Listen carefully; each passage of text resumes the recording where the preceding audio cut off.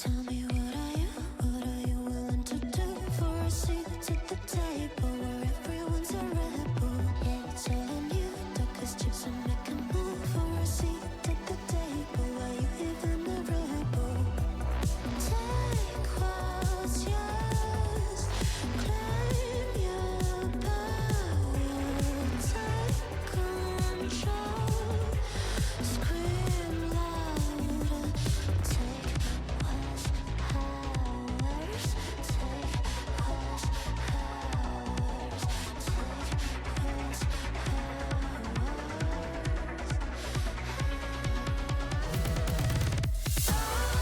Possible under cyber city lights. I'm unstoppable like a ticking bomb. I'll make this city mine. Pause or whatever I need to take what I want tonight. I'm unstoppable like a thunderstorm. If I like it, I'll make it mine. I've come so far.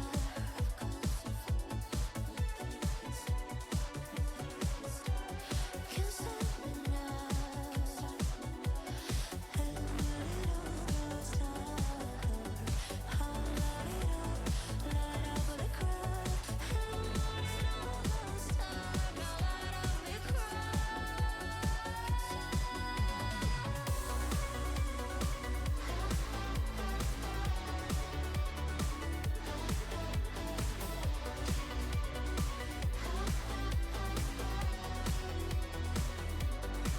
Under the cyber city lights, under the cyber city lights, under the cyber city lights. Always possible under cyber city lights. I'm unstoppable like a ticking bomb. I'll make this city mine. Pause or whatever I need to take what I want tonight. I'm unstoppable like a thunderstorm. If I like it, I'll make it mine.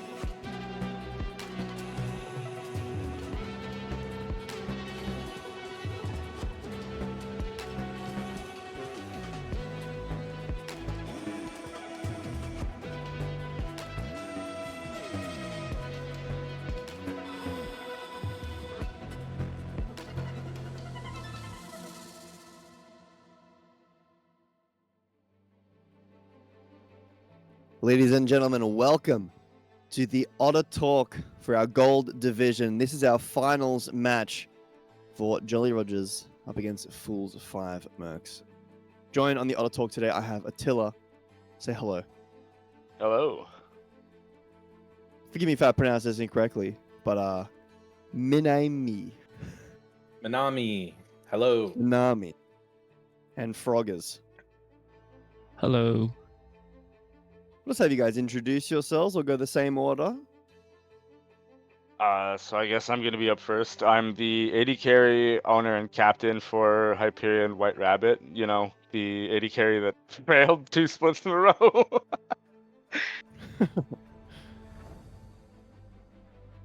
Oh, are you just pushing it over to me now? Oh, thanks, dude. Yeah, no Without worries, saying bro. anything. Yeah, hey, I'm Minami. I've been in the scene for a while. Coach for Nefarious, the team who also failed. So, hello. On to you, I'm liking it Froggers. so far. Cool. I'll be probably the first non-failure since we made it to finals. But I'm the top Damn. laner of Bulls 5 Mercs. I'll most likely be doing questionable things and decisions tonight. Well, that's what we like to see. That's how we have some fun here. We've got a bit of time to talk about some stuff. We'll talk a little bit about the season. I'm going to touch on the recent patch notes that have just dropped, and then I'll talk a bit about this matchup. So I'll start in the same order. This season, there was quite a gap between the top end and the bottom end of these teams. Attila, you want to walk me through just how your thoughts on how the season went? And I know, with self-defined failure in Hyperion. Walk me through a little bit. So, a lot of our failure coming through like into the split was due to us having to have last minute roster changes. Like when we originally like built the team, we had Morgoth as our jungler, and we had to scramble to get like a replacement jungler because apparently he wasn't eligible, and that kind of scramble for a new player kind of caused us to end up having a lot of roster issues and instability. And it just carried over all split long. We couldn't really get a foothold on like our play style after that. So that's kind of what ended up happening and why we kind of failed, quote unquote. I will say though, we did have like some shining moments, but unfortunately that wasn't really enough. But yeah, like every other team that's played like has had like every well, not like every like opportunity to beat us, but like they've had the pieces in the recipe that we didn't, and it really showed. And even now, like the two teams that are going to be playing tonight, like they've been like the biggest challenges for us, even though we weren't exactly the best team. So it's going to be a banger night. Is kind of what I'm gonna finish this little ramble on about. Well, I hope so too. I mean, I think I really enjoyed your guys' set versus I think it was Legacy. That was a good set. It was unfortunate that it ended the way that it did. I don't think like pardon me, I don't feel like the score of that game represented the actual quality of the match. But we'll go to our next. I'll ask you the same question. How what are your thoughts about this season? How did it go? I think the season, as much as a failure it is, it's much more of a learning experience. I mean, first time coaching for me. Definitely coming just like Attila's team with Hyperion, a lot of roster changes where it's kind of a bunch of when you get 5 people together who it's not exactly the first time, but the first time they're competing together as a team. Yeah. You get a lot of opinions and you get a lot of game views of how they want to play the game, and to get everyone kind of working together when it's, we didn't have a lot of time before the split to kind of work these things out, and through the split we kind of worked these things out, and by the end it just took a little bit too long to get all the pieces together. We had some ups and downs, but I think the two teams that really have been here have learned a lot. Have kind of gained a lot. I say Fools 5, big respect to them. They really I wasn't too big on them early, and then now like major respect to them. They're really kicking ass. The Jolly Rogers crew kind of kicking ass throughout the season.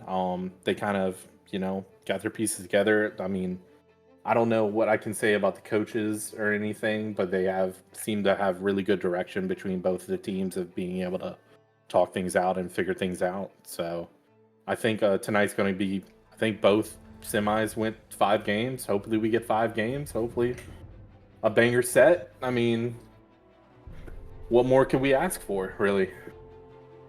In gold. Well, it's a good segue over to basically the talking to Froggers over here. Beginning of the season, like that we've spoken about, looked a bit rough for you guys. Talk me through the turnaround. How did this happen? Was it a mental turnaround? Was it an approach to your matches turnaround? Talk to me about how this happened. I think, first of all, the first few weeks, we just never had a consistent roster until maybe 5th weekend. And then I think another big change, 2 of them really. One was really just, I have to give a lot of the shout out to how much our jungle, like Tibbs, has sort of improved throughout the season. And I also have to give a big shout out to like Q-Ball and also Curry, just how much they have really just sort of shined in their roles. I think very few people thought we were just going to lose in semis to Glacial Void, and it's not surprising. Maybe they just had an off week. But yeah, I think Q-Ball really showing that perhaps he is the best mid in the league, and Curry has really stepped up in support. So we've sort of found our stride, and hopefully we just continue it tonight.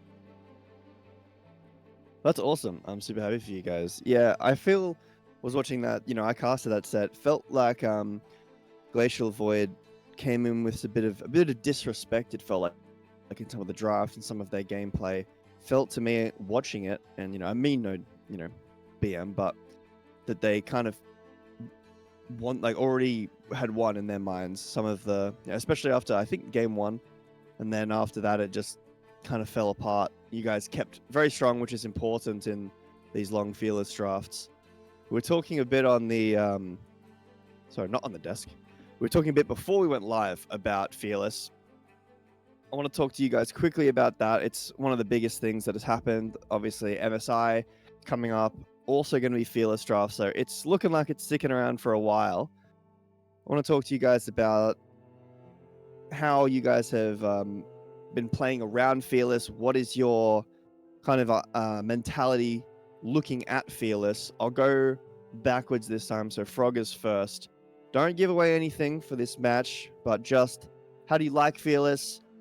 What's your approach towards it? And yeah. I would probably give different answers from a player and as a viewer. I think as a player, I really like Fearless just because I think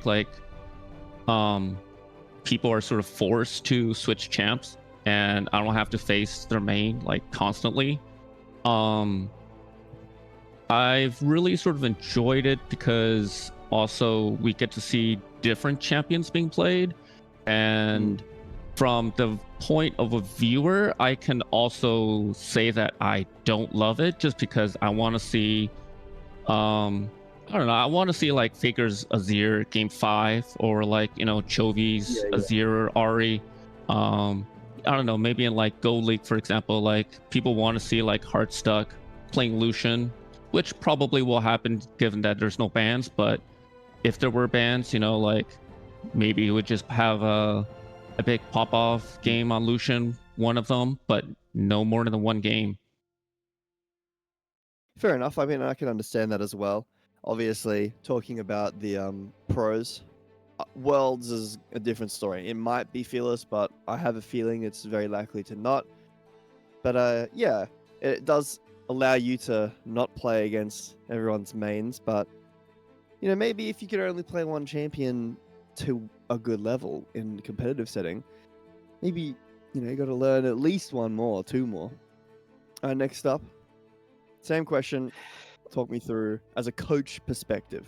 As a coach perspective, as a player, you kind of love these, and it's a kind of a love-hate relationship with Fearless. It does bring diversity to the game. As a coaching perspective, it's definitely difficult. in Gold when players don't normally have the widest champion pools. So the quality of games can sometimes deplenish after going into game fives, and that's also going with exhaustion from the sets. And it really challenges the players, and drafting from the coaches wise is like, okay, do we save this pick otherwise, but it otherwise might get banned down the line, if we don't pick it early, pick their best champion early, which kind of brings a whole new set of issues in. But I think going forward, I think it is probably just the best in league for league, possibly. I can't think of another drafting style that maybe would be better. Other Nemesis than like Nemesis draft. Yeah, I mean that would be interesting to see some. That would be. I mean, it would be interesting. Not gonna lie. It would be. As far as worlds, I mean, I can kind of sympathize with Frogger's point of like not being able to see, figures Ari game 5, or like, Yeah. especially like now, especially in like the LCK, they're playing Galio top. What happened last Worlds with Faker's Galio in game 5? That was huge. Not being able to see those picks, I think it also challenges the players and kind of in the drafting styles. So, but it makes it interesting. So it's like it's a good and a bad. You take it, Yeah. There's never also. It's just the same as normal drafting. Like there's a good and the bad. With the bad is like you're gonna see the same champions every time. There's not that much diversity. So. Yeah. Take it away, Attiller. That can be Killer. a problem. Killer. Let's hear from you.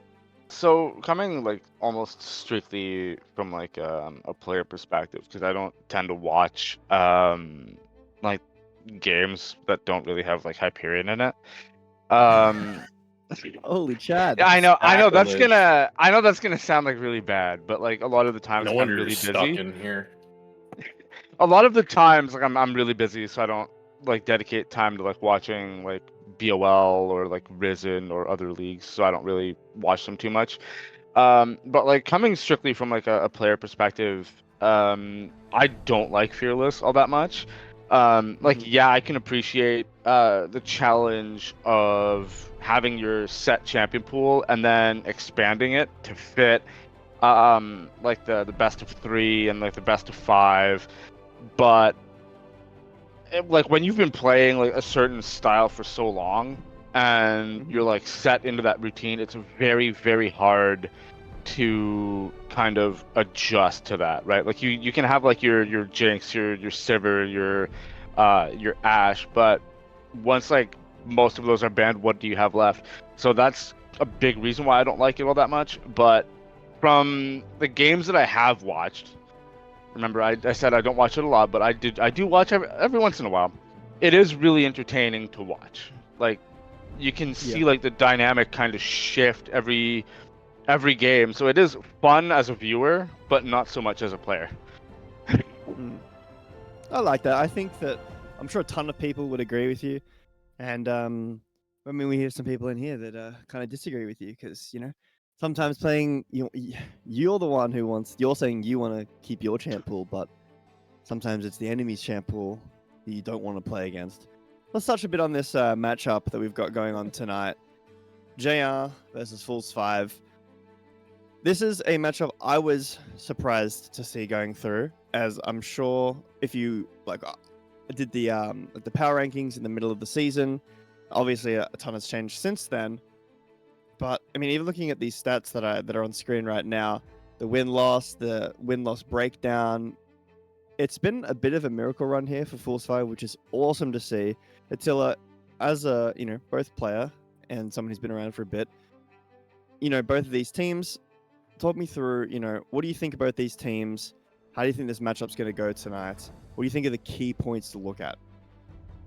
I can't really talk much about like the key points thing, because I mean the stats themselves like kind of speak to like what I'm gonna say. Like, Jolly Rogers, Ghost Crew are just a terrifying team across the board. So I'm just gonna say it like plain and simple. I'm hoping for a best of 5, where like Yeah. all 5 games are played. So just gonna say it straight up. Ghost Crew 3-2. Ooh. All right, Min. This is the Come on, man. contentious point. Is like, does the team that's on top stay on top, or the team that that has the momentum steal it away? And One of the with series history, first blood. Look at this. Nearly 90% chance of first blood for JR. 90% chance. Yeah, That is scary. that is a scary. But that's not every. First blood doesn't. How do I say You're this? It's a great stack to look at, Well, but I'll in tell the you what, game they've sense, played 9 matches. They've won 8 of them and lost I will one give- of them. That most likely means that the game they didn't win, they didn't get first blood in. they probably didn't get first blood in. Most likely. But I will say, even with a 42% first blood rate, look who's in the finals. Fools 5. Ooh. I think the more I sit here and think, I definitely think it's going to go to game 5. I really do. I really think I kind of agree with Attila's 3-2. I 3-2 for Jolly Rogers, just because I know Heartsuck and Dolar are coming off of the championship last year. They're playing really well. Full 5, I think, are just hitting their stride. It's hard to say. I initially want to say 3-2 Ghost Crew, but man, anything can happen if you have the momentum. And if Fools 5 takes an early game, the momentum shifts hard for Fools 5. It could easily go 3-1 at that point for Fools 5. We've heard from both of these other two, and I want to hear it from you. Looking at this first blood perspective, looking at the win-loss breakdown, walk me through, how do you feel this game is going to go? What are some points for you to look at, players that you want to focus on without, bringing up any actual strategies? But just talk me through this game. What's going through your mind? First, I think hopefully it goes to 5 games. I think both teams probably know what the other team is going to focus on. I think Fools 5, like, we know they're going to focus on Heartstuck, who's basically made himself like he's the best AD carry in the league, no argument there. And then they know that we're probably just going to go and play through mid because Cue Ball has been on fire, especially the last few weeks. So I think it'll come down to whether Cue Ball can sort of create more pressure around the map, or whether Jolly Roger just plays around Heartstuck and then Heartstuck just does his thing, like does a lot of damage. We'll, I guess, see whether our bot lane can sort of just keep it together. I think the other thing to keep in mind, perhaps, is probably the jungle matchup. Samurai has had pretty good weeks sometimes. Maybe not the most stable of series in the semis. Damoon, Tibbs, he's had, I thought, a pretty good series last week against Glacial Void, who everyone thought Joe was the best jungler in the league by far. So I think that will be perhaps the one component that can swing it for either team.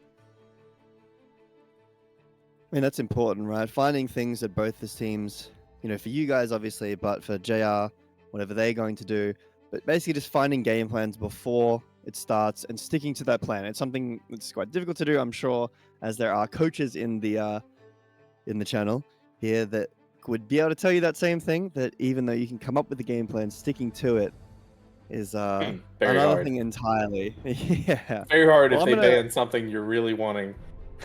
Or especially when you've got your team, like your team comp there, and then you watch your team not play the comp correctly. And you have to sit there biting your nails. Do we continue with that same kind of archetype, or do we shift it?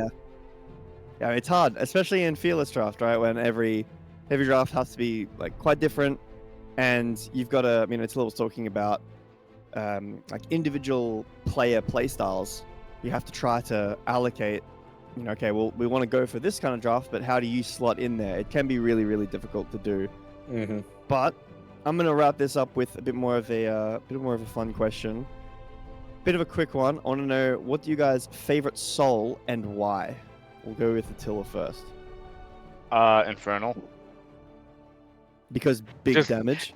Yeah, big damage, doesn't need carry. That's kind of what you need. So, soul, like it. Infernal Soul, big damage, big ADC damage. Min. Unga bunga brain. Good lord. You know it. I really prefer. I can't think of it right now. Wind Drake. Cloud. Cloud Soul. Cloud Soul. Thank you. That's a good take. It's a good take. I really love Cloud Soul, and as an ADC, what's better than Running gliding away? on them? Than gliding on them. True, Dude, yeah, just- gliding on them. Just pop an ult and start gliding. What do you mean? At that point, just play Zeri with Ghost. I do. That's why I Zeri's said my it. main. That's why I love Cloud Soul. All right, Froggers, last one here. What's your favorite soul? I gotta go with Hextech. I like the Hextech Gates. I think it's a nice sort Yep. of change to the map. I like the cooldown reduction. I like the I think the slow, right? Is that what it gives? Yeah, the AoE slow, yeah. Yeah, but I think overall, like the Hextech Gates, it's just a nice change to the map that actually matters. And I think Yep. you know, maybe they could try to apply this kind of thinking to the map in the future. I think that would be cool. I like it. I like. Yeah, I agree with you guys. I think that's the 3 I was expecting. All right. Well, that's gonna be us on the Blue Honor talk this morning. Sorry, it's morning for me. Tonight for you guys. The Gold Division. We've got Good a morning. fun match coming up. I want to say good luck to Frongers. Good luck to both these teams. We're gonna go to a short break, get these players all ready, and then we will be in for some banging finals. We will see you guys soon.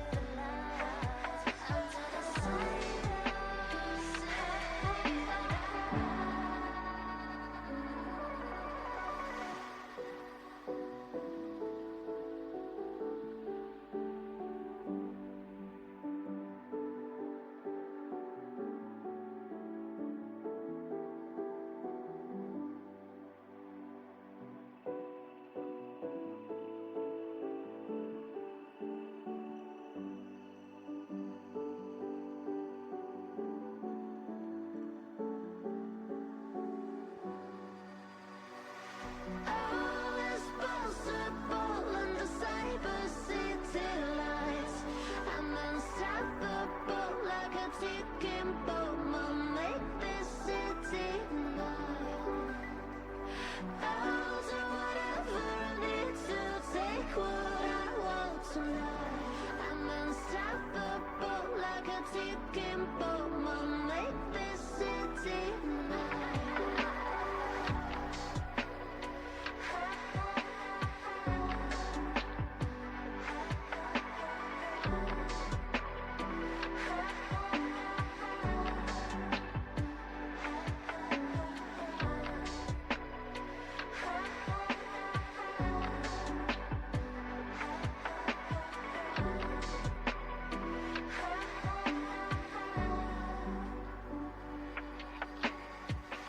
I've come so far.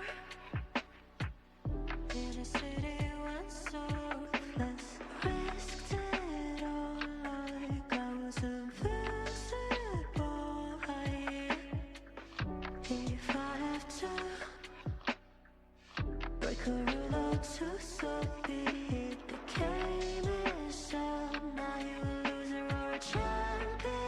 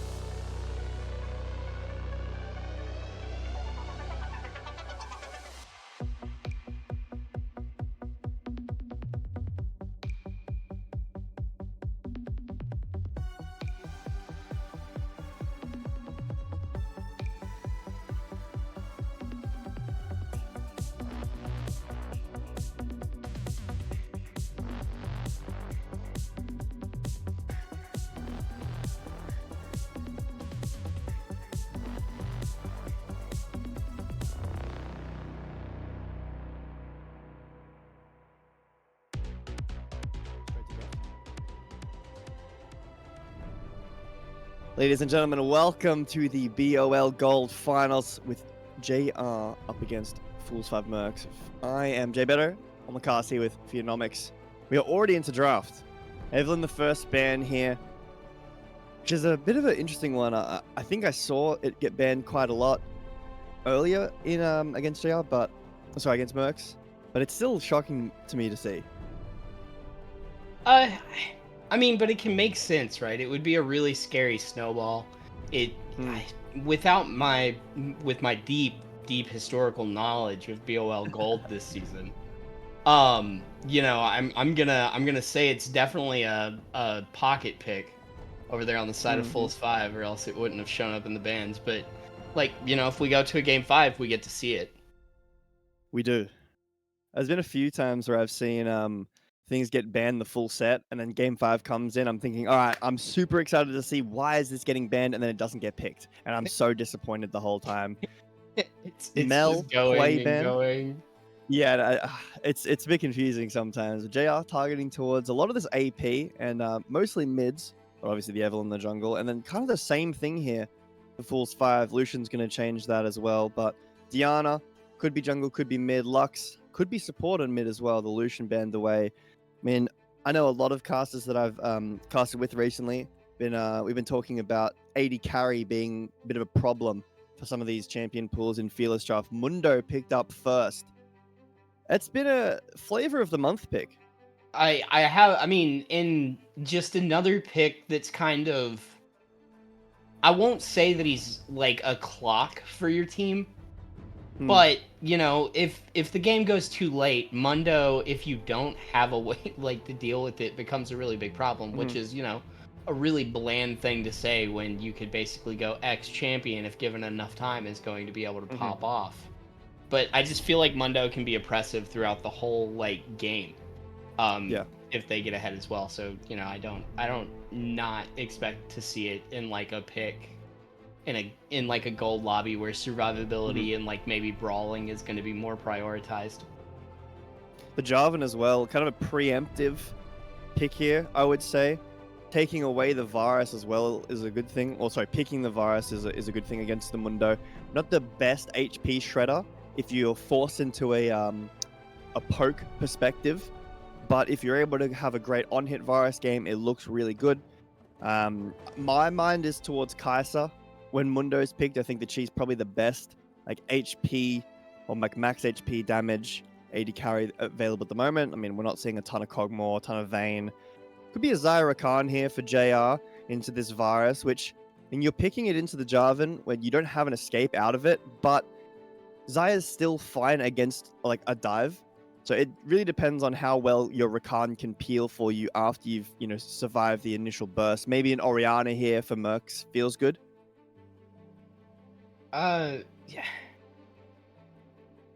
Yeah, I mean, a ball delivery system would be good, but with only having Jarvan picked so far, I feel like throwing Orianna as the pick now would basically shoehorn your comp. So maybe not picking your sort of this protects you from getting your support banned out when they have theirs picked.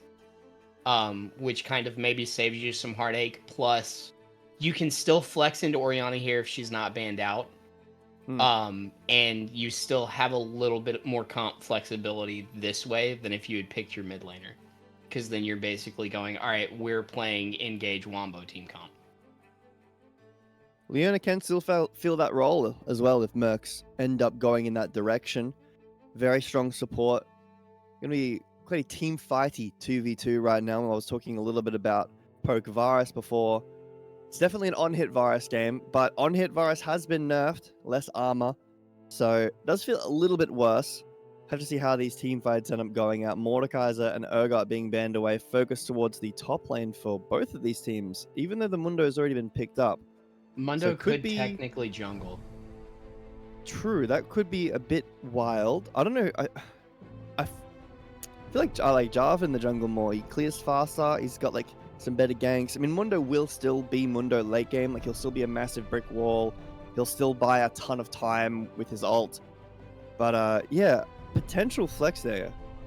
The other thing, I think I might be wrong on this one, right? Like I could be completely out of whack, but I think objective fighting too, right? Like Jarvan may be better at ganking, but if you just power farm on the Mundo and you prioritize getting the dragons, you know, the scuttles and the grubs and stuff like that throughout the game, you're gonna technically have a better game, and then you're gonna get to the point of where Jarvan isn't actually going to be able to fight you when he finds you in the jungle. Or when you find him in the jungle. All right, This so is the pick that I'm not too sure. Like I haven't seen too much Rumble, and in the playoffs, Merc's drafts have been like honestly kind of mind blowing because I'm just looking at like a very high tier draft with some high execution picks where a ton of these haven't been played. Good shout on the Mundo jungle. Looks like it is going to be Mundo jungle. Renekton up in the top lane.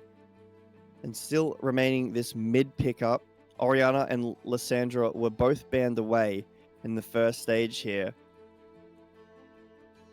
Sorry, second stage.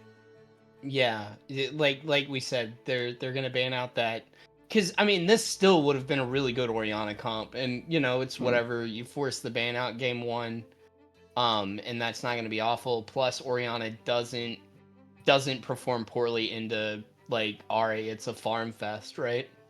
It's just whoever can farm and actually split to successfully gank with their ultimate.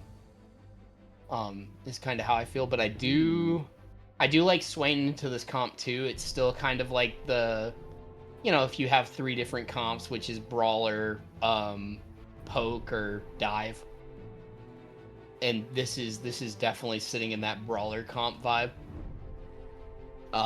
If they had one more kind of assassin, I would have said that it was more of the dive comp over on the side of Fools 5.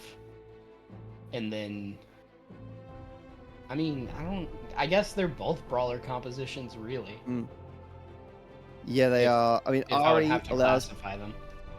Ari kind of allows a bit of a pick style, but with the Zyra Rakan, it's a very, you know, front to back pull, like kind of kite back with your Zyra, but there is a ton of run it down potential with the Rakan, with the Renekton. The Swain is super good at brawling as well. The fact that a ton of the members of JR's team comp here are all close range, they want to be fighting for a long time, really helps the Swain. And it's just AoE control that Rumble is going to assist in as well. I'm a really big fan of Merc's draft here. I think that the counter pick is nice. If you're able to get through lane, be fine. And I'm a huge, huge fan of Rumble. I think Rumble is super strong. I think Leona is super strong. And these are things that I haven't seen too many people go towards. But we're going to have to see. We're going to go to a quick break, wait for spectator delay. And then we'll see you back for our first game of our Gold Division Finals. We will see you all shortly.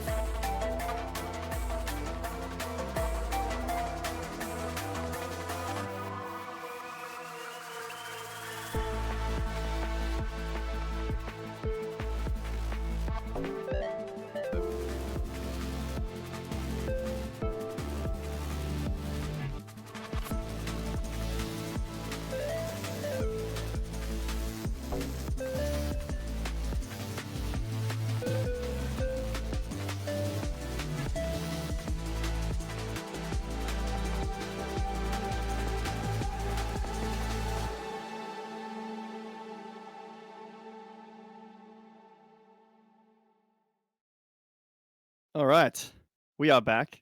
I'm going to be having some fun right here. We're going to be doing the LOL for the day. There was a bit of a bug in the first game where one of the junglers, their runes were glitched, so they have restarted. So we're going to be waiting for the spectator delay once again.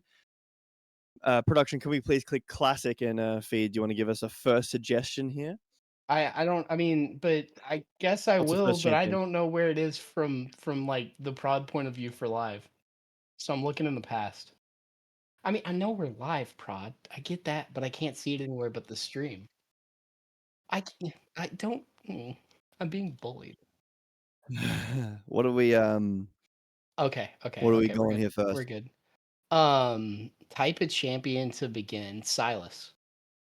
Or Silas. do All I? right, that's our Is there a first. guess or something like, or is it just I get to be Yeah. random right off the rip? It's random. Okay, so Okay. male in the mid. Oh, sorry, not in the mid. Either magic or a human or magic born. Mana, not melee. Later than 2019. Doesn't give us too much. No. All right. Let me think here. Male mana. So I'm thinking, and it's a range. So I'm thinking it could be an ADC. So can we go? Can we go Varus? Is he human and darken? What is he? Oh, okay. Yeah. Oh, it's you got to scroll for us a bit, but We can't see right now, prod. Come on. Ooh, you got a lot of that in. I That did. So it is ADC ranged mana. It's after Varus though, and I can't see the species right now. well, Thank you, it's not production. Ionian. I think that's what that says. Ionia. Yeah, it does. Yeah, not Ionia. It's either Ionia, Runeterra, or Shrema. Thank you, production. So you got yeah. So I'm guessing it's just human. A human ADC. That's I get a male. Uh, Hmm. can I get? Well, no. That's not a. Looking at what year Varus came out hurts. That hurts so much. What's up, Hmm. Excel? Um, Hmm. let's do. Is it did Play this Lucian role. come out after Varus? Wait. What? Oh, yes, that's a good. No, that's a good guess. That's a good guess. Try Lucian. Oh, so it's human and something else. I'm guessing it's Aphelios. That's my guess. That's a good one too.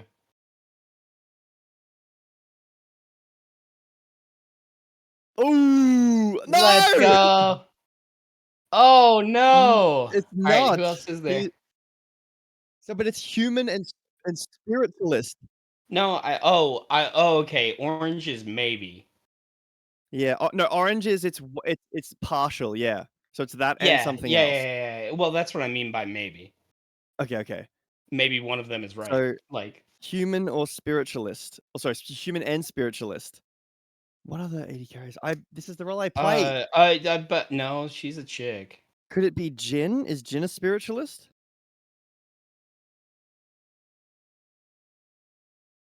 I don't know. I mean, I'm gonna steal Excel. Like, we can try Jin afterwards. Go ahead and throw Draven in there.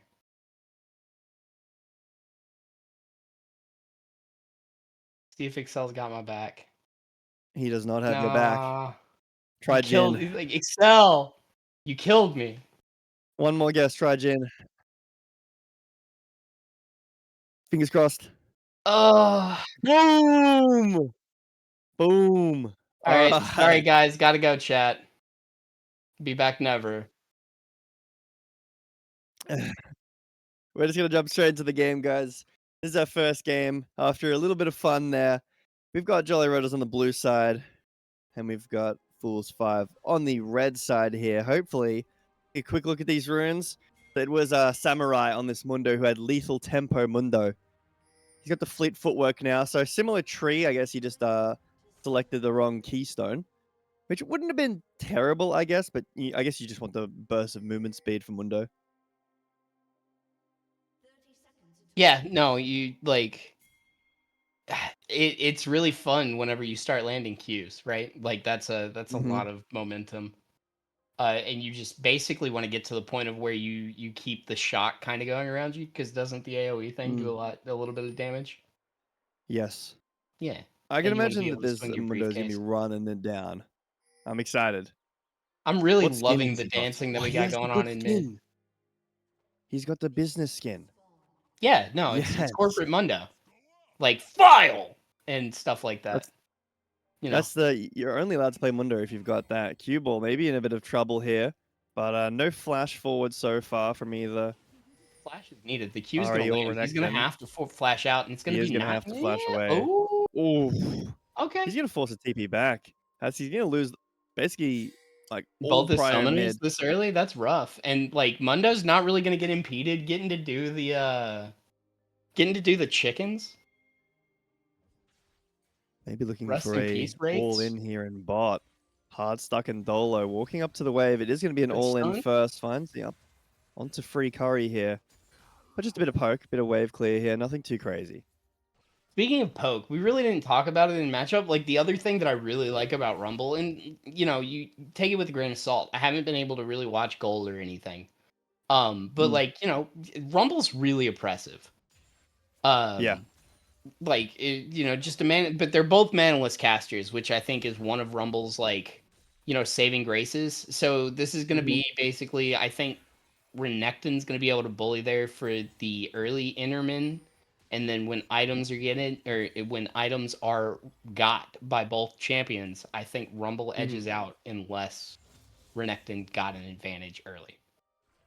I mean, Mundo as well needs that level 6, and most likely the first item, I assume it's going to be Warmogs before we can really make this 2v2 a bit more playable. But the Rumble Jarvan landing on top of the Renekton, if you're able to force the dash out or even knock up during flash, Zenith play it onto hard stock over here in the bot lane. Free curry walking down, and Jarvan has path down the moon, trying to find something. But this might be a turnaround onto free curry. Force Ooh, the what a flash, hard stock is in the flash! range to find the first blood. But now he's still in the What? middle of two.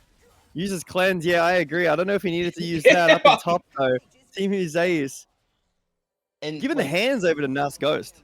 yeah, and now Rumble's, forcing the flash, got the beat 'em up fists on, right? I'm not able to cast anymore. I'm just gonna beat you to death.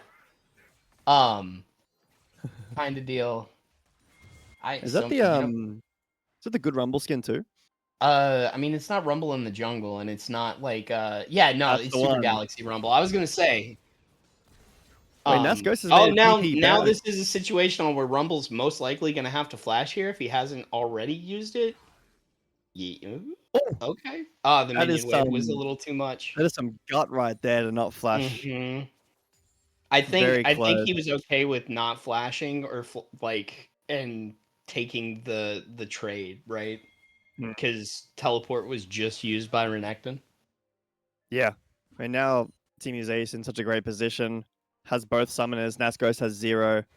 And was able to get pots in base as well, whereas Nasghost wasn't able to get that. Great gank down in bot from the moon. But Hardstock brother finding the Well, first blood. that charm Good just went trade. wide a little bit. This bot lane is so aggressive right now. They are Hardstock brother is just casting in their face. Yeah, and I haven't even really like the other thing that I like to look at is kind of your CS. Everybody's fairly even, except for like, oh my goodness, look at the jungle.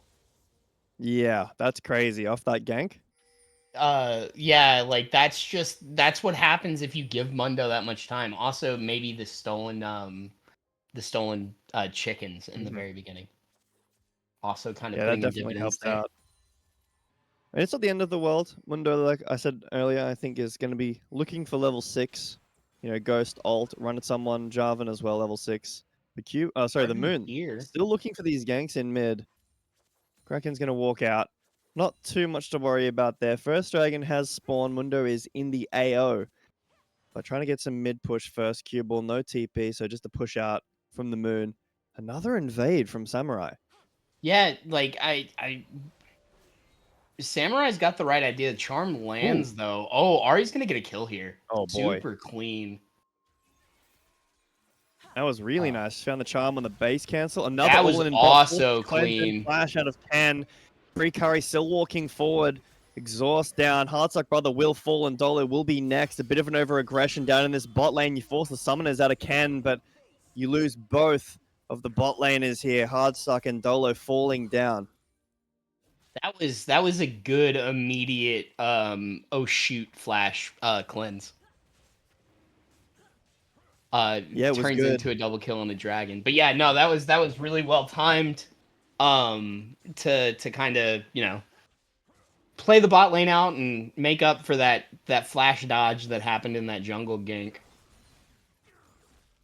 I mean, overall, game still looks pretty good for JR. It's unfortunate that Heartstuck and Dolo fall down there, but Rakan still has both sums. And even though Hardstuck doesn't have them right now, that cleanse is coming up pretty shortly, and the flash won't be far off from that. On the other side, Ken has no summoners for a while.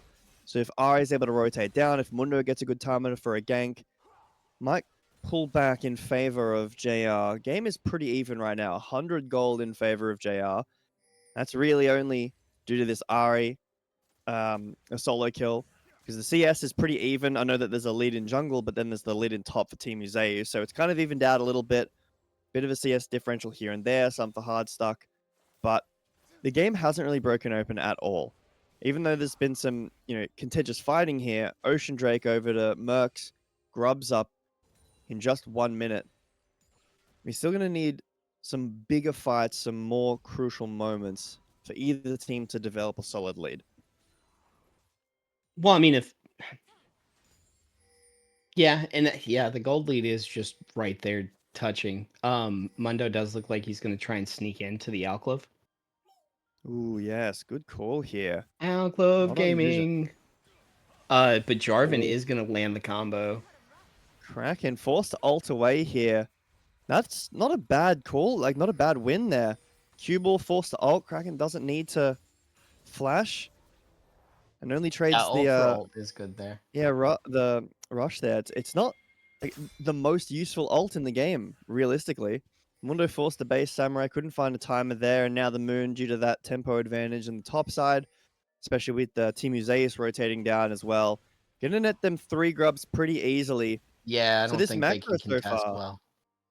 this macro so far from Mercs has been pretty solid. Looks like Samurai wants to walk in though. This might be a bit risky.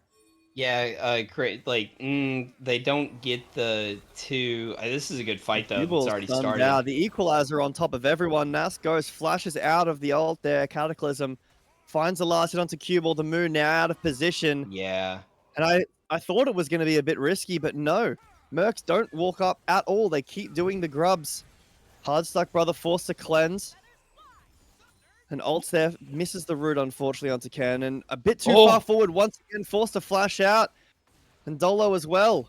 Q will find. Zenith Blade It's hits as well. another double Another kill. 2v2 double kill. And both of them No, falling it's not a double kill down. anymore.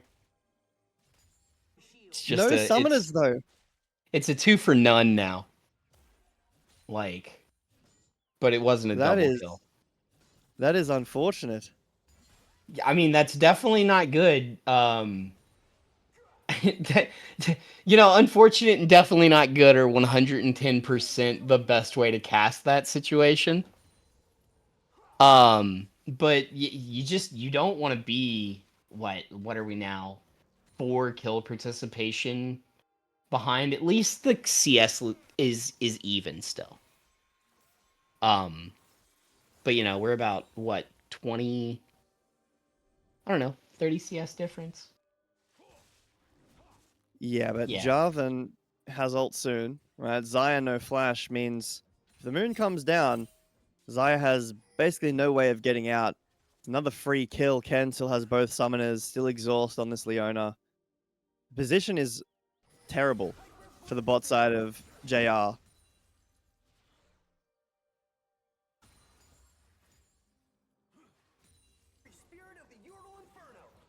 Just kind of watching this fight up here. I don't know. I think I would have rather gotten the Blackfire torch, like the little burn urn item, over heal reduction right now.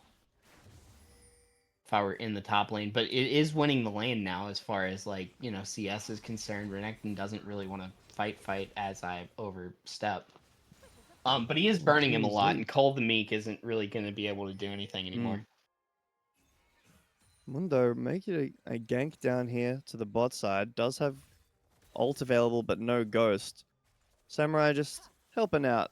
Bit of scary businessman behavior over here. Just gonna walk CS away. ahead, Spotted out. too. Jarvan is rotating down as well. Mundo, like I said, sorry, the Moon, like I said, does have ult now, and if it can get onto hard stuck, there's no way this Xayah lives through that. Does have ult available. Dragon has just now Oh, spawned. this is bad. Zenith Blade onto Dolo, caught by everything and taken down before he can even get out. Samurai, the next target. Oh, Solar the Flare will CC find him. chains. And doesn't even need to use the Cataclysm. He is just taken down. Another 2 kills for Mercs and Dragon, the second Dragon of the game for them. Yeah. Well, a solo kill again in And mid, that's actually. another kill. Oh my BOL. goodness. I mean, the game looks great for Mercs, but this mid lane is really the only saving grace right now. Ari off to a 2-0 start. Decent CS lead as well. But this Varus can. 3-0-4. Xayah is really struggling in this lane. It's going to be Hex Soul as well, which is really good with Varus, really good with Rumble. Those AoE slows make it so much more difficult for Mundo to get in, for Xayah to get away. And 2 dragons means that, they're one off Soul Point. You really can't be giving these dragons anymore as JR. Yeah, no, like Jolly Rogers definitely has to kind of like pull their crew back together from this mutiny. But I don't know if you're gonna be able to like the Renekton ult comes out, Mundo's there, Dominus has been Ghost's popped. in, he's gonna land it. Finds the stun. Equalizer doesn't even get the wave either. Yeah. So it's going to wear off.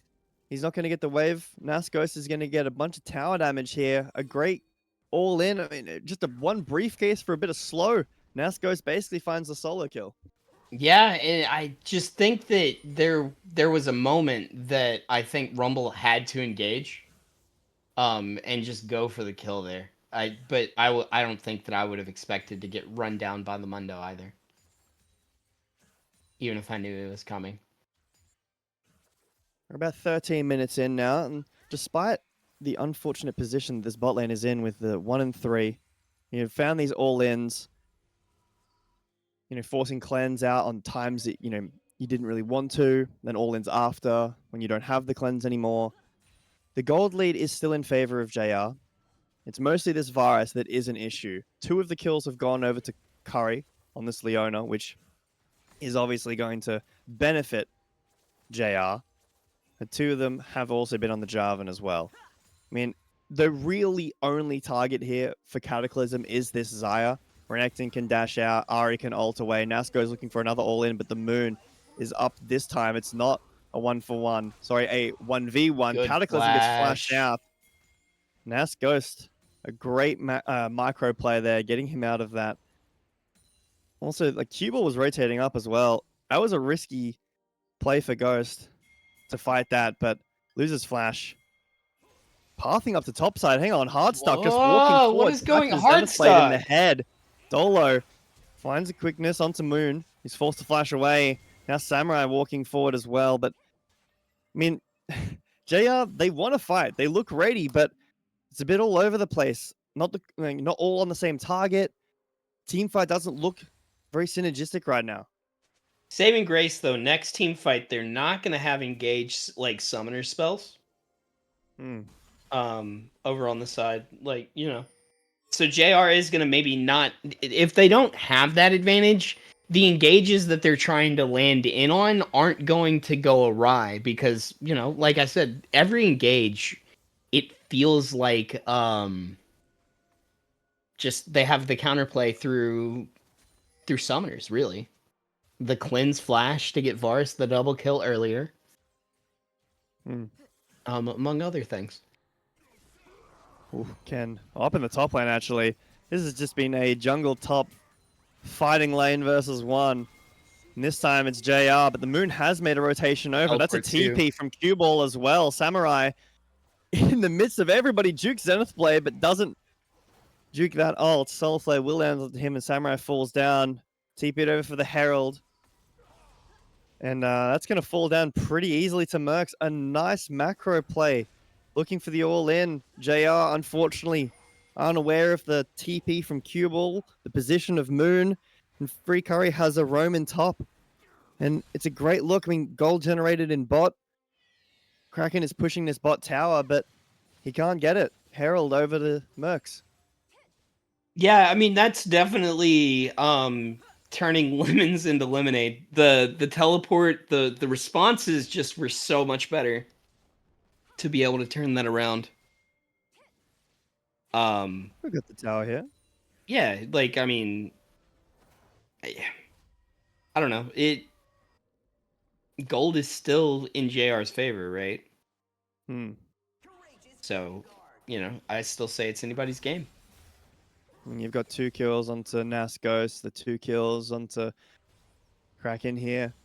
And the tower, right? So a ton of gold on this Ari. This next Drake, 10 seconds away, will be soul point if Mercs are able to pick it up. And it looks like everybody's aware of that. They're all pathing around towards this dragon. Team Uzeus, Nas Ghost, no TPs on either of those two, but they're walking down. They want a 5v5 for this dragon. Just miss on the Zenith Blade there. Gotta be careful over here. Like we're is still risky. not in a position to really fight. The 3v5 and the engage comes in. Well, there's the Zenith Blade onto Dolo.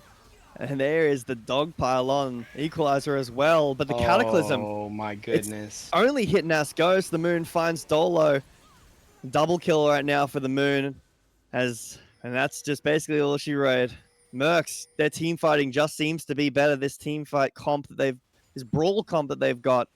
It's so hard to break through. Cubal on this Swain. There's nothing that can chew through him right now. The Cataclysm. Hard stuck brother, even with ult, flash, and cleanse, can't get away from this Jarvan. And this is soul point for Mercs. It was also a 4v5. In that. It's rough, right? You're not around for the dragon. It's soul point. You need to be there. Well, I think they were pushing bot, and the fight just kind of happened a little too soon. I don't know what side they were on, but they definitely weren't grouped yet. So like the interaction, I think that if Ari had shown up on the flank faster, you don't like Kin doesn't get to do as much damage as he did in that fight, and I think that it disrupts a lot. Also, I think that makes Renekton go in quicker. Like continue to go in instead of backing up just to get caught by Cataclysm. Yeah. Well, the gold is still even despite these kills and the dragons. So the advantage right now on the Jarvan with this Herald, on this Varus with the the kills and the gold lead in bot lane. But overall, the gold isn't really that impactful at all. It is completely even. 100 gold in it. Under 100 gold, basically. The main talking point, though, is 3 dragons to 0. You're 4 minutes away from Soul right now. For JR, you can't be making any more mistakes. Hex Soul is incredibly difficult to fight against, especially with the team comp like we talked about before. Varus, Rumble. Team Uzeus, again, wanting to look for an all-in. Dominus has popped. The Moon has made a rotation over. Flag and drag. Flash forward, finds the stun. Cataclysm. The Cataclysm. Separated enough. Nas Ghost finds the 1-for-1 here and the 2v1. A great pickup there. Good. Once again, Cue Ball, unfortunately, the back end of this Ari, and Samurai's here this time. Hardstock Brother actually over, takes down Ken. There's a fight continuing up in top. That's a huge pickoff for Hardstock Brother. Adakan has spawned as well, and it looks like Samurai is taking it. Some mid push here for Zyra Khan, rotating down to get the Adakan. A mistake from Mercs. Yeah, I mean, obviously we're in finals, right? Like either team that makes like the small micro misalignment or something like that's going to get punished for it. Or you would hope so. Teleport's coming in just to sort of stop this from being problematic. Otacon falls without any problem. Obviously they have to fight the next dragon that's up in the next 2 minutes and 30 seconds.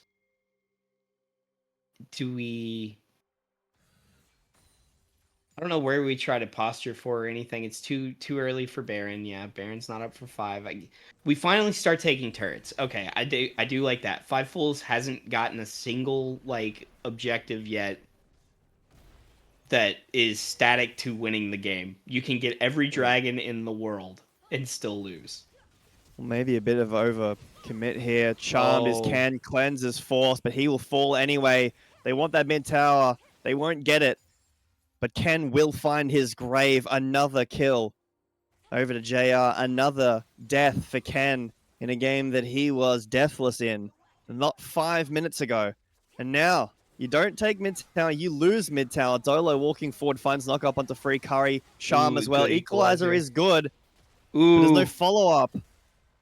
Mid tower falls pretty easily. The solar flare landed on 2 as well.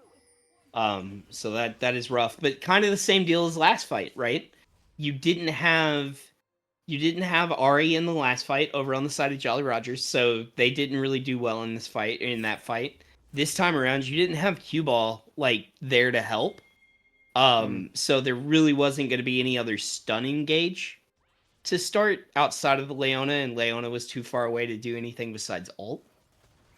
So, kind of the same deal, just on the other side of the coin. These mid laners, crucial points for this game. Dragon up in 45 seconds. 4-0 on this Ari, and does have TP available, so can go back top after this base and TP down, or just take the Hex Gates down to bot, which looks like is what's going to happen. Cue Ball, like you mentioned before, not in that fight, but does still have TP.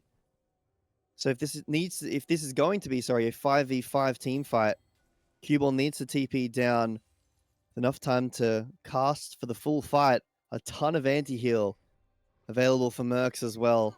It looks like Krazen's gonna actually go match the 4v4. So now bot, maybe? No, they're just posturing for it. Dragon's gonna start. Think we're gonna see a 50-50 here? Could be. I mean, it's Fights risky. in. Hardstuck Brother caught by the Zenith Blade once again. Cleanse and ult used, but they're still all on top of him. Hardstuck Brother is getting completely sacrificed, but Nazgold picks up Ken. Hardstuck Brother hasn't fallen down yet, actually. Dolo, 1 HP. Samurai also low. Cue Ball is in the ult, and no one can take him down just yet. Never mind. Here's the savior. Ari, once again, rotates over, takes the dragon, and takes out this jungler. Moon! Even if... I was going to say, even if the moon doesn't fall, he can't step into the dragon. But he does fall down. A huge fight for JR. Baron in a minute. They stop the soul, and they ace Mercs. Oh man, the total eclipse of the heart right there, JB. That was rough to watch the dragon flag. The only reason I think that, the ace happened, but well played on JR's part. Sort of just kind of keeping the tempo that they've sort of held on to, and the gold lead has exploded. Yeah, it has finally. A solid gold lead. I mean, JR has kind of held this gold lead the entire time throughout this game, but now it feels like a really dominant position. I mean, regardless of still the dragons, right? You've still got dragons. You've got 3 dragons for Mercs, and then, you've got a gold lead for JR. But if you can't win fights like that, that's your best time to fight. You were basically even in gold, 3 dragons to 0. Away, 1 away from Soul. It's Hex Soul, a great for your comp, sorry. You're not able to get that Drake. The game is slipping for Mercs. You need to find these picks, land onto Xayah effectively, shut down Crassian on this Ari, which might be a difficult task. There isn't a ton of lockdown specifically for this Ari. She can evade most of it. You want to talk about the beginning of the game flipping to this mid part of the game as we have a fight. Oof, Charm also landing in top. This is going to be a dead rumble. Wow. Goodness. Maybe a That dead was Renekton, but yeah, he's gonna fight at least. That's a couple of hits. Oh, he regardless, he's gone. buying time. He's buying Yeah, time the most part, even if he does fall down, which he might, I mean, he just as pulled the through, moon rotated down. creating space, baby. Yes, he's got that tempo, the tempo death, but he didn't even need to die. Baron, easily over for JR. You see the commit down in bot. It looks like that's where Mercs want to find an in, break open this later end of the game, maybe transition that into Baron, but Nascos plays it so well. Even if he does die there, he's bought enough time up in top. Team Uzeus has had a rough time on this Rumble. I think you were, right about some of the Rumble build, right? I mean, you've gone plated steel caps plus anti-heal. This Rumble doesn't really do enough damage at this point in the game at all with these items. It's Yeah, not. like he needed the Leandries immediate, like at least components of the Leandries immediately. Yeah. I get why we did it in practice, right? I just don't think it ever pays off. In the long run. Bit of bush check here. Oh, Nazgul potentially caught out of position. Bit over eager. Dodges oh Chains of no! Corruptions. That's a huge cooldown down. I thought that was Samurai mine. walking forward. This is another dragon in a minute and a half away, so not up yet, This but is about Samurai to doesn't be. care. He wants to fight. There's the quickness, but stunned out by the flag and drag from the moon. He's in the backline trying to fight onto the carries, but Hard Oh Daughter is walking forward, finds no! a double kill in the backline. In the meantime, Rassian has taken down Team Uzeis for Godlike, and Mightfall, no, he will not. Cue Ball does find Dolo, but another ace for JR. And a contentious start, down 3 dragons, but it looked easy in the late game. Yeah, they really dominated the team fights there. Once they finally got going, I mean, you gotta hats off. I don't know if Ari was just too big. Ari was too big, and not only that, like Krazen did really well, but Heartstuck started off like 1-4. Yeah. They finished the game at 5-4. Like they didn't die anymore once they hit a certain point. And then they actually they solo 2v1'd at the end there. Mhm. They got exhausted and still could kill Kin. I understand that Leona was running away, but it's still a 2v1 at the end of the day. I mean, Chains of Corruption being used earlier, missing a huge part of that. Like, a big part of why Varus can fight, but even still, Featherstorm, pretty good against that too. I mean, the biggest part here for me is Cue Ball on this Swain. On Otter Talk, we were talking about how much Cue Ball has stepped up recently.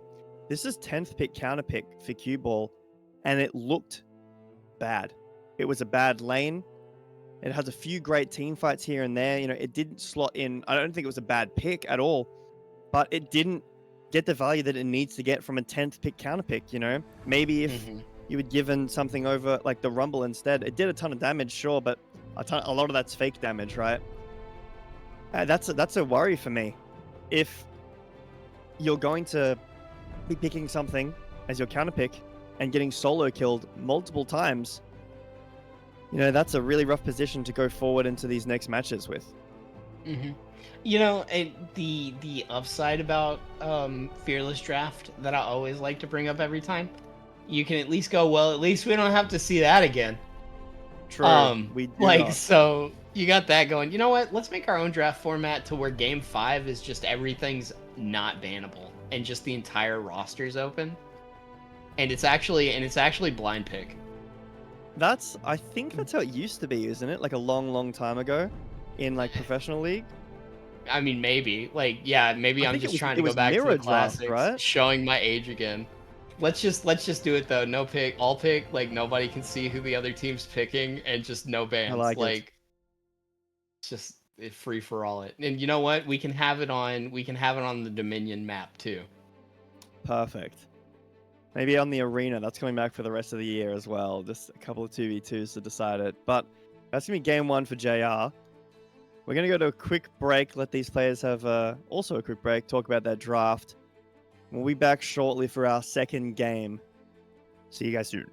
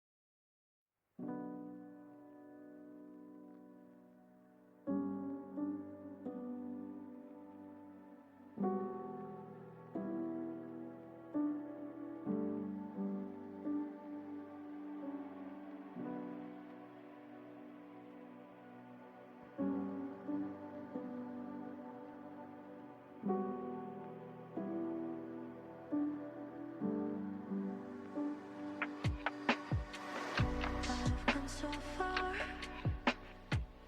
Yeah, the city went so fast. Risked it all like I was invincible. If I have to break a rule or two, so be it. The game is on. Now you a loser or a champion.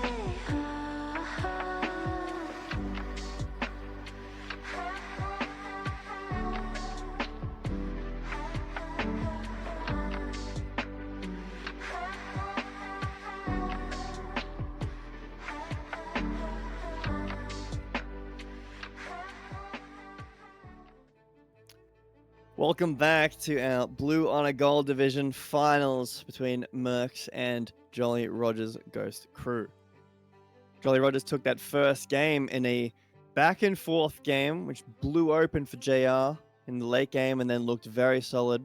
Fools 5 Mercs now have first pick running through these bands.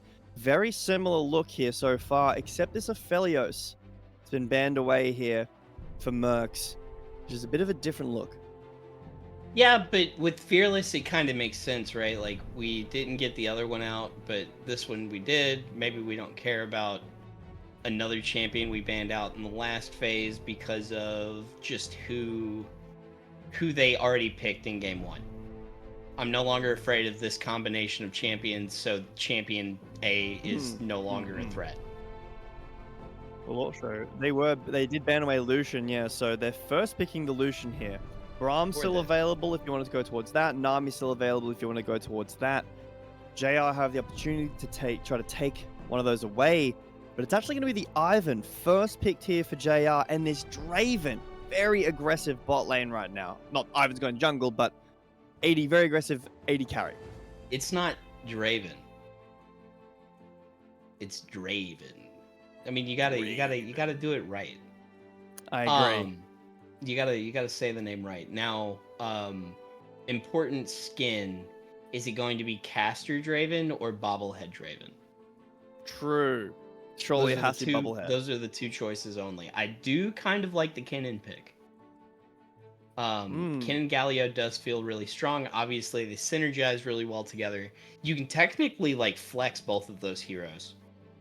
As well. Like it maybe doesn't work as nicely, but if you got a good melee matchup in the top lane, sending him top lane, giving him like a Doran's Blade and just saying go wouldn't be bad, because I don't think Kennen ever wants to line up against Pantheon. No, definitely not. Could also be Pantheon support if they wanted to go towards that. A very aggressive lane. But, I mean, there's a few flexes here. My question is, this Lucian first pick, who's going support? Is it Galio support? JR, I don't think so. Banning away the Braum, which is a great pick right now into the Pantheon, into the Draven. The Kennen is a ton of engage and, like you said, does pair well with the Galio. But you're in a position where, like, you've picked Galio pretty early into no mages. Like, not a ton of magic damage right now, so maybe a bit preemptive. Yeah, I mean, maybe kind of going at it a little too early here. That being said, it still forces your hand.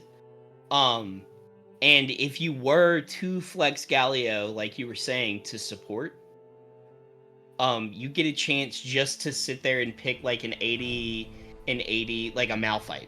Pick a Malphite for the top lane, and then all of a sudden, like, who cares that you don't have any AP like on the other team for Galio? You've picked the other half of that coin, and Malphite won't die after 23 minutes. Nami and Braum both banned away, so JR very convinced that Mercs are still looking towards their support. Tryndamere banned away, and this Lissandra, which we saw last game, it's going to be Veigar in the mid lane, which is going to be pretty decent against like a dive, I guess, but you're picking a ton of AP into Galio, and I'm not sure if Cage really matters against Kennen, even if he does get stunned, if he gets ult off before that. I don't really think he cares. Yes, I do, but I do like the idea with the zoning tool. And they were right. Like, Galio is going to be the mid laner or the top laner, or maybe they didn't ban out the support that they wanted at the time, right? Like, and honestly, they, like, banning out support with 2 is maybe a little futile at that point, just because the pool is so deep still. Is maybe what I would argue. That is a good, like, that is Lucian's probably last good matching there, but I mean, Like, look, but you can I always do really pick a like the Lulu. draft. You can always pick a Lulu anywhere, though, and it does look like we're right. So Kennen's going to be the top laner. This is going to be a pick 10 top counter pick, though, right? Yes, I believe so, unless you want to put the Pantheon against the Kennen, which I think you don't want to do. I mean, a really standard counter is Jace. I don't want to see Jace, though. Okay. Aurelia, oh my goodness. What if... Getting Hold some on. flex out. Hold on. What if Vygar's the support? Veigar support, Pantheon mid, Aurelia top. Is that what we're looking at here? You put Pantheon top, and you put Aurelia mid. Aurelia mid. Yeah, Aurelia would do really good against the Galio. Could be an option for JR to mismatch some of these lanes. You definitely make the Draven's lane a little worse without the Pantheon, considering that it's not as much all in, but it means that the other lanes are a lot stronger. So definitely could be something JR go towards. Fool's 5 draft, a little bit more standard in terms of lane assignments, but either way, I like these drafts. I do too. Really quick though, Jolly Rogers obviously doesn't care about bot lane early game. So like your logic does make sense onto punt bots early game because we know that Hardstuck is going to be able to play relevantly at the end game. Mm-hmm. And then you still technically have like the cage is maxed if we're support on Vigor in my head. So like you're gonna have that up most often. No, I really like these comps. And the only other thing is like I also would have liked a Lulu would have gone good into Fool's comp as well. Yeah, Draven, but I do Lulu, like Draven, Melio for the Soraka, range. maybe. But yeah, I Well, you like. mean- What do you for mean? the Fool's 5? I think that the Milio Yeah. is for the cleanse. There's a lot of CC engage to try to help the Lucian. But That and the when extra we're talking range. about all these, it's a big point. We're talking about all these lane assignments. We can speculate as much as we want, but the only way we're going to find out is when we get into game after this spectator break. We will see you guys shortly.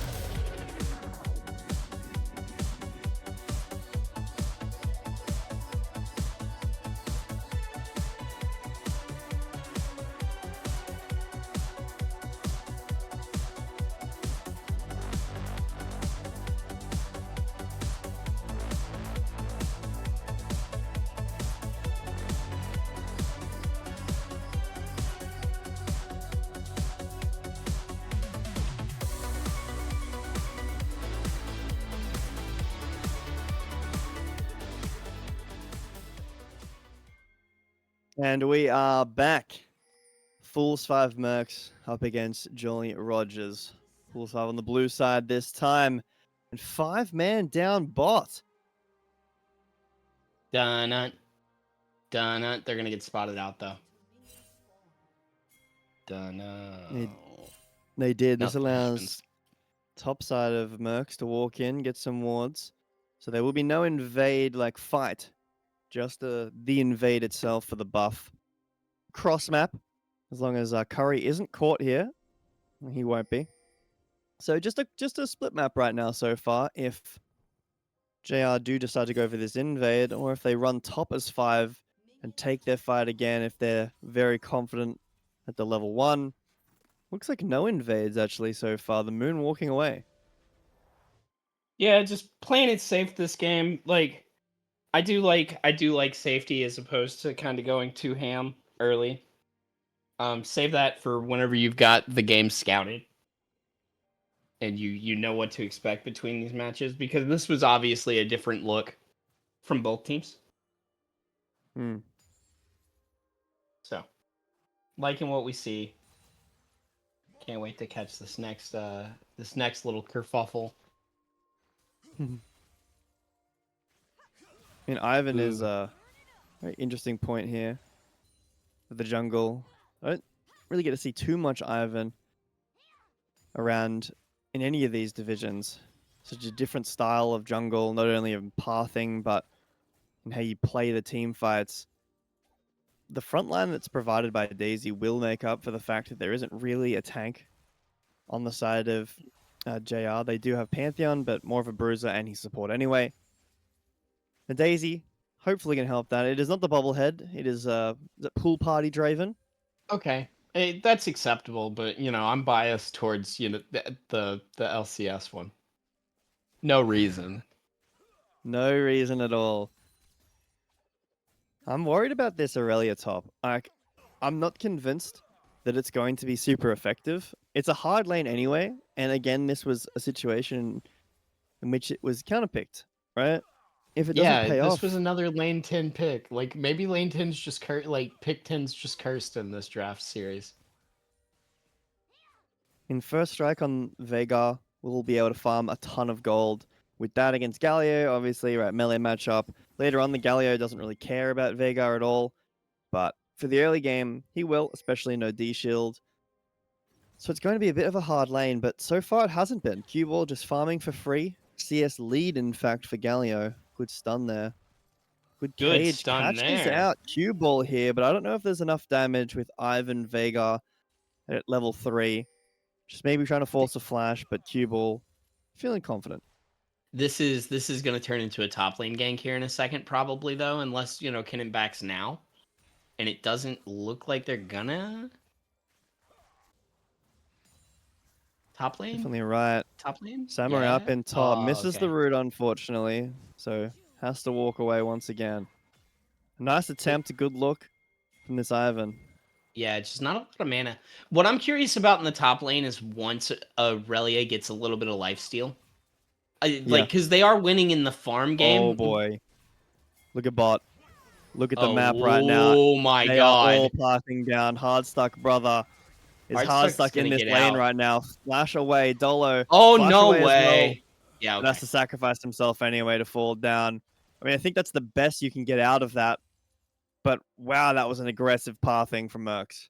That was a really good pathing from Mercs, though. Like, I love the play. I love the fact they decided to be that aggressive against this team right now, and also just like I really good on Hardstuck to be able to get out him and Dolo just playing that as like you said as well as they could for the most part, but like I was saying, I think Ghost will be fine in the top lane once items are had, as long as they don't yeah. Good trade there. Like Team yeah, Ways actually giving the hands a little bit. I don't want to talk about anything anymore because it looks like I'm wrong every time now. It could be a fight. No, they're just handshaking. Oh, are they? Oh, oh. Are they? Are they? Oh no! What is he? He says flush TP next to the tower. Oh my goodness! Oh my god! Oh my god! Oh, He did the TikTok thing. that was a clown Oh fiesta. no! I don't What know. is- God! He panicked so hard he just smashed his keyboard and hit both his summoners at the same time. That's Oh gonna no! be good for neither of them have summoners now. Oh no. Okay. That's Ghost has to quickly go We're to gonna therapy for that. take. What's What the he looked there. pause? That was very questionable interactions up in top lane. Hopefully this pause doesn't go too long, but oh my, that was something. It definitely was. Like, I don't know. I just, like I said, I feel like Aurelia is doing fine without engaging right now, right? Like, you don't have to fight. You're up in CS and you're getting beat up. Like, and Kinnon's gonna be able to do that until, I don't know, until a gank? Yeah. But I think that at a kill, it gets a lot better for you. You just have to wait it out. Aurelia has base for the lifesteal that you were talking about now, so that lane might be a bit easier for Nas Ghost. But Dragon has spawned, and almost everybody on both teams is, oh, pardon me, got be hiccups there. Almost everybody is down around this Drake, both junglers as well. I mean, the moon is here earlier, but you can see Ivan, Samurai on this Ivan, not too far behind. Both junglers level 4, no ults available outside of mid, which is important, right? Cue ball. Having that ult means that he can at any point join the fight earlier than this Veigar can. And one with a bit of MR, feels better in the team fight too. Yeah, and not only can they come into the fight, like it works both ways, right? They can make it to the fight after Vigar shows up, but kind of like immediately, as opposed to Vigar who can't show up as quickly. If they have to roam from the same distance, right? You do have the global match, I guess, from Dolo, which is nice. It's not the same, right? Because obviously it's a support Pantheon, not jungle Pantheon. But there is still potential to make these players. Nascost has finally reconnected, so hopefully that means we will be unpausing very shortly and seeing this dragon fight. Which I think that if you're either team, you can give if you feel like you don't have prior around the Drake, right? It's not the end of the world to lose one dragon, but giving kills over to Draven is pretty bad. Giving, Draven losing his stacks is pretty bad. And because Hardstuck is channeling recall here and low mana, I imagine that it is going to be a give for JR. Considering how many dragons that Mercs got last game, I wouldn't be surprised if we see like the same thing towards the early stages of the game at least. Mm-hmm.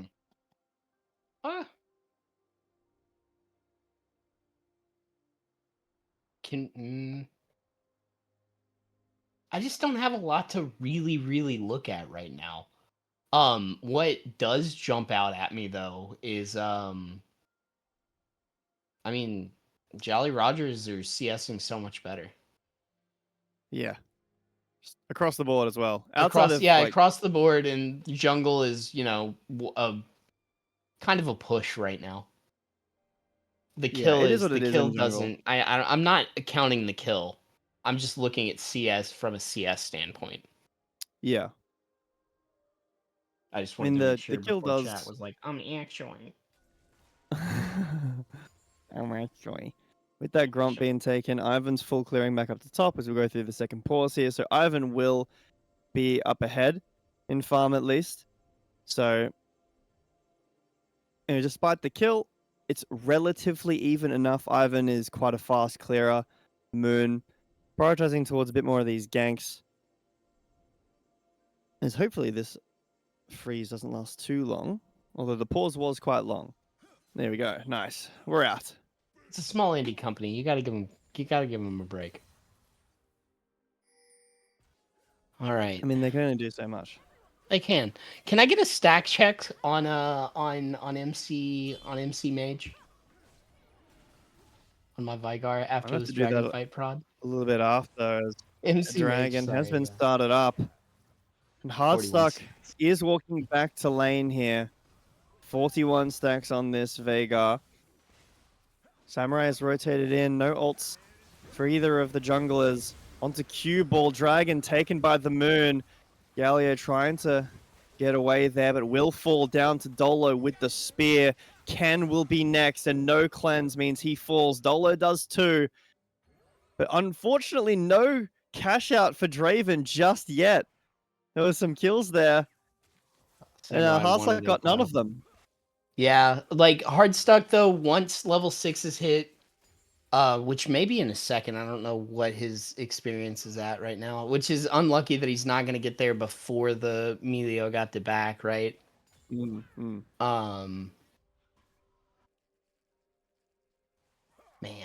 Yeah, like if he gets to stack out right now. Or anytime doing a like in really the good middle job of this game. in the top lane after this lifesteal you were talking about has been picked up.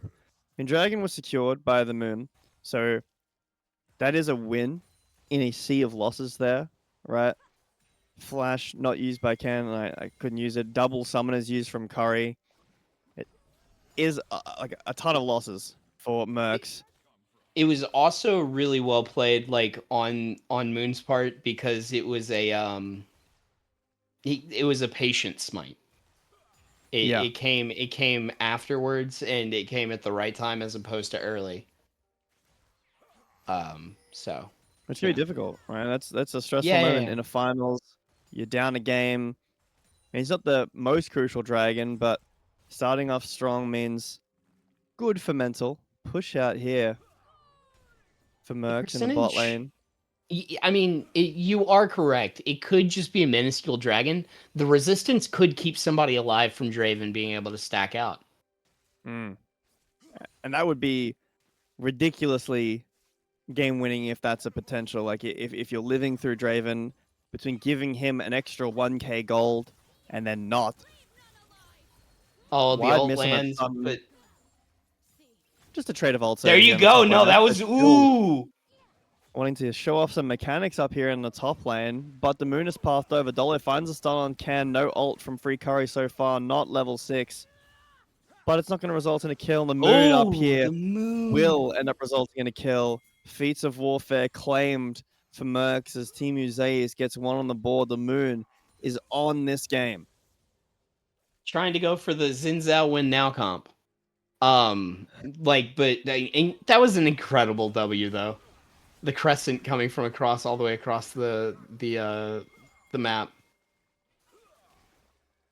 I don't know. If I was Still Hardstuck, I'd wanting have to be take this careful here. trade. Barrier flash forward from Can. Ivan flashing to give some shield to stun out from Dolo, and it will not be Draven stacks, unfortunately, going forward, and now shut down. And it feels bad that you lose 2 there, but still no kill for Hardstuck, and he's lost his stacks.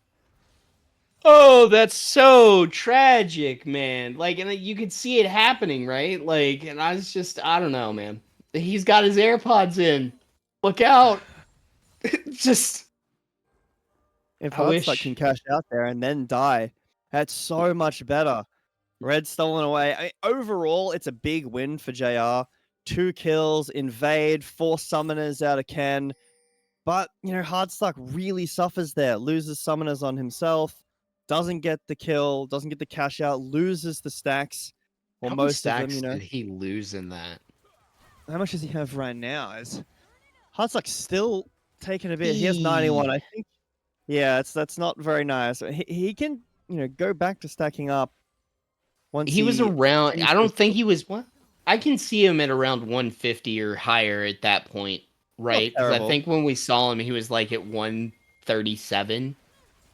Good stun. The Melio Some is really damage. good counter to this Pantheon engage. Yes, it is. Samurai may Oh, be he didn't caught know it out was here. As warded. Ball's made a rotation as well. Redemption will heal up a bit, but Samurai doesn't have any survivability here. Nazgo is forced to flash away. Where are Take the you bomb going? plant, and looks like it's just going to result in one. No stun onto Nazghost is bit of a bit of a sigh of relief. Sorry, for Nazghost. Taunt out. Will hit. The crescent Bit of- misses. Okay. No more engagey right there. Maybe, actually. Ping's coming Gondola's out. rotated up. Help. Yeah, Green Curry that's has what I been was spotted. noticing. So it depended. I thought Curry might cut him off, but he didn't get there quick enough.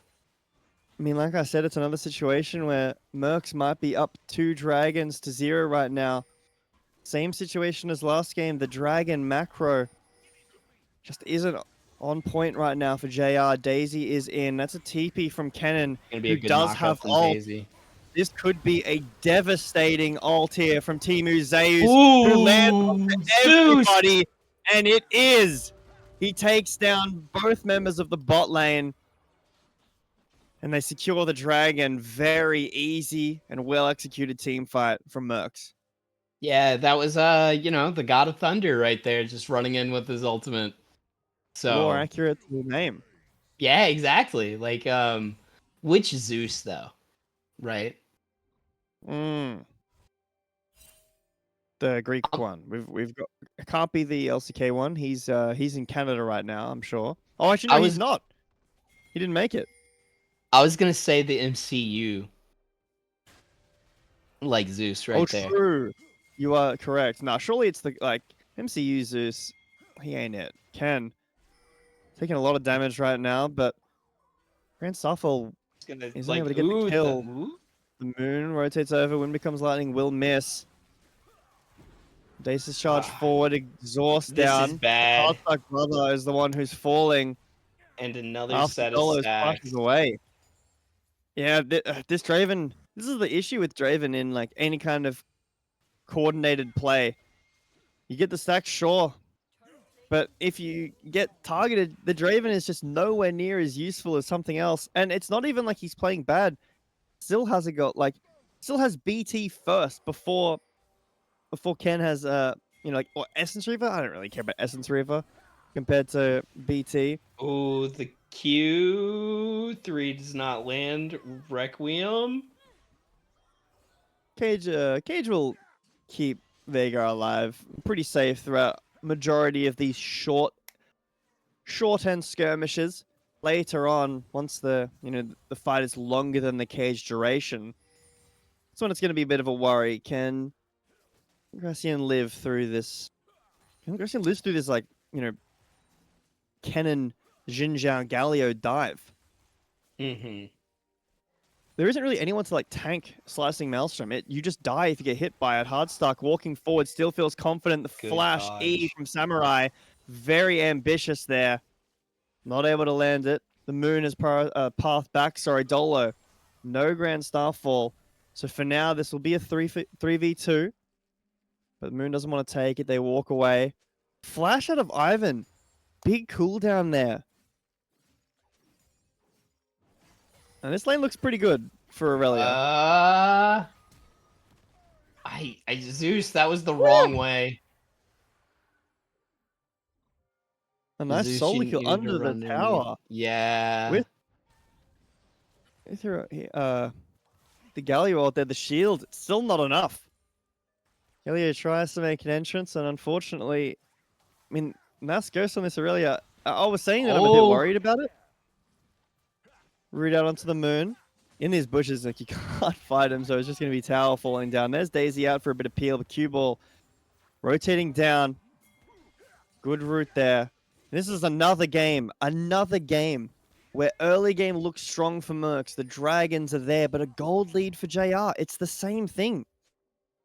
Yeah, I mean, CS, it's so important in these games, right? 5-0 or not. All in down in bot. Flash out and barrier from Ken. I mean, the fight is short, but I think JR get exactly what they want there. 1 minute on this dragon. Their dragon fights, their setups haven't been great, but forcing barrier and flash out of Lucian a minute before dragon, that's what you want. You can't be upset about it. Yeah, like that's you take those. We say this constantly in good situations. You take those. We take those. Completely Exactly. It's work. a good mantra. Still looking Take for what you some can damage get. I down mean, here that's in a bot lot as of well. damage. If Draven can free hit, like it's just gonna take a good team fight. Yeah, Farsight Brothers able to hit for a majority of the fight. There isn't really Teleport. super tanky members to deal with this Draven. Obviously, slicing Maelstrom is an issue. It makes Draven's team fight a lot harder. But Herald is being skirmished over. Neither team feeling comfortable enough to completely pick it up and team fight around it. As I think it's the correct issue. I think that Draven's probably got some decent stacks back now. You want to wait for this Draven. You want to wait for Hardstuck to be at the fight. And with Cloud Soul and culling and slicing Maelstrom, like you do not want to give Cloud Soul over ever in this situation. It is just death sentence immediately. And Dragon prioritization seems to be the name of the game right now. TP from Vega could come out. But it looks like bases from bot lane getting channeled. I mean, mana is pretty rough for Hardstuck.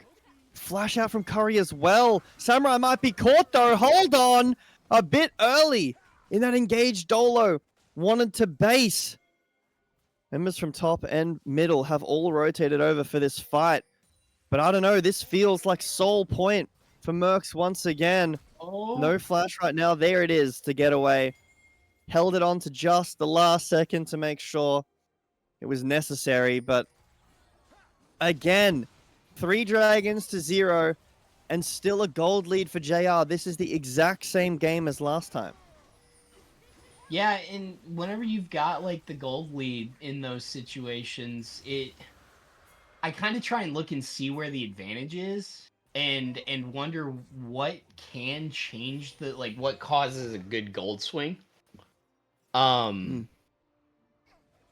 right now I mean towers. Right? Seems is what like I he's see caught immediately. out. Oof. That's a lovely kill. Aggressian on this Vega. And Herald as well getting taken. Or Hardstuck brother. Not Has again. flash and barrier. Unless there's a spectator bug, I think he can barrier that last auto flash over the wall. I think he's safe there, but I mean, why pick Draven if you're not going to play towards the Draven? There's a ton of team fighting 80 carries. The Moon. He forced us to ult there to live. Knocked up. There's the hero's entrance to keep Moon alive. Taunt will hit onto Dolo. And due to that redemption, we'll be able to get away. Yeah, beautiful play from Vega. Yeah, like, and I mean, you know, we were talking about it. Obviously, the cage would be good, but it was like if the fights are too long or anything, can't fight if there's no fight. True. What's Team up? Z is once again on these AP carry tops, going towards grievous wounds. Instead, has the Oblivion Orb instead of like more damage. This Galio is pretty tanky right now. Hardstuck brother doesn't have enough damage to chew through. I mean, there's still advantages, right? For Mercs, 3 dragons, 5 kills on the Moon on this Jin Zhao. I believe it was around about 1k lead for Lucian. I mean, if these team fights, like Cloud Soul, even more now, a massive lead for Lucian. Atacana spawned, like in 3 minutes, if you're able to get a really good team fight for Mercs, get this dragon, like actually get Soul this time. But despite that, you're still down. You're still down in gold. Krassin, like, Mass Ghost, they played super well. But like I said, I think the gold lead, like obviously CS, like you're getting blown out the water in CS, but you have to mitigate this with like towers. Yeah. Like mid and top have to fall. Cannot be caught here either over the wall. Samurai might be in trouble. The double taunt. And there's the heroes and the Grand Starfall to land onto everybody. There's a kill for Cannon. Finally, Mercs are able to find a team fight win. They get Atacon. They get 2. Draven could clipped by Cue Ball. Unlucky for Hardstuck there. It was well placed, that ult. Would have been really nice for him to pick up some stacks. a bit greedy, a bit of an ego pathing there for JR. You don't really have a front line, right? Outside of Daisy. So walking into those bushes, no wards. It's risky, and it pays off for Mercs. Count on this Lucian. Needs to carry this game alongside the Moon. Yeah. But that gold lead in the top is just getting bigger and bigger, right? It is. Like that Wits End is gonna be finished next. Hello. Which is great this And game. yeah, no, it's a fantastic and I don't know if there was anything else that you buy there second. And then I don't know what this is gonna turn into. I'm not too hip with it. That might be. I mean, it won't be, will it? That might be the stupid plate thingy. The move fast armor, Dead Man's Plate. There you go. Yes, could be. But I don't know what else does Death's dance build out of armor? Yes, it does. And then that's Death's dance. I'm an idiot. Well, Dragon in 45 seconds. And this is a must fight for Jolly Rogers. Team Museus on the top lane does have TP available, so can join at any moment when the Dragon gets started up. But this is a knife's edge position for JR. You're not out of the game yet. You were in the same position last game. Around this Dragon where you wiped. Nascos caught out, finds the stun onto two. There's the hero's entrance onto Nascos, and there's the culling out. Doesn't take down Nascos, not enough damage. Daisy providing a good front line, but Dolo taken out. Good stun! Hardstuck walking forward, trying to find last hits, needs one kill. Please give this man a cash out. Samurai still alive. Means that at least this Dragon isn't a shoe-in gone so far. Nascos TP's back in, has no flash. Both of the 80 carries have summoners, and so do the mid laners. Dragon actually started up here by JR. As the Moon needed to take a base. Can we also, let Draven know that he's not supposed to hold on to these stacks like GameStop stock? Like Smarted away. Dolo has returned, used Grand Starfall to get back to the team fight. And you're right. How many stacks does this Draven have? Yeah, what are we at stack? Stack watch. Only 130. Oh my goodness, he's been so punished. I mean, this is the thing, he's still so far down, but a great team fight from JR. Once again, they don't find a break open in the game like they did last time, but they take the Drake. They still maintain this gold lead. Team Uzeu stunned out. They're slicing Maelstrom for the stun and will give him his life. The redemption to try to, I guess, do some damage. Unfortunately, misses, so won't be able to do that true damage. I don't think it would have killed him anyway.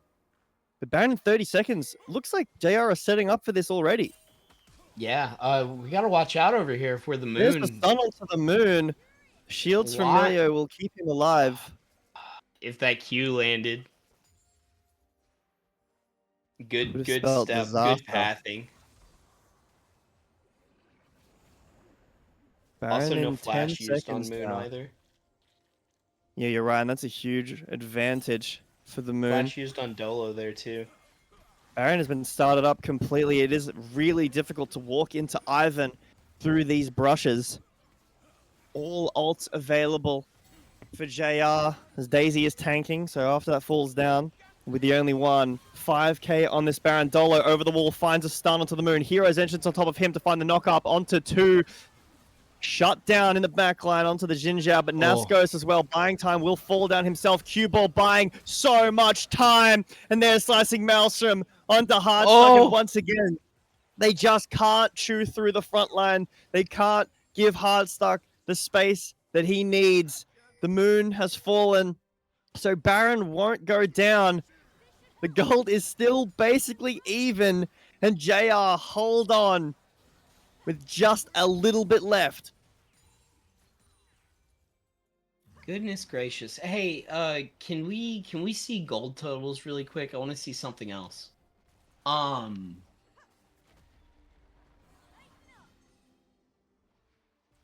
it is even, but it's like not at the same time, right? Like, Yeah. I don't know if the discrepancies between the two lanes that are like winning and losing are like equal, even though they're about equal in gold. I think that the Lucian is like way ahead in comparison. Yeah. Well, I mean, Vega's ahead, right? But enemy team has a Yeah. Galio. Yeah, well, yeah, exactly. So I suppose that if you are in a position to play behind, it's better to be behind as a tank than it is to be as your ADC, Yeah. who has 5 assists and hasn't been able to stack out once. Exactly. I mean, Ken, pretty close to 3 items. There it is. There's the 3 items. And Hardstuck has just finished this Infinity Edge. So spikes for both. The Infinity Edge on Hardstuck is a big deal. But Lucian just finished full Nefiri and Boots, plus another longsword. So Ken is really, really fed right now.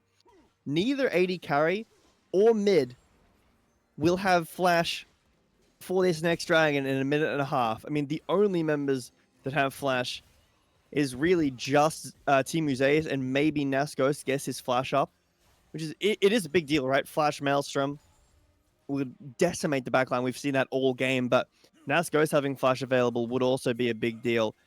Might not even be the soul that Mercs want to go towards. Might be this Baron Nasgos getting pathed towards by every member of Mercs, and JR are following behind. Can Nasgos buy enough time as he commits onto Team Museus? There's the slicing Maelstrom pretty early. Grand Starfall as well with the redemption on top will buy time, but there's 2 taken down pretty quickly. I mean, there's cooldowns used for Mercs. This is going to be the Baron. Ginger ult, slicing Maelstrom was used. Baron has been started up. And JR, they're looking down mid. They might not want to commit towards this. Samurai brings out Daisy. Brings out Daisy to scout. Brings out Daisy to sacrifice. This would be a necessary steal, the only way that this is possible if Samurai can get over the wall. He can with Q, though. Yes, he can. And He's try to going go for a steal. And it is not stolen. The Moon takes that away, takes down Samurai, and Hardstuck falls once again in the mid lane. Inhib falls, but Fred, this is Baron on 5 and Cloud Soul as well. Yeah, like you can't continue to hemorrhage these objectives. Like you can't continue to hemorrhage these, and God love you, Hardstuck. I don't think you needed to follow in on the smite steal. I think you just let that 50-50 ride. He tries. Yeah. Unfortunately, he's not able to. A Cloud Soul on Kennen, Galio, Lucian. It's so strong. And I wish I could say a Hardstuck. He was in a bad position in lane earlier. Came into it late game. But from this position, I really don't think that this Draven can find an in. We have 10 stacks of Roa on Veigar.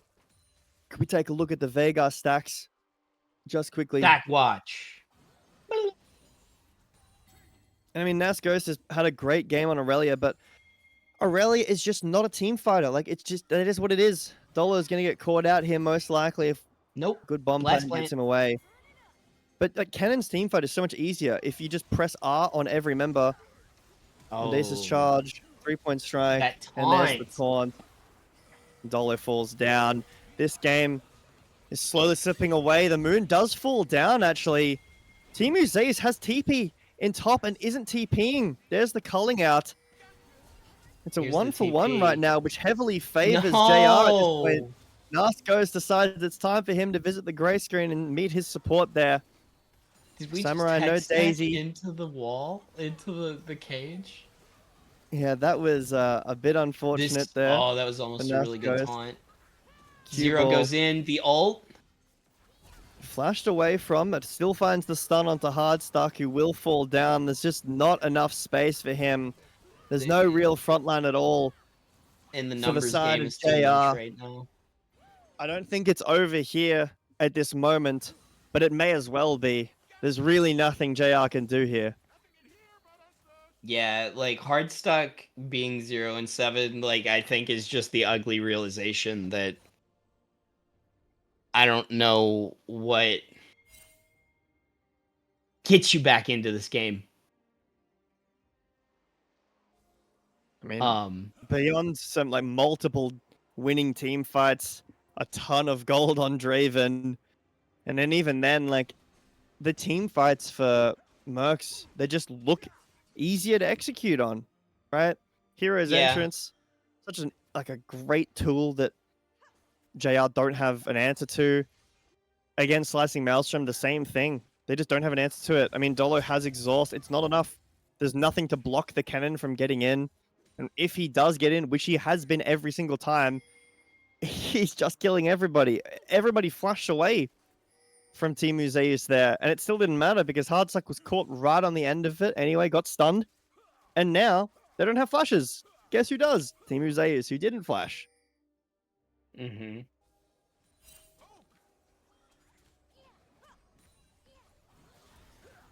Oh?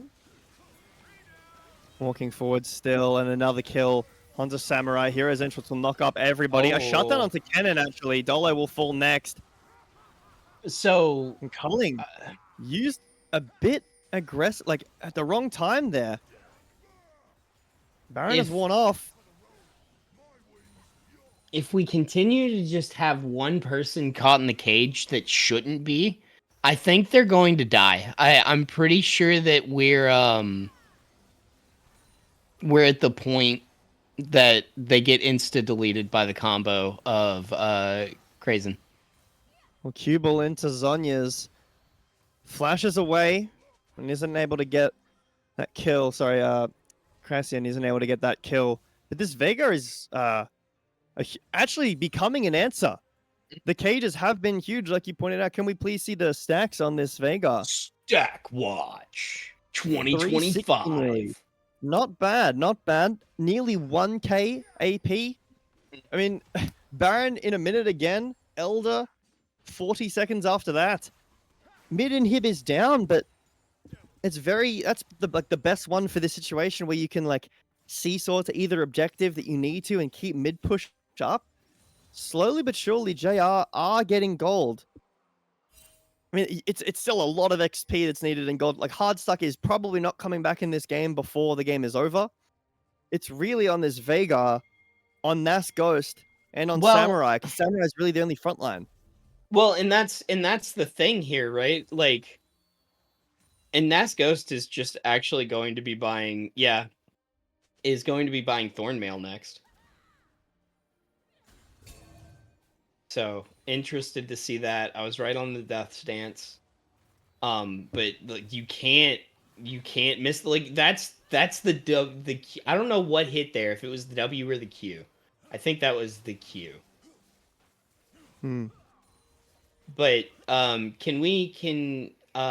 can you figure out how much damage the ultimate does really quick? As Baron's just gonna get melted. Is gone. Yeah. I mean, I think this is just an intentional give. There you go. Maximum nearly 2.3k. Yeah, that's a little bit of damage. Speaking of there, see, they tried it there. Early. That's maybe a little early. Oh Moon found my it in, and goodness. That's just it. That's him. Yeah. They have an option for a team fight. Pick onto the They moon would have took been it. great there.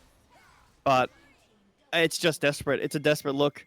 What can you say? We're talking about the ult damage. What can it do? It's used at full health, basically. And the moon takes nothing. And even then, if the moon gets his ult off before the ult hits, which it didn't, it doesn't really matter anyway. So, an easy win, really, for Mercs here to tie this setup 1-1. Yeah, I mean, and you know, I was talking about the momentum sort of being in the side of Jolly Roger, or right? Yeah. Of Jolly Rogers, and now I don't know.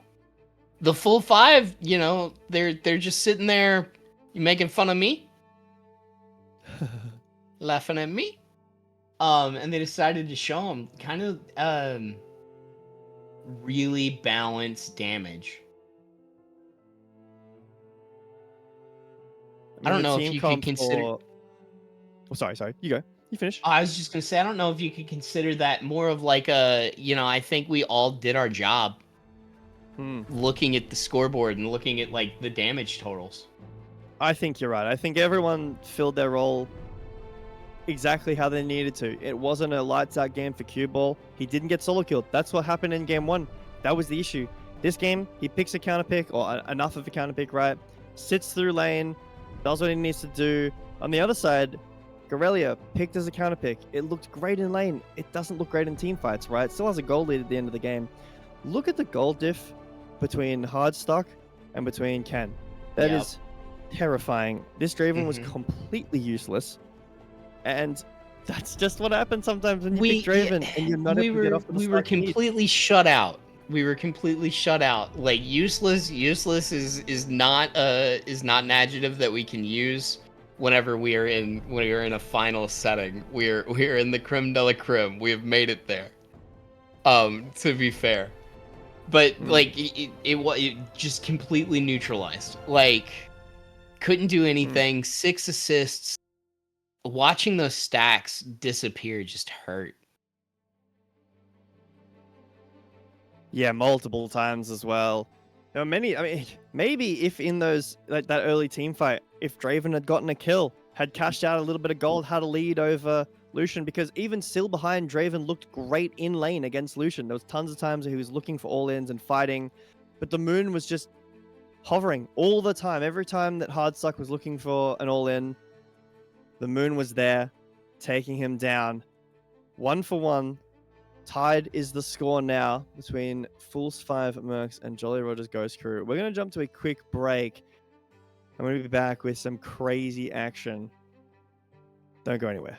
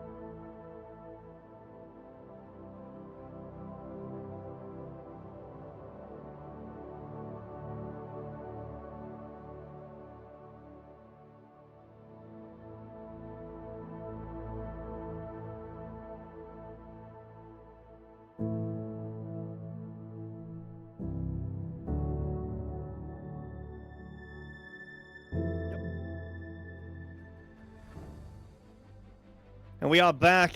Pretty quick break. Very similar bands here. Swapping sides once again. JR taking the first pick. Nocturne is going to be first selection. Oriana was banned in that second phase. We're talking about it with Jarvan. Something that can be paired with the Nocturne quite well. Fools 5 opting for the Skarner as an answer. Garner, Corki are a pretty strong pair of picks to pick against a Nocturne. I kind of like Skarner just because Spell Shield's cool, but Spell Shield getting neutralized by W sucks. Yeah, it does. Like, Got a shout out. Sorry, you finished. Oh no, I'm very curious on the shout out. I got to shout out my good friend Oz, another caster who he hates Corki so much that he thinks that it's cursed. Anytime you pick it, you have to lose with Corki. I don't mind it, but yeah, I'm just gonna quickly shout out every time I see that.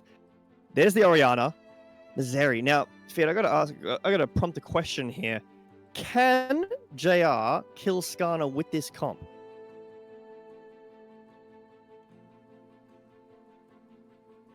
I'm not sure if they have enough like tank damage. I mean, it can come through with like a Gwen maybe in the top lane, but So is the same thing going to happen again that happened last game, where you have this massive front line in Galio? I mean, that's technically what they've tried to do each comp, right? They had like, right? That was Mundo game 1. Yes? Mundo Renekton. Yes. So they were aiming for one of them to be very big. This time around, they decided that they didn't want, like, they didn't care about a second AD, so they went with Kinnan, and Kinnan won big with that Doran Blade start. Just being able to poke them down. Mundo's on the other team. Thanks, Prod. yeah, the Mundo was on JR's team, so maybe. Yeah. Well, then, Fools 5 are like, then it was yo, Mundo's Rumble. a problem. Well, yeah, Yeah, on that first one, they didn't really have that in the first game. But now Yeah. the adaptation is that they're going with this tanky front line. yeah, they Lulu stole the banned comp. out, works with the Zeri. You were talking about Lulu last game. They basically have gone, yo, we kind of liked that. Let's do it ourselves. This is the Super Bowl where the Patriots and the Eagles played each other, and they used the Patriots like trick play and scored a touchdown on it with Nick Foles instead of Tom Brady. Like, it was amazing. Anyways, football. Sorry, nerd lord. Quarterback. Wrong nerd. Yeah, I'm sorry, hand egg. NFL is not. I know nothing about it in Australia. But what I do know about is that's a Corki Karma bot lane, which Very pokey. I don't know. I don't know if I'm convinced. I mean, Shen picked up. I love JR's comp. I would love. I mean, you're looking for support here. Yes, I'm worried about the Skarner, but I think the fact okay, that's mid lane. Sorry, no, that's support. Oh, Zeri, Seraphine. Surely you can just go like Rel and be fine. It's still shielding for Zeri. I would even just go Yumi. Okay, But the hear me team out. fight. Go on. I'm listening. It's Shin support Okay. and top lane Seraphine. I'll make these predictions all series long. One time I might be right, and then it looks Yeah, really good. If it goes to game Where's the 5, you damage might to be deal likely. with Skarner? Yeah, that is an issue here. I mean, there's mobility for Zeri to get away from Trundle, but I think Trundle is pretty happy against Nocturne. I know you do get feared, but Nocturne can really never fight the Trundle. I don't know. I mean, I think for me, if this Karma was engaged support, if this was a Rel or an Alistar or a Nautilus even, I think Nautilus is great into Zeri. Just completely stops her when she's team fighting. This draft from Fools 5 is just actually Thanos.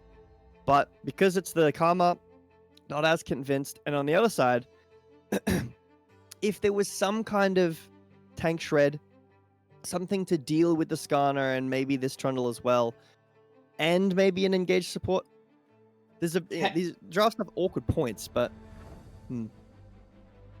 Technically, technically you can itemize that way as Nocturne. you can Right. you can go a Black Cleaver, will help Zeri a ton. But you could go like Cleaver and Madred's Blood Razor, but like Blade of the Rune King, right? And then you've got Yeah. a good amount. You could technically go Kraken Slayer. You could go Kraken Slayer Nocturne. Have a and look. What's the current Nocturne build? I have no clue. I'm talking completely random, but I would think that it would be more around the lines of like Black Cleaver, maybe a lethality build with like Eclipse and stuff. Black Cleaver is something that he goes towards a ton. I mean, the Nocturne item, I guess, is like the experimental hexplate, the one that gives you lower ult Oh cooldown. yeah, and when you attack ult speed and move in, speed you up. just go ham. Yeah. So you could go that, and the game plan could still be completely like going for Trundle, Seraphine ult, and then just Nocturne Oriana with Shen on top. Try to go for the backline and insta kill it, and then even though you don't really kill the Skarner that well, you've still like incinerated their backline that has like basically no peel other than a bit of shielding, and then you can maybe slowly deal with the front line. Yes, I like that idea a little bit. Like I do like the mental image of clearing out the rest of the team and then forming a kicking circle around a bug.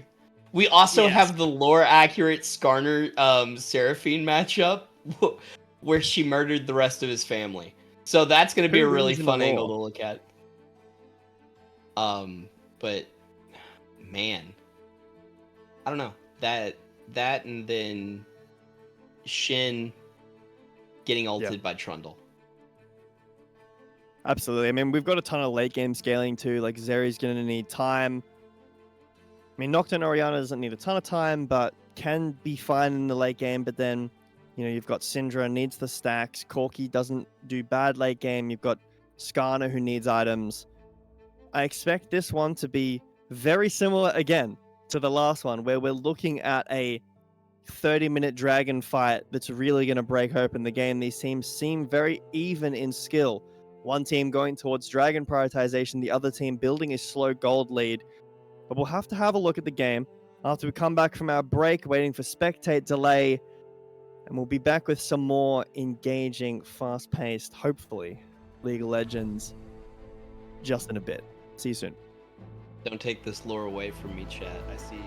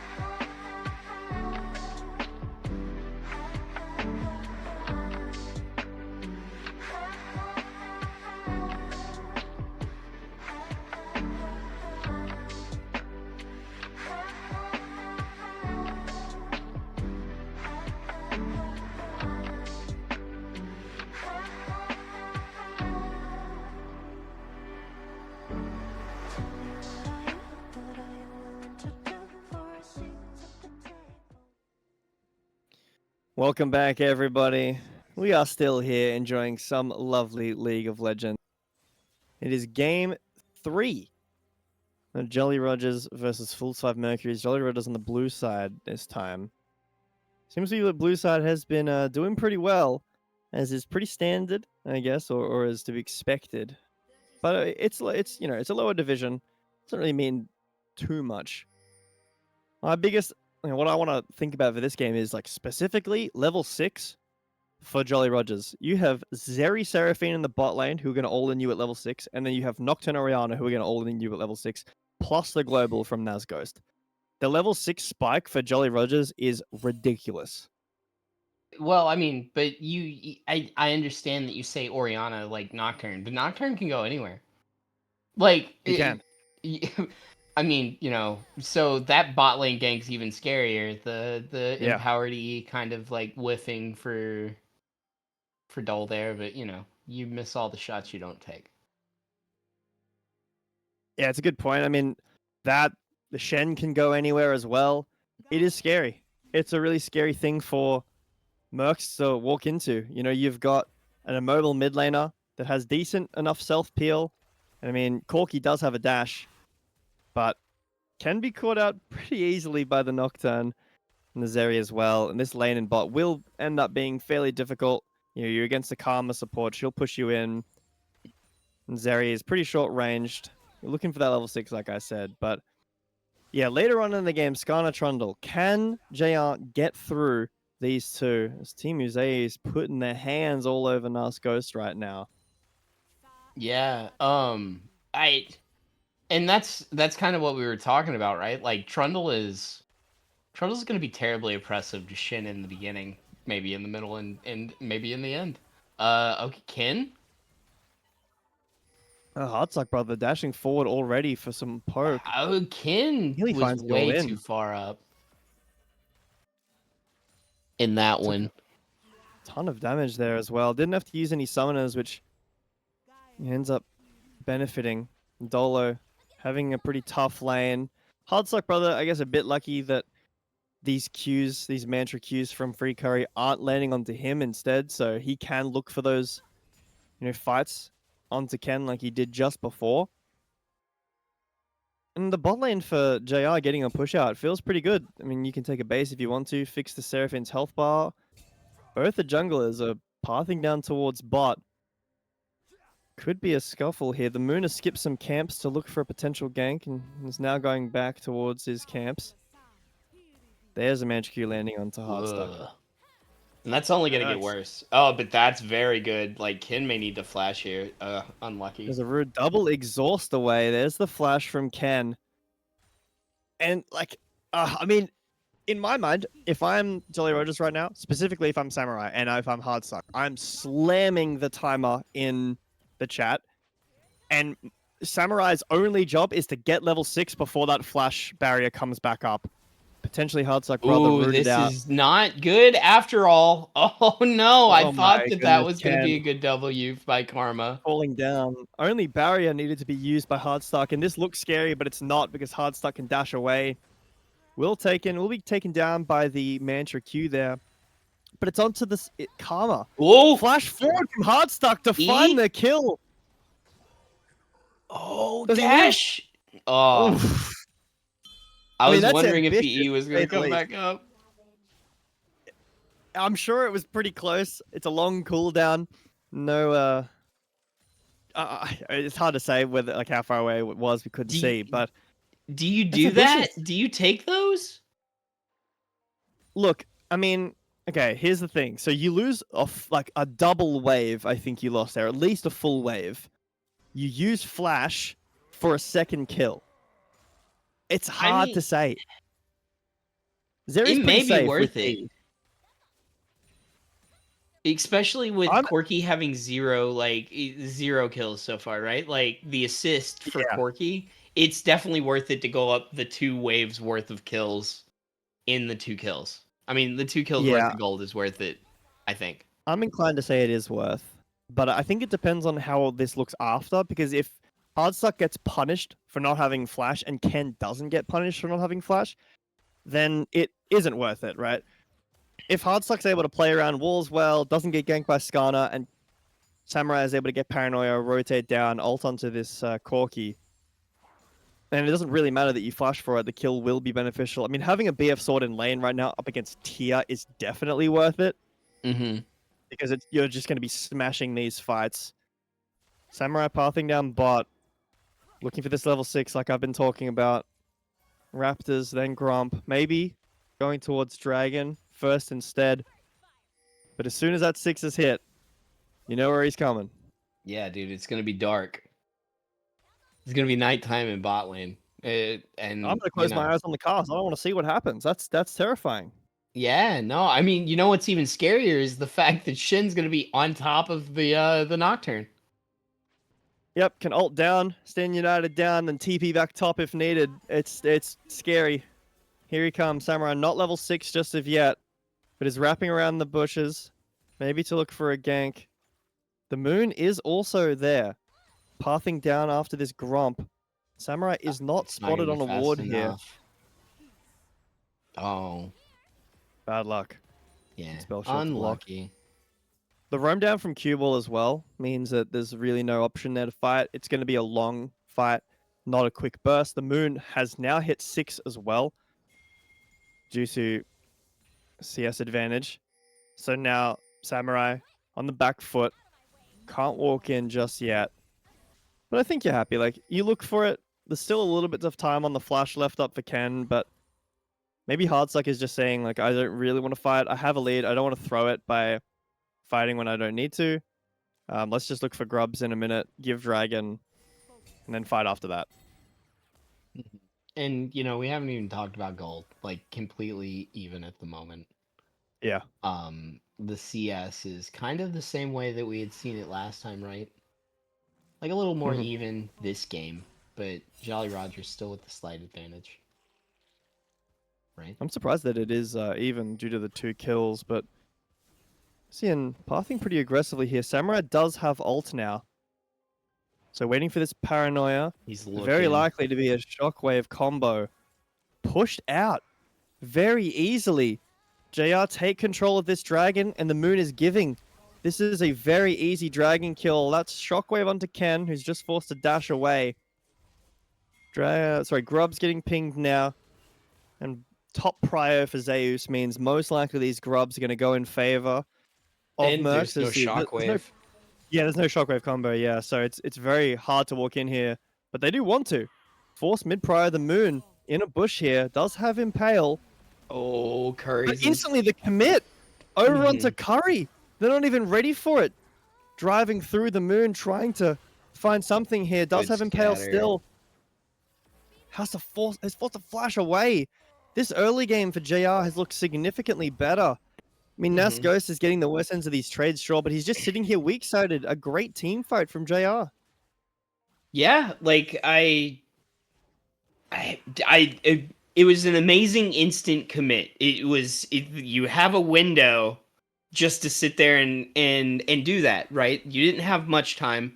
Curry didn't expect it. Maybe Flash just came back up, but I think that they didn't even have enough time to use Flash, if that's the case, right? Why use it and waste it? So good patience there in a losing situation. Heartstuck's been throwing out pretty good W's on this Zeri.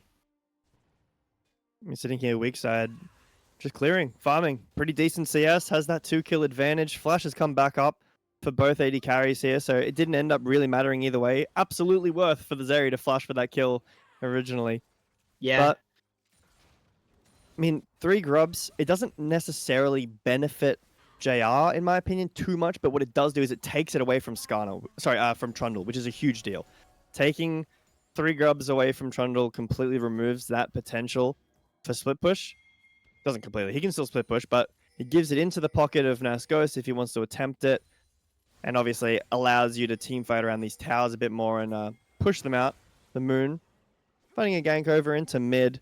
Forced to flash away. That was Impale for flash trade in mid lane. Oh my god! Yeah, disgusting.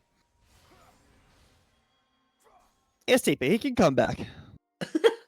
Yeah. But he's getting munched. Yeah, that was mean. These these empowered Qs are still doing a good job landing. Like, so the poke is still coming out. Yeah, I don't know about that one, champ. Good taunt. Yeah. Bad engage. Like, I mean, Yeah, not the best look for the under tower there. that's kind of like doing Is that to a Hearthstone full Skarner. item here? Is this full? He does have It full has- Intel. Wow. Yeah, like, I mean, having the BF sword for that long. Yeah, this area's issue now. Very far off Ken for first item. I mean, obviously you go tier early. Samurai around the corner waiting. Does a paranoia. Just opts to take the Respects wave. the Valkyrie. Hardstock's not available, like not there to get that wave. Won't be, so may as well just pick it up himself. Good damage from Cue Ball, but not enough. I feel like when you're full comboing. I know that Oriana's going to do more here. And the game has slowed down significantly after those early skirmishes. The dragon finally, first dragon going over to JR.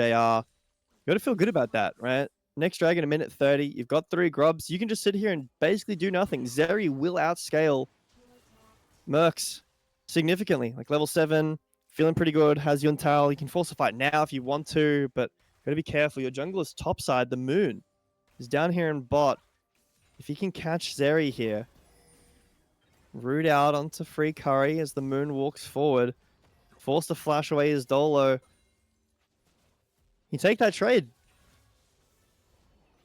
We take those. We take those. Team, we take those. I'm part of team. We take those. I love being team, we take those. But that's good. Another good scatter. That was a no. mistake. Oh no. Why I heard are someone we call it the umbrella combo the other day. I like that. Yeah, that's unfortunate. It happens sometimes. Hopefully that isn't an indication of uncomfortability on this Oriana.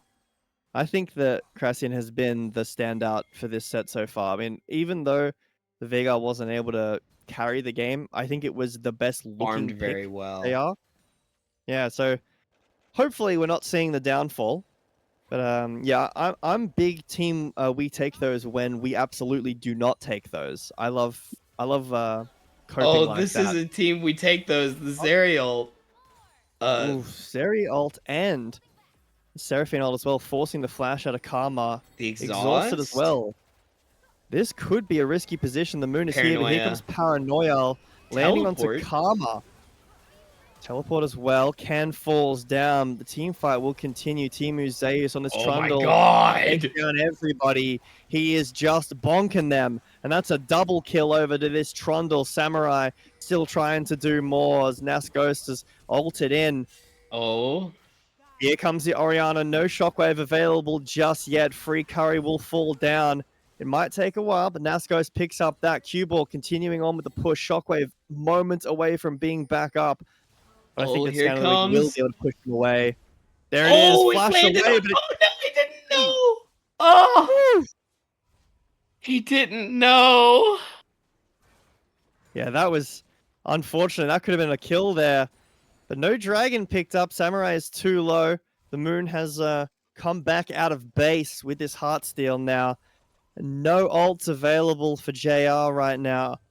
You got a few. You've still got Impale available for Mercs. It's only, you've got one. I think you're okay with giving this one. Corky. No flash, no ult. Oh, Good juke there with the dodge. slow. Just straight line now. You're out. Watch out, Beautiful another set of passing. combos, yeah. Dolo is here. Free Curry. Oh, Might be out of position, but the Moon is here to cover. Pushed into the wall. Cubal and Trundle. Zeus are behind them. dead. Dolo taken down. This is a dragon you're definitely giving now. haha, unless. No paranoia, Would be never Samurai mind. over the wall. No paranoia, no flash. so you'd No, have to no steal with paranoia, no you. flash, not happening. Well, I mean, that smite was... They might still want the fight, though. I don't know if Samurai The does. teleport's here. TP Oh my over and god! the- And here comes the lightning crash. Impale will pick up Samurai, but it's all on Heartsuck right now. Can he take down everybody? Yes, he can. One for Ness Ghost and one for Heartstuck. Free Curry limps away. as that extendo beam does not land. But that looked dicey for JR, but they saw the angle. Hard stuck. After that Draven performance. He needs this Zeri performance. Disgusting taunt. Oh, off the teleport, straight into a 3-man taunt to turn that fight around. Oh man, League of Legends is a fun game. I agree. Casting it's the best part because I'm not stressed about making decisions and I get to sit here, bird's eye view, and critique players for mistakes that I probably would make. Yeah, I'm not in this bracket. Ghost kind of just getting pummeled by Syndra at this point. Like Q-Ball is gonna get to the point again. It's a pseudo stacking champion, right? Because you get the empowered abilities off of shard stacks or whatever they are. Yeah. It is. You do still get the I think it's pen or extra AP or something that you get when you finish all the stacks. So he will still spike at a point. Yeah, increase ability power by 15%. Okay, so a death cap-ish. You have to finish all of those though, and wow, Q-Ball doing a ton of damage on the hard stuck, but over in mid lane, Crassian fails the flash into the wall. Paranoia might help. There's the shockwave and the charm onto Corki. Ken getting shut down. Hardstuck did live down in the bot lane. Here comes Trundle though. And that means it is time to get out. The Stand United was cancelled by a pillar from Zeus. Yep. Unfortunately can't join the fight. And Herald over to Mercs. Another good fight for them. This set has been so close. A lot of back and forward games, a lot of back and forward team fights. Neither team really with an advantage as of right now. Yeah, no, and I didn't talk about that in Champ Select. It was something that I thought about. Pillar is just such a good ability that's so underrated. Can stop his channel abilities, so teleport could get knocked out as well. Yeah. So Ghost has to respect that moving forward. If not, he's most likely gonna get punished by it again. Well, Herald is taken. And even though Free Curry has passed up to the top lane, there's no Herald up there. The tower's probably too low for it to be worth just a bit of push out, trying to find an angle here. So is Hardstuck, brother, with the WE over the wall, trying to catch onto Ken with the slow. And even though there's 3 kills for Hardstuck, I mean, Ken's kept up in levels. It is okay. Zeri pretty close to that Runins, which is where Zeri starts becoming an issue, right? Runins, then Infinity Edge, whether you're going towards Pen after that, which I think you have to. Maybe Pen is earlier. 1 minute 20 on this dragon. I feel like either team can pretty comfortably give this dragon if they want to. Yeah, I mean, Dolo landing a pretty good Q. Or pretty good stun with the... Did not follow up with the Q. DS is still pretty good. Oh, this is a flash from Curry. Didn't want to get slowed there. Samurai was nearby. Samurai just showing his face, walking through. Does he really need to pop Spell Shield to tank Mantra Q there? Is that necessary for him? It's just a complete aura farm moment. I could have not been hit by this, but even if I wanted to get hit by it, I could immune it anyway. Yeah, but let's see if they regret that with Moon standing nearby going, cool, I can knock you into the wall now. Herald spawn in mid. Ressian has no TP when pathing to mid. Timu Zeus is still pushing in the top lane. There's a huge 3-man charm! And another kill for Hardstuck, brother. Curry taken down. Impale won't even matter. Shockwave available if need be. Teleport coming in. TP, there's the Shockwave. Beautiful place. Ken dies there. Hardstuck, brother, will fall down. Timu Zeus is an issue here. He is 5-1.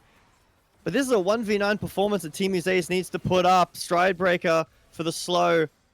The root out from Seraphine. This is a Hex Soul this game once again. And this second dragon will go over to JR after this tower is taken.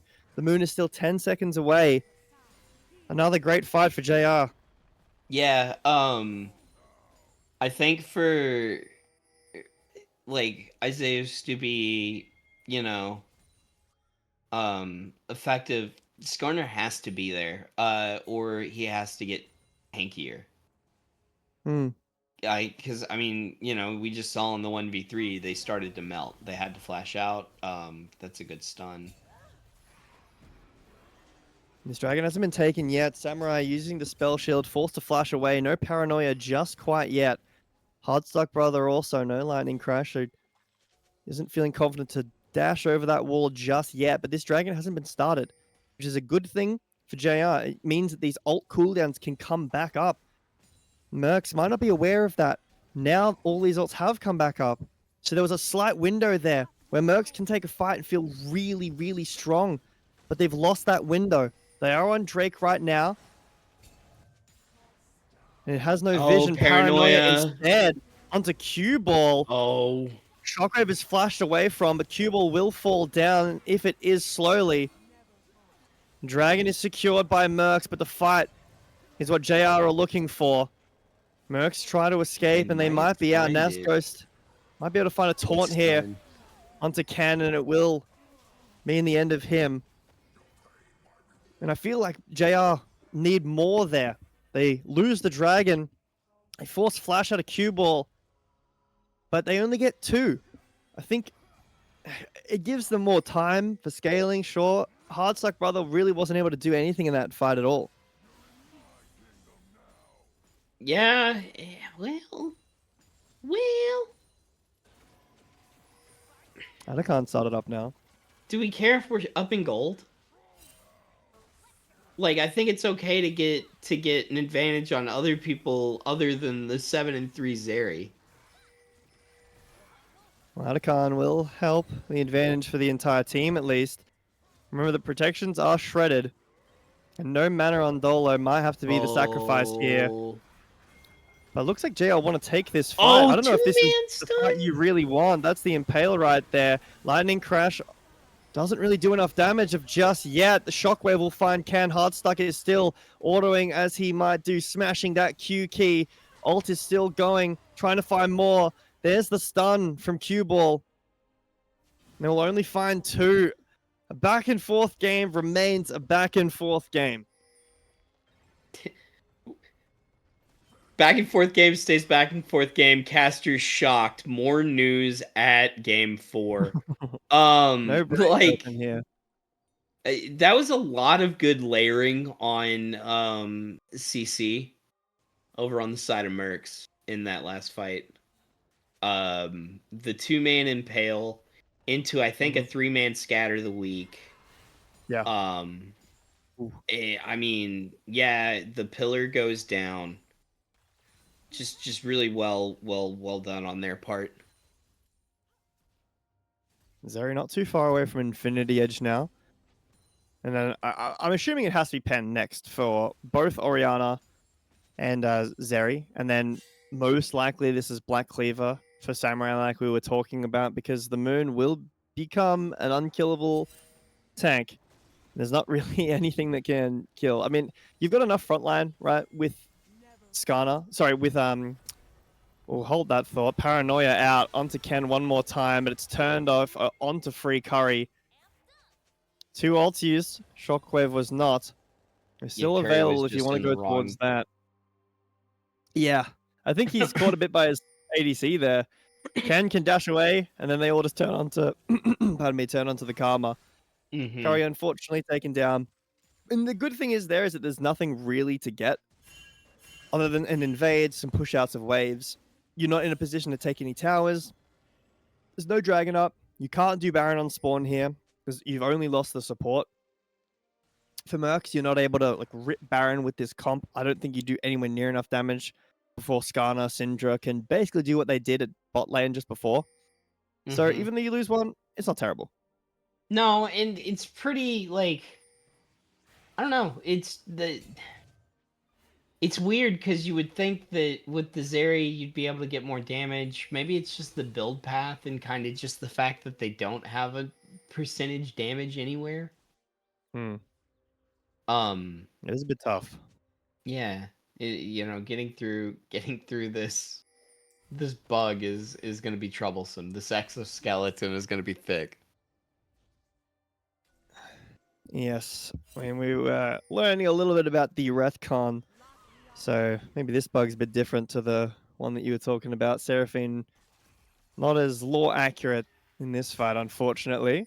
And the next dragon, 45 seconds away. This is Soul Point for Mercs once again in this series, if they're able to get it. But it looks like eyes are on the Baron right now, potentially just to ward off Samurai. Mercs don't have enough vision around to see that not all the members of JR are doing the Baron. Yeah. Also, ult's up again. So, seeing a Paranoia engage here soon, maybe. But with Oriana top, never mind. Oh, I'm crazy. Samurai forced Flashing to flash out. away. Yeah.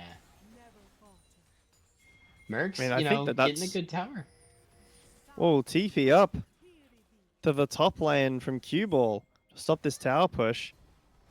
And there's the Paranoia. A mistake, potentially, from Mercs. Ooh. Pushed into the wall. I have no idea what Q-Ball is thinking there. Why he decides to TP away from his team and leave the rest of them stranded. Because that Oh is a my goodness. huge mistake to take that TP to top. You lose Baron now. You still lose top tower anyway. You couldn't save it. Sure, down in bot team Museus pushing down that tower. But this is Baron on 5. Now Skos is able to TP down bot to save the bot tier 2 as well. And maybe the option here is Team Museus tries to solo this dragon. As long as no one dies here to Baron, which hopefully doesn't happen. Dun, It's dun, really dun, dun, close. dun, dun. No, we're I don't all know. good Zeri over should here. actually go up and face tank that, like, just to make that less scary. But maybe it's just because you had vision. You would have seen Syndra coming up. Mm. I don't know. Maybe I'm crazy. Mercs taking the Hex Gates out onto this dragon. Even though Baron was taken by JR, this is still Soul Point. If they're able to get this, Paranoia nearly, pardon me, nearly available, but no Lightning Crash for Zeri. Using that Extendo Beam for some vision. That's a TP in from Zeus. There's the Paranoia now, and it's onto the backline. We don't care about these objectives in this set at all. Shockwave will find Q-Ball. Samurai continuing the fight. Rooted out, Ken's stunned getting now, damaged and in. pulled in by the Impale. Timu Zeus is unchecked in the backline. Naskos is doing what he can. But I don't think this Trundle can die. Never mind. There he is. Finally, Naskos can do enough damage with this Titanic Hydra. The Moon, seconds away from being taunted, but can drive over the wall in a second, rooted out. And I feel like that's a massive win for Mercs. You take the Baron off of nearly everybody. Mm-hmm. You take down this Zeri, and you get Soul Point again.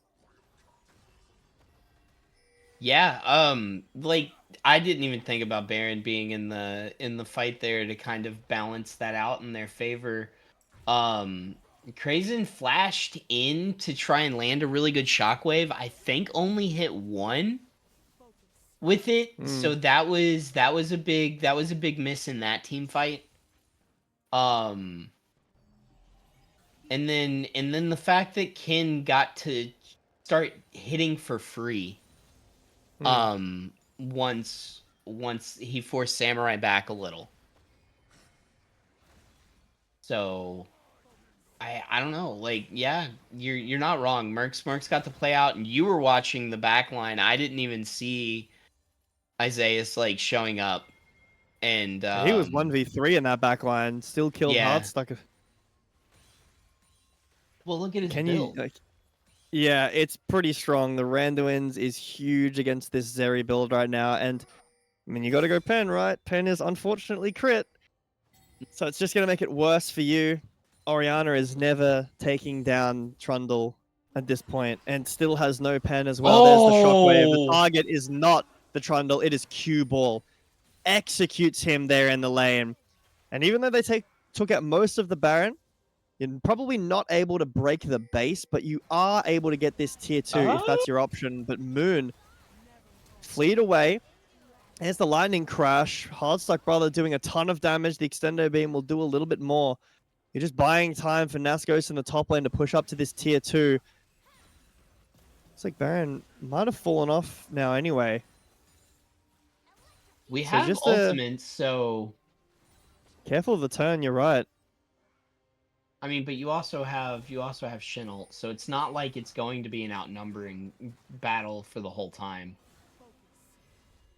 Just going to be some invades, plus this top tier 2 for Nascos, who did a ton of work in that team fight. How does this all-in go now? Looks like Nascos thinks it doesn't go well for him, considering that all the members of Mercs are coming out of base. But this is a really strange tempo reset for Mercs because they just give tier 2 for no reason. Yeah, I mean, like both tier 2s, right? Yeah. Yeah, like that's huge too. Oh, There's this the is paranoia also again. disgusting. Shockwave. And now it's free Curry who's the target of the combo. Root out onto Ken. And the follow-up CC, a Ooh. beautiful game from Dolo, but a double impale will bring them onto Cue Ball. I don't know if that's where you want to bring them, Moon. I don't know if Cue Ball wants that. And this guy is tanky, but it doesn't matter. We were talking about before, you take out the backline and you form a circle around the bug, and that's exactly Yeah. what happened. All these autos from Zeus are blocked, and seemingly out of nowhere, the game is just over. Yeah, I mean, it looks like this is going to be it. Respawn timers are going to be too low. Curry can come up, but they're like, we've got the circle ready. The kicking circle. They kind of show it off a little bit here. Kicking circle goes wide, but the game is over. Wow. Yeah. I mean, that's what the game plan ended up being.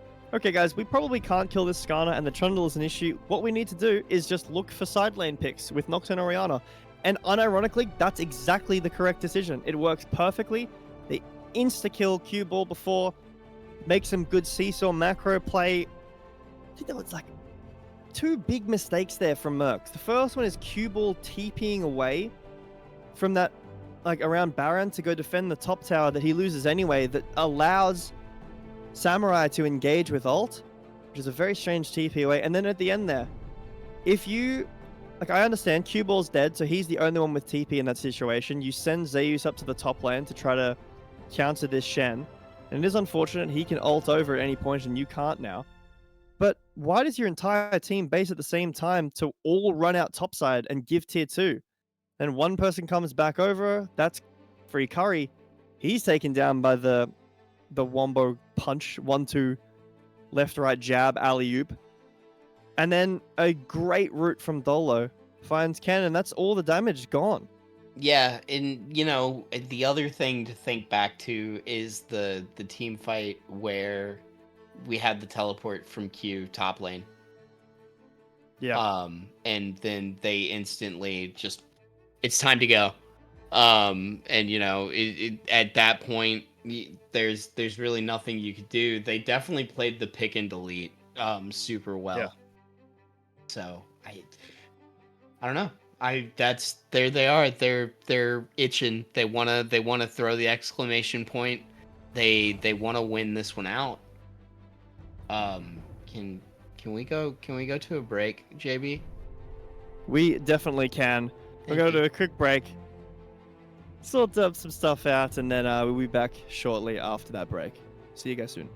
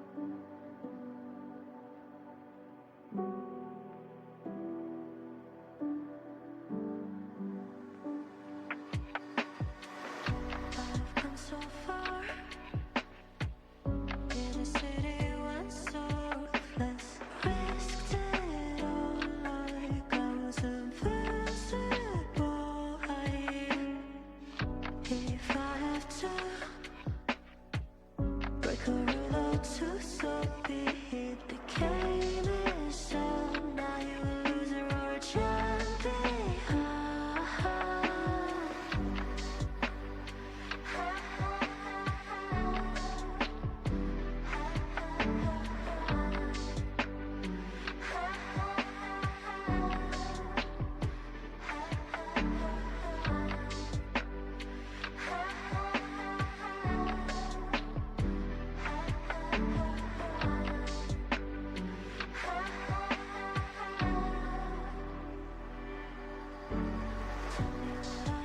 What are you willing to do for a seat at the table where everyone's a rebel?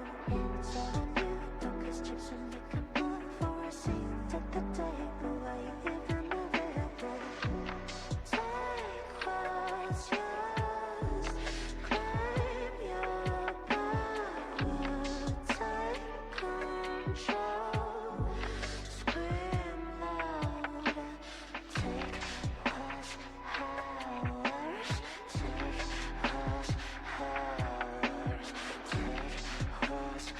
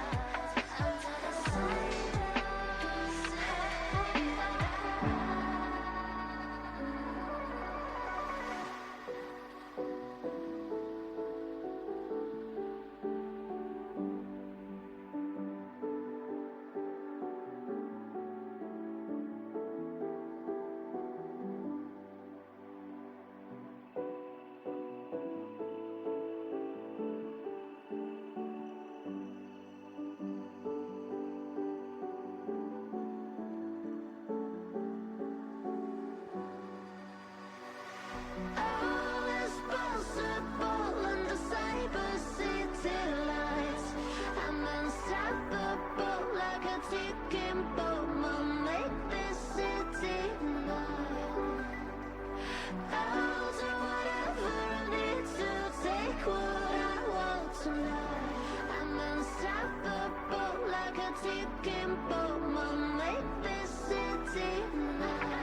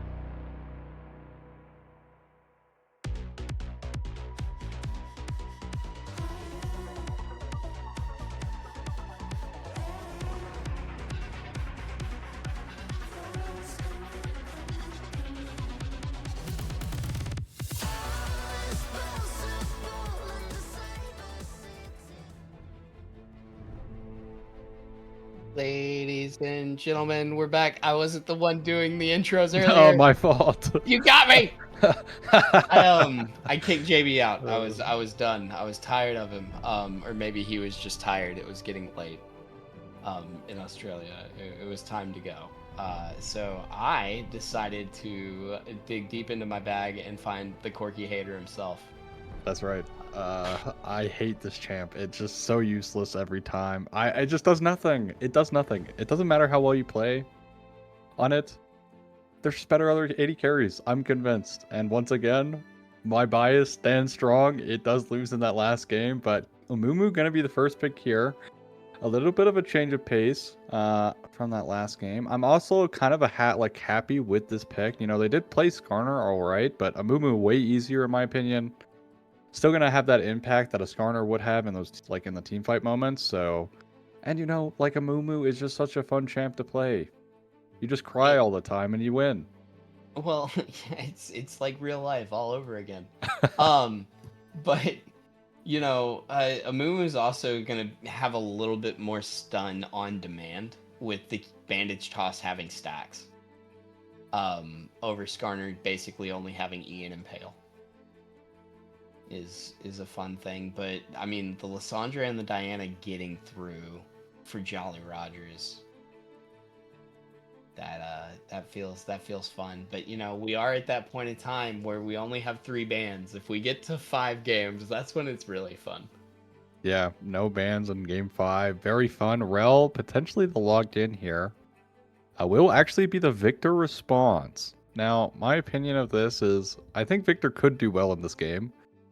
But also you have a massive target on your back, kind of just like last game, right? Like if Q-Ball was ever found in any area where he was alone, that was just straight GG. The Cinder is just dead. Just snap, right? Like even the Nocturne could just straight up solo killer. So with the Lysandra Diana, this feeling kind of similar to like last game where it's really on to Q-Ball to maintain his composure and stay out of getting picked any kind of like pickable area. Because if you do get picked, especially with how good Victor is, especially in the later stages of the game, if you get picked before a team fight, you lose so much impact just by being dead, because you're not like you're not like an anti-champ where you just kit dump, right? You're really good at like consistently putting out damage on Victor because your CDs are so low that you can't afford to die early. Lulu gonna be the response here to the Rel. I'm happy with that. I'm happy with that. It. I'm really happy with that. Keeping it simple, I think, is the name of the game here. Obviously, no bans coming in here, as only 3 bans in Fearless, so you can ignore those last ones. They're just 4 fun bans. Teemo and Yumi there getting some hatred.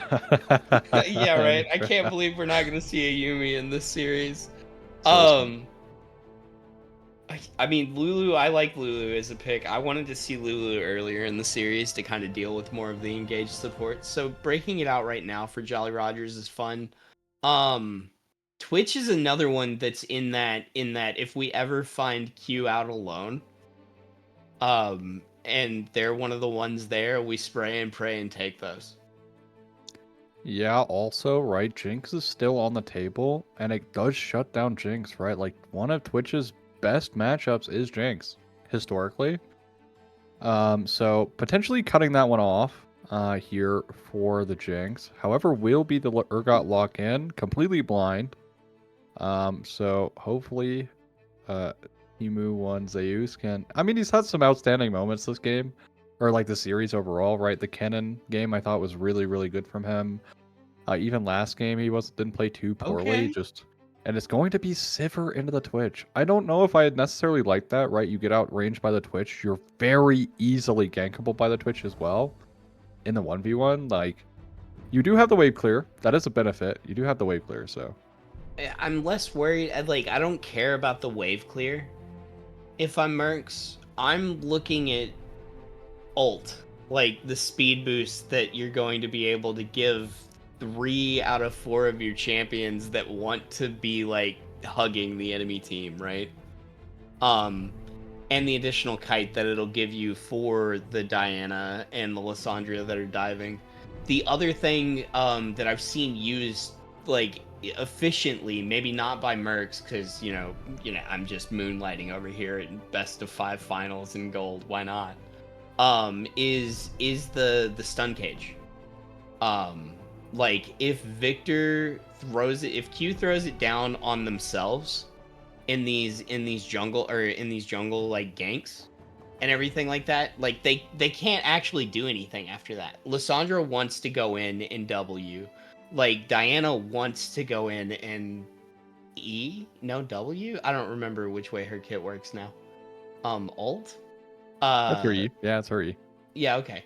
So they both basically want to dive in and use their abilities, and the cage stops that.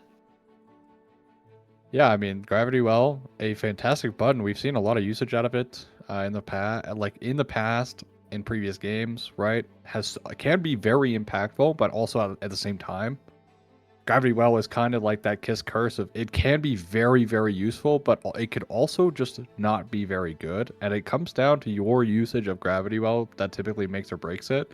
So if Cue Ball does use it at a bad time, it opens up a window here for Jolly Roger's Ghost Crew to just kind of run them over in the fights. I also, again, right, like, I'm a little worried for Sivir's range in this match. Like, Lissandra is pretty short range, the Diana's pretty short range, but you're gonna just pop if you're ever in a bad position.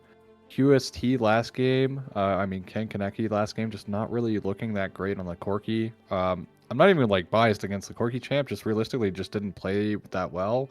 So I think positioning here on the Sivir is something you don't have the Valk to bail you out here, right? You have to play and position well on Sivir to get the most usage out of her. Yeah, but you had the Lucian game the game before. Right, that's true. That is true. Like, Had a fantastic game, so I would say that it's offset, It's offset. You need to put the Corki game behind us. It's over. It's over. It can't hurt you anymore. The It's gone nightmare now. is over. The nightmare It's is gone over. now. The Corki game is gone now. I mean, he did have a pretty good Lucian game, but also, like, that's into a Draven that, like, got 0 kills, right? Like, yes. All right. I mean, fair, but still, like, that's been the game back and forth, except for the Xayah game. Game 1, I think, is the only game where the ADC that got punished actually came back and was the better. That's fair, right? Game 1, right? Like, Ken was actually up on the Varus, and he made one bad play, right? Like, those plays happen, right? Like, I'm not gonna complain. I think he played the rest of game 1, like most of game 1, well, but that one mistake is really what, like, put the nail in the coffin for them, and that's what, like, kind of came back to bite them in that game 1. And those mistakes happen, right? So I'll be graceful about that. Game 2 was pretty good, into a Draven that didn't look so great. And then, obviously, these games have been back and forth. They've been pretty cinema. So, I'm excited. I think the Ornn pick here is also really complements their team as well. I really like the Ornn. Because there are so many melee characters here, right? Like, Ornn can punish those characters quite easily. I think that matchup is going to be a straight up skill matchup between the two, because they can both kind of go and outplay the other person depending on what abilities they use at what time and how they skill them. And, like, yes, Ornn is a very tanky champion. Urgot does a lot of damage, like, to tanky champions with shotgun knees. So, I'm really curious to see how that one plays out. Both top laners have been wanting to fight every match, so that'll definitely be fun to watch. Ozzy, I need a break. All right, man. Well, with that, guys, we need a break, so we're going to hit a break here real quick, and we'll catch you back in for game number 4. Hopefully, Fools 5 can bounce back to make this one a Game 5 series. We'll see you in just a second. That intimidates me.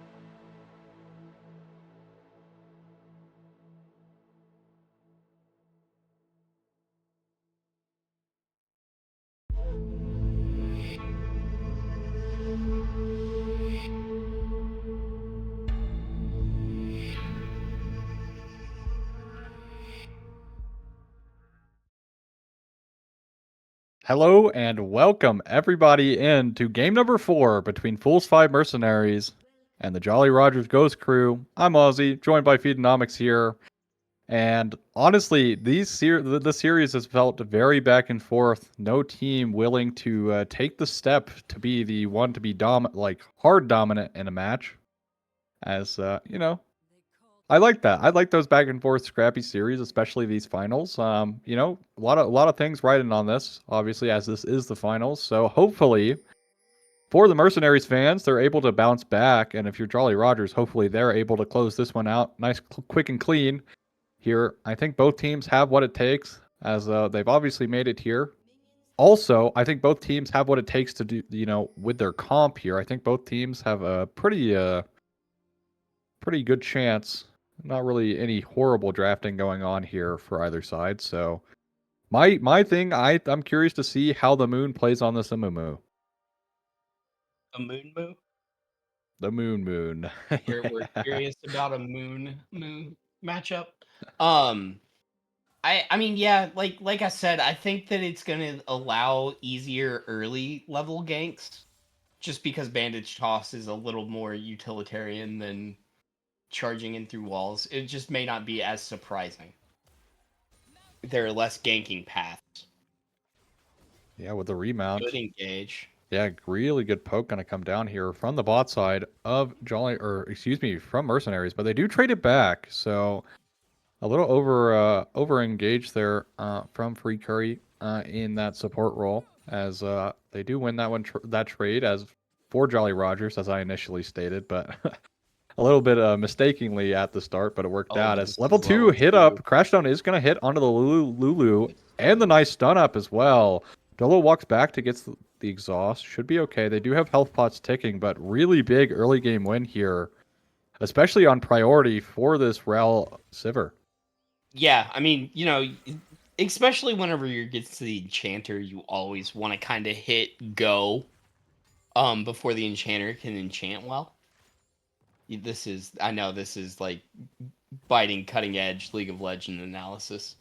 But it worked out to perfection there. And like Witch isn't really going to enjoy being behind in this lane. Yeah, won't be too happy to be behind, but is up CS. So can drop in a little bit of CS there on that trade, but overall, they're still happy with their position. Forcing out the exhaust is also interestingly going to be the exhaust on the Rel as well. So gonna slow down maybe potentially that Diana damage when she tries to all in. Will help quite a bit if she can get in range of the Twitch to exhaust him. If they ever try to pick out QST here on the Sivir or Q ball in the mid. But really nice charge in. But Free Curry forced to crash down early. As Samurai is here, level 4 completed that full clear, as Amumu's not here. So we'll land this bot scuttle for themselves, and also Amumu going to pick up that top scuttle. But decent look, but they don't find anything just yet. But they are kind of standing together to let those Sivir boomerangs do their magic, as Yeah. a lot of damage going down on the spot side. CS is about like even now too again. As Samurai is looking at Q ball. The gravity well did work out that time. Did keep Crazin back. Crazin back. I don't know. Like, it's always this lull that gets me, right? Yeah, I mean, it's just the early game lull, there's a lot to talk about, and a lot being lanes just chilling. But already a reset and a gank in the mid lane. This is going to be Crayson forced to flash away. Does hit the max range W there onto the moon to buy himself some time and be able to back here. But really nice find from the moon to find the flash out from the Lissandra, meaning a regank in the future could be deadly here for the Lissandra, especially if she uses E aggressively. That's a mistake a lot of Lissandras can make, is Eing aggressively, and then you immediately get jungle ganked, and then you just die. You go, Especially, oh no. yeah, you're like, oh, I'm going to trade here, and you're going to trade yourself back to the fountain, as unfortunately there. But overall, really solid gank from the moon. Will be building towards that Leandries thanks to the Faded Ashes. I'm not necessarily a big fan of that. I think you have more than enough damage in your comp. I don't think necessarily... I think realistically you should just build full tank here, but I'm going to opt for the Leandries, or at least just the Faded Ashes. Could just be the clear component for the Amumu, but probably going to finish that one into a Leandries. I mean, maybe they just also, regardless of having enough damage, and yeah, maybe they're like, perhaps it'll be a situation on where he's one of the last people alive, so they want as much damage out of him as possible. The polymorph Not going to come coming in. down. Dolo does have flash, does use the flash. They are going to turn around. Samurai, not level 6 yet. The moon is also here, so we are in a 3v3 scenario. Rel's still looking for it. Does need to be careful, falling very low now. And the flash forward from Samurai is going to pick up first blood in this match. And somehow, Free Curry walks too far. Polymorph onto the Sivir, but it's going to be cleansed away. Dolo walks too far forward himself, but flash forward onto Ken. Hardstuck, you might find yourself back in base here, and that is going to be a kill to King Kaneki. As Samurai not able to finish off that kill. Cue ball here now, level 6, going to be able to find the Samurai. Samurai, no flash available. Cue ball, will you flash forward? But the flash damage toss from the moon finds it. And it's 3 kills here, and the Feats of Warfare picked up for Fools 5 Mercenaries on an excellent play on what looked to start off very poorly, but just over-aggression coming in from the Jolly Rogers Ghost crew. Oh, Nanghost is kind of playing really well here. Another thing that happened in that fight was Urgot was teleporting down onto the cannon minion and got canceled by The moon the has no train. flash. Does need to be careful here. Gonna get slowed down by the Glitter Lance. And this will be a dead moon. And it's going to go to the Twitch with a shutdown. As that is also going to be the Leandry's purchase. But this should secure the first Drake. And just a bit of a misplay there, but doesn't cost them too much. Yeah, like, but Ornn definitely likes an early dragon. Ocean Drake against like. They need to be careful here. Hardstuck in a very, very interesting position to maybe flank around here, but level 6 lockdown for the Diana. Gonna walk into the Rel. The remount is just gonna do a bit of poke damage here to the Diana, who will heal it up off the camp, so ultimately not going to mean too much. First Drake, though, locked in here for Jolly Rogers.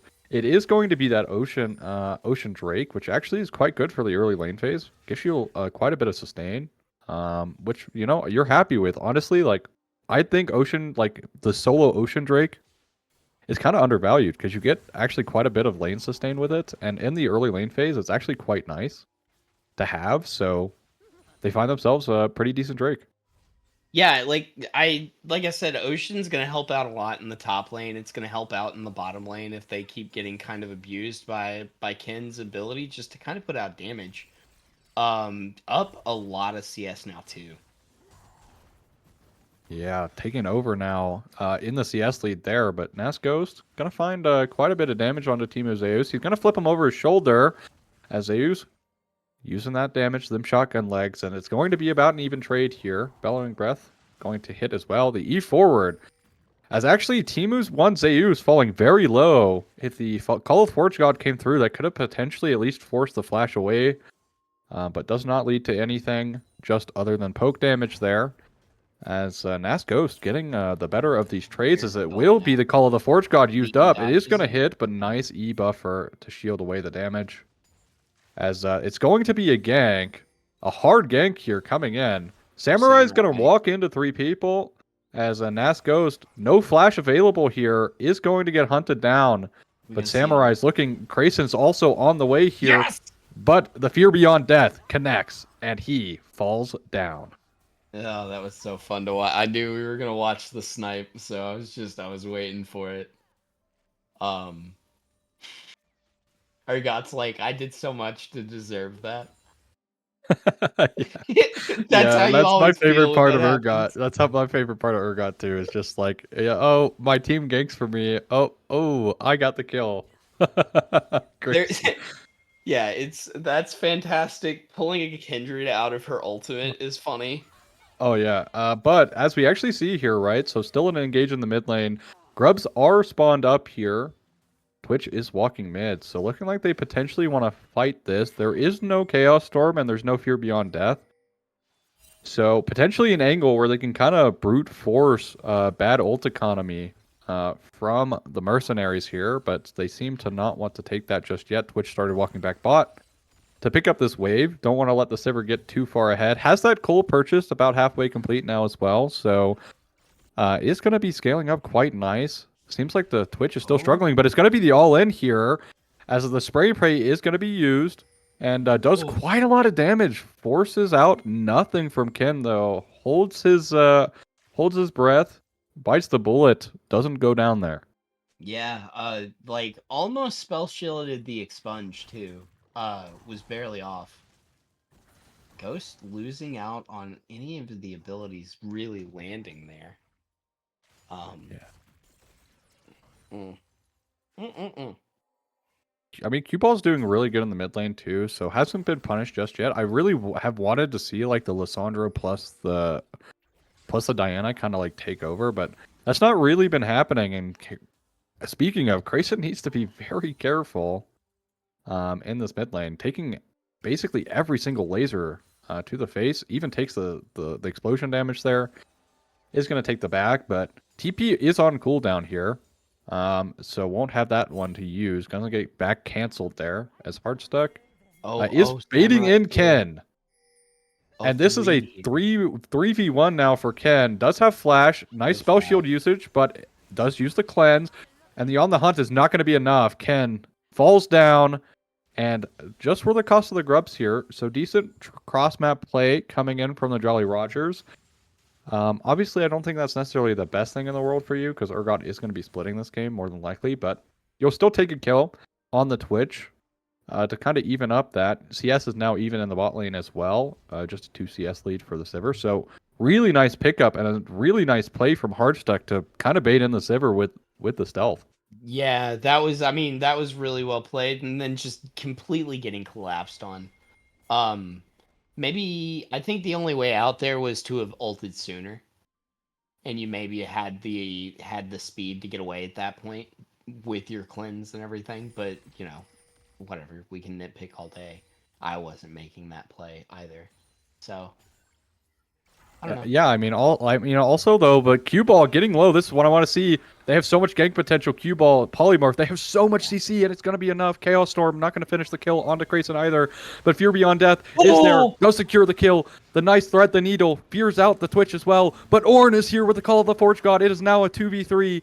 Can Twitch and Ornn find this 2v2 now against Team who wants Zeus and Free Curry? Seems like it's going to dissolve here as an even trade for both sides here on a play that was initially initiated here from JR, as they just don't have the damage to really kill off Q Ball just yet. Also, Ken in the spot lane getting so much gold. Gonna pick up another plate here thanks to the grubs. Maybe even the tower. He's gonna walk away. Really close. Yeah, we'll walk away here, but definitely could have finished it on that cannon wave.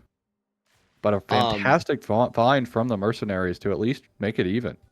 Yeah, almost done with Cole. I guess maybe not almost. It depends on your definition. But getting a lot of mileage out of this game so far.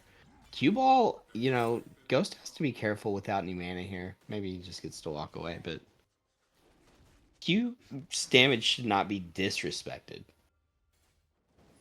Yeah, definitely hitting every single laser. Drake number 2 of the game pulled up here for Jolly Rogers is going to be that Chemtech Dragon, but they're looking for the fight. They don't have the Curse of the Sad Mummy here, and they have everything on the side of Jolly Rogers. They need to be careful. This could be a potentially big bait, but they're giving so much respect on the side of Jolly Rogers. The Crashdown is going to secure it, and they find the Drake. This happened in the last game as well. Samurai only hits that Moonlight onto the... Cue Ball's here. And it's going to be the Fear Beyond Death.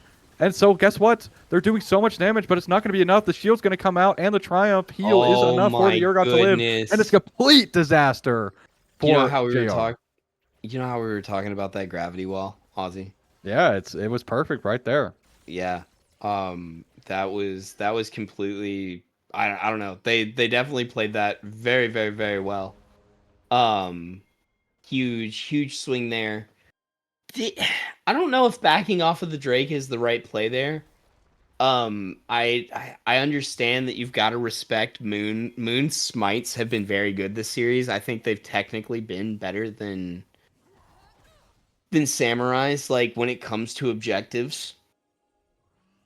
But, like, completely giving it up and then trying to fight and losing the fight afterwards or getting caught is way worse than trying the 50-50 and losing. Yeah, I mean, but like also a big thing is like it's kind of evident that Jolly Rogers aren't necessarily the most comfortable like tracking ultimate CDs because like they're backing up so much, but they have every single ultimate available. And they just don't press the go button, right? They give the positional advantage over to the Mercenaries. They lose the Drake, they lose the fight, and now they're staring down a 3k gold deficit almost. At 16 minutes, they lost the grubs. They lost this dragon, right? So there goes their dragon stacking potential. But if, Hardstuck can find Ken in the side lane here, Spray and Pray going to be utilized. Ken for sure is going to go down. This is the power of the Twitch. If you're ever alone like this, you just die. Q-Ball just going to get queued up here by Samurai. Going to be able to walk this one away. Herald is going to go towards the Mercenaries once again. Again, though, something they're kind of disrespecting is like Twitch ganks, right? Like he can gank you. There's no reason for Ken to be here, but guess what? Samurai is going to find the engage onto Q-Ball, and Q-Ball is just shut down. Yeah. By the Lysandra there. Really well found on Samurai to get that engage. And they definitely swung back the gold to where it's not as disparaged. Like, it was a couple of thousand there for a second, but they've basically equalized it back out. It's 1K now. Yeah, it is now equal off of that play, and nice shutdown there going the way towards the Lysandra as well. Moonfall used up there into the Glacial Prison, and it's just fantastic, right, overall, as the Lysandra 3-2-3 has the Malignants finished. But they are going to find themselves this mid tower, thanks to the Herald being summoned up here. They didn't even need to use it, realistically, but they will give that away, as Free Curry is going to be driving this one top lane. That's really but they are getting collapsed on here a little bit. Ken forced to flash away. Spray and Pray still utilized. On the hunt going to be used, but it's not going to be enough. Expunge finds him early. The Moon now getting chased down, slowed up and rooted by Grayson, but he's going to use the ultimate on himself. Nice Curse of the Sad Mummy, but there's no follow-up damage. But Timu 1 Zeus has teleported in, but that will be the end of the play, and Jolly Rogers starts swinging back hard.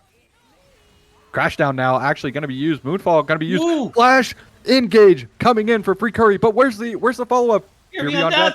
Yes, does find one. He's doing so much damage. Timu 1 Zeus is just carrying, and the flash forward for Q-Ball as well, and it's going to find all of them in the mid lane. They disrespect the engage coming in for Free Curry. And the damage coming in from the Zergot, 6-1-7 now. Has the Black Cleaver finished. Q-Ball as well, full health. They just disrespected it. Oh my There's so much damage together, and they completely turn the odds. I think Icaster's Curse to JR right there. Like, they were turning it back around, and they just completely gave it up. Well, I mean, I don't know. Isaiah's has been playing very good in all of these games, I think, maybe outside of one of them. But like, yeah, Sterix is done now too. This is a very scary Urgot for 19 minutes into the game. He is definitely the U-God. It's just so everybody knows, the Urgot's mains Discord server just got their Discord tag. It's Crab now. Just a little bit of fun knowledge for everybody at home. Very nice. Very nice. But I'm Heartstuck not Brother very actually fan. might run into... he does know they're there, actually. What a crazy heads-up play, actually, to find them in the bush like that. Really, really, really solid gameplay. But still, Drake number 3 spawning here in this match will be the Mountain Soul. I think they're going to utilize the TP. They want to fight this. JR, I don't know if this teleport's going to come in time. You don't have the positioning. You have no vision. This Drake is gone, but can they win the fight is the question. As it's going to be early engage. Free Curry not really going to land onto anyone with a Crashdown Magnet Storm. But guess what? Nasgos just completely gets obliterated by himself. As there's no follow-up whatsoever coming in from JR. So not really sure what the play was there. As he just falls basically 1v5. No one came to help him. And like Or they're Orange. gonna do Otacon too off of this. Like their positioning in objectives has been on point this game. So Yeah, I mean, also, I feel like the Mercenaries as a whole, right? Like this entire series, but they are going to find the collapse around, and the Moonfall's going to hit 3! But they still find the Atacon. They still need to pick up the kill. Hasn't gone down yet, and the resets are coming out now for Cue look Ball. at that The Chaos Storm just storm! gets bigger and bigger and bigger, and they still can't find anything. They can't find a single kill on that Atacon. They don't find the Atacon either, and it's once again a complete wash for the JR. As Oren dying early there, wasn't able to make a play there, and Ken not falling down was a big thing there. Diana got a 3-man moonfall, but it doesn't matter, as Oren is going to find Ken. Call of the Forge God going to be used up here, and he just misses it. The gravity well! The gravity well forces him to go early, but he also just mistimed it there as well, and Ken, once again, criminally walking out of her own tomb there. She is a Tomb Raider, so so yeah, really well played from Ken so far this match. Just living right on the edge, essentially every single time. And it just kind of looks like JR feels kind of out of gas. Ken's going in onto Free Curry, but yeah, not going to take too much damage. Free Curry is probably the tankiest member of their team. Yeah, at this point. Maybe Urgot, though, because he's got that chain vest with the Sterax. He's pretty tanky at the moment. Just and that's going to on turn into pure a health. GA. I think. Looking like the Jack show, maybe. It could be Jack with the show no magic. too. Yeah. Or with the Negatron there. But yeah, overall, I think JR, one thing they've really struggled with is like playing for early game objectives. They just really haven't been able to be around objectives on time, and they just look so scared to like actually take any fight before the objective goes down. They don't press the advantage. Like even when they had control of their Drake pick, they immediately gave it over. They just look so pensive around these objectives. When in reality, right, like you can't just let the enemy team have everything they want. You need to press back. And for Jolly Rogers in this game, they need to do it soon because time is ticking and it is running out. Yeah, the clock is there. You never want to be the team that pushes doesn't close on game 4 that wanted to. Momentum is definitely not in your favor at that point, and momentum is important. We talked about it in Otter Talk earlier with JB. So I mean, right now, Fools, the Mercs have all the momentum in the world. Yeah, hopefully they can keep up that momentum. What's really impressed me with both teams is every game has been close, but neither team willing to give up. Even if Jolly Rogers here, right? Like they're kind of in a losing position. They're still looking for angles. They're still looking. Again, I think just realistically, their macro has been pretty subpar around jungle objectives in particular, and that's something they kind of need to address because you can't really just let Fools 5 have everything on the map, right? Like No. they've gotten 2 dragons now. They've got the Grubs, they got the Herald, they got the Atacon, and you haven't gotten anything in return, realistically, right? The first Drake was a good find from them, but outside of that, they've just basically rolled over and just given every single objective for basically nothing besides a couple kills, and that's not good enough. Yeah, I mean, like the second Drake, you're not wrong. They literally backed off of it. They said, "Okay, you can just have it, Moon." Maybe they didn't. Maybe we were being dumb and we didn't see if they had Smite or not. But why would you start Drake without Smite? So that wasn't even a possibility to look at. But that's the only reason that I think that you would back away there, right? I mean, yeah, or you're just not confident, right? Like confidence is a big factor here, and if you're just unconfident with yourself, If they're like maybe patient they enough, saw, Lysandra, yeah, wait a second. this Oh, she's patience gonna get here. caught. Oh, it's gonna be the death No! push, and she's gonna just get one tapped. Goes back to base, in smithereens, as unfortunately for the Lysandra finds out walking around in your bot side jungle with 0 vision is not the play. Soul point gonna be picked up here, guaranteed for Fools 5 Mercenaries. as there's nothing once again on the map for Jolly Rogers to really play for. They didn't have mid prio. They just shoved in top wave, but they're not even getting vision control of the like top side. This is another big problem, right? If you are losing these objectives, you need to get vision elsewhere. Like, this Baron is spawned up. Lulu had 3 wards, didn't place a single one, didn't try to clear out any vision, has 2 sweeper charges here, has 2, or I maybe bought the control wards, but you can't just not do anything here as Samurai now going to get caught, potentially uses the blast cone to get away, does have flash, and Lulu will go use the Whimsy to Whimsy them out to safety, but again, right, like you can't, it's so hard to play when you have no vision, and we're learning exactly why that is, right? Lissandra just got caught out. Samurai now in another precarious position, potentially, but Samurai does, or sorry, Free Curry does finally go back to pick up some more wards here.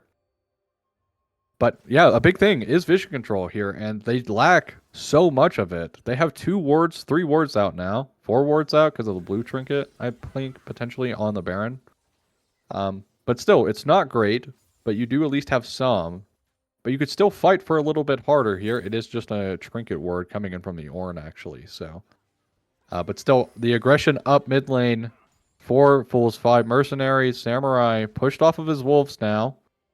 Does get those, it looks like, as does find them for himself. I don't know. It feels like JR is just, I don't know if they're going to be able to fight this one back because they're just losing more and more map control, and it doesn't seem like they're doing anything to try and get any of it back. It is kind of like they're losing all their chess pieces at the same time. All that's going to be left is the king here in a minute. Like you said, unless they do something drastic sooner rather than later, because later is game 5. Look at this vision control once again. By the way, like they have nothing. They have 2 wards out in their jungle. This 1 ward is buying them so much safety. And that, pink ward from Dolo didn't overextend after clearing that vision. Because they definitely were playing for Dolo to overextend there, but they don't find that. But guess what? They have no vision on Baron. It's going to be started up here now as the Mercenaries going to start this one up. They have more than enough damage to do this, especially once Urgot gets here. Blue Trinket going to be utilized. They know they're on. Now, can they do anything about it? The TP coming in for both mid laners. Call of the Forge going to be used up. Nice side step. Does hit everyone in the pit, but the Baron is just gone. Samurai goes in. Doesn't find anything. He steals it. He steals it. But he's going to get Fear Beyond Death. They need to find a way to win the fight or get out. Thanks to that miraculous steal coming in. But the Flash Magnet Storm doesn't connect. And the stun also not going to connect. But the Flash Bandage Toss will find Hardstuck Brother. Kraken needs to get out now. We'll be able to get out. So 1 Baron buff will survive. Dolo going to buy as much time as possible here. We'll go down eventually. Still, it's just not great. It's not great here for Jolly Rogers. I don't even know if they can potentially defend. Baron minions might make that possible, but we'll see. It looks like they're posturing to end here. They wanted to try to go for the end here. This could be game for sure. Samurai respawning in just a second. No Moonfall available. But Kraken with an excellent play to clear out the wave does go down. Samurai, you cannot go down. They're going to be able to potentially find the end here because of that. Ornn going to knock them up. And people are respawning. This could be the play to get them back in the game. Hardstuck Brother now looking to go in. And it goes back to...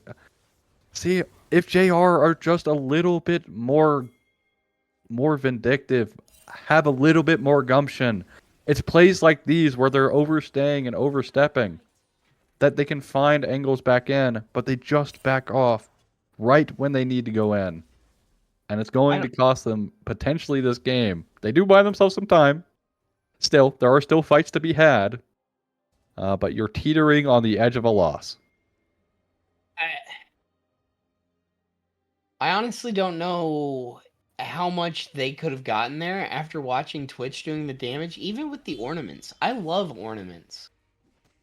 But without spray and pray, I don't know if he had enough damage to kind of get through that team. Oh, Curry's gonna find Dolo, but nothing's gonna happen. I'm gonna walk this one away. Does lose the fight over the little blue plant there, the little Scryer's Bloom. Doesn't find anything. Gonna be Drake number 4 or number 5 of the game. Soul coming in for the Mercenaries. They're not even gonna try and contest this, Oh. as there's nothing to be done. This one's for sure gone, I'd imagine. As 3K, 2K, it's taken down. They're gonna find the Soul, but can they find the fight as well? Moonfall gonna go down as well. And this should just basically be the game here for the Mercenaries, unless they do something egregious. Soul picked up. Dolo, nice sidestep there with the Whimsy. Does get the Glitter Lance. Flash forward from Ken. Oh, good knockup. Wild Growth is going to be used. Heartstuck Brother opens up. It's not going to do enough damage. They do doesn't even break the shield of the Urgot there, by the way, which is just so sad. Yeah, Didn't even break the didn't break the shield. But Free Curry gonna continue buying time for his team to push in this mid wave. Heartstuck Brother now doing a bit of damage here to Free Curry. They do need to be a bit more respectful of the Twitch damage because it can do quite a bit, but they're down to 1 Nexus Tower. Call of the Forge God going to be used to maybe buy 1 more second. Nice knock up here. That was a really nice combination from Nascos, but Fear Beyond Death hits on the Lulu. Fears 2, but Ken goes down to Heartstuck Brother. This is actually a massive fumble here. They can keep this fight going because they need to keep it up. They need to find some win. This could be the win that they desperately need here. Curse of the Sad Mummy. But Ken doesn't have enough damage. Sorry, Heartstuck Brother doesn't have enough damage. Cue Ball and the Moon hang on and find themselves in the position to end game number 4 and pick up a win for Mercenaries, bringing us down to a best of 1. No, did it Inhib come up? What's happening? What happened? Oh, it could have brugged. No, the other turret came up. Oh, yeah, the other turret came up. And they do find themselves. Yeah, they do find themselves. And it will be Silver Scrapes here. Mercenaries fight back after quite a disaster game from Jolly Rogers. Realistically, to me, what killed the game for them is that one dragon fight where all of them, they just backed off. Yeah, they had the ult economy. up. They had every single ultimate available and just walked away. There was no Curse of the Sad Mummy. There was no Magnet Storm, and they just gave it up. And that was basically, for me, the writing on the wall. They just fell over and died. They did the bug thing. I don't want to be here, and they just lost the game. Hey, Ozzy. Yeah, what's up? We get a game 5. You know what's really awesome about game 5s whenever I'm around? What's really awesome? What's really awesome? Is like Prod is promised on stream to perform Silver Scrapes a cappella live. No. Pop-Tart's super thrilled, guys. I just want to say, like, if you're a Mercenaries fan, you definitely have to be saying, like, in Q we trust. Yeah, what an excellent game. Excellent game, this game for sure. I'm a little disappointed, right? Like the Diana, Lissandra just really did nothing to take over the map, right? Like they just didn't want, like, this is the problem when you draft like these like combinations between your mid jungler. If you don't ever connect, it doesn't work. You have to play together, and if you aren't willing to play together, you need to just not pick this. You need to pick something different because it didn't work out this time, and it puts you into a best of 1 in which it's basically been a coin flip on who's winning the game, and you don't want that, right? This wasn't a fluke loss. Like, you really do not want to put yourself in a coin flip. No, especially not with, like, how both solo laners are currently playing for Mercenaries is obviously, I think, the big deciding factor on most, or if not all of these wins. They've been too big of a threat to handle. I mean, yeah. But hey, game 5. Game 5s are game 5s. Also, right, like it is fearless. So a lot of these like good champions are getting taken off of the table. But guess what? We got game 5 coming up. Stick right with us. We'll be back in just one moment. And Silver Scrapes or something. I don't know. We'll see you in a sec.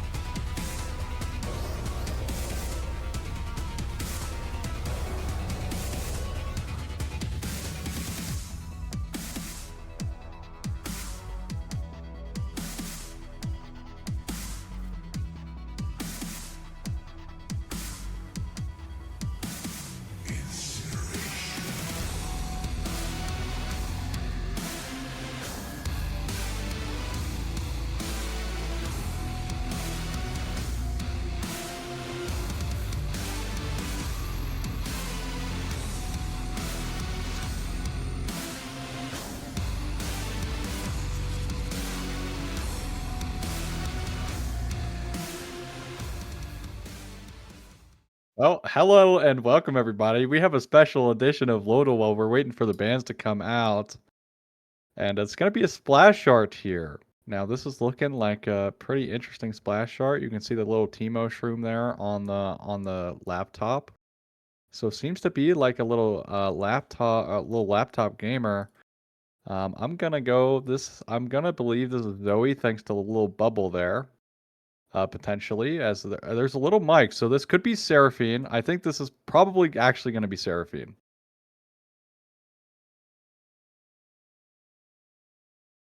And it's going to be, this is going to be the KDA Seraphine skin. Now I need to guess which one it is. I don't know the names of them very well, besides the All-Star one.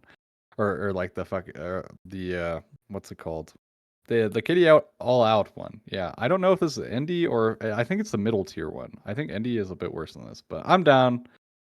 Oh, okay. Nah, this is Indy. I'm calling it. This has to be Indy. This has to be Indy. There we go. Bang. So I was a little tripped up. It looked like there was a bubble around the mic, but that is Seraphine. The hair gave it away, unfortunately.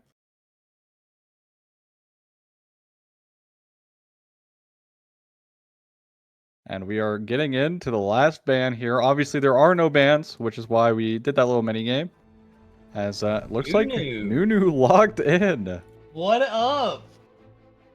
You know what would be really fun? I'm gonna show off some names or some age here. Let's see the Empire comp. Oh, yeah.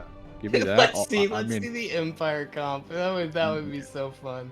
I was really waiting for like the clairvoyance Nunu like call out coming through, but no clairvoyance Nunu, as clairvoyance no longer exists. Clairvoyance Nunu. But will be Tristana. Tristana's in a very good spot right now. Also Ken plays this champ so well.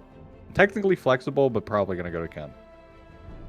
Yeah, and this is another one where you get rewarded for positioning well, right? More so than on a Corki. Okay. How do we reset feel on to about reset? Viego? You know, double reset champs here. Reset your little jump on Tristana. Goomba stomp somebody, and then Viego finishes up by Goomba stomping them with a massive Goomba stomp thanks to the Heartbreaker. So a lot of reset potential here. I guess Jolly Rogers heard us. They want to get jungle objectives, so they drafted Nunu. It's my take on that. They're like, oh, we need to actually get, and it's going to be Ashe. I mean, it's possible. Oh my god, we're so close. It's possible. It is possible. Here, but yeah, I think overall, Nunu's in an interesting state. But if they don't draft anything to shut out the Nunu, it could actually be pretty dangerous here, as it's going to be Braum. Okay. Potentially locked in here. Braum made it this far in. Is that true? Yeah, well, it was banned out a couple of them. Wow, geez. It got banned out in one Can't believe Braum made it all the way to R5 here. Or sorry, game 5. As yeah, Freljord comp coming in so far for our friends at the Jolly Rogers. For our friends on the Mercenaries though, kind of a wrench in their plans a little bit here, as it kind of hurts you with like the Braum denying a little bit of the Viego going in, the Tristana going in, right, if she tries to like melee range go in. But it will be Lux. I believe this. We think this Lux going support or mid. I don't actually know. I think the Q is going to play Hui. So you think he's going to play Hui? Okay. I think that Hui, if it gets through, is what they're going to play, and this will be a support Lux. Yeah. Okay. I mean, it could be Hui. Here, don't think it's that bad here. You do have the fear into the Nunu snowball, so that's really, really good. You can fear him out of it. You can also technically W out of a. I use the EW there, but overall, if it's not Hui and it is Lux mid, also shuts down.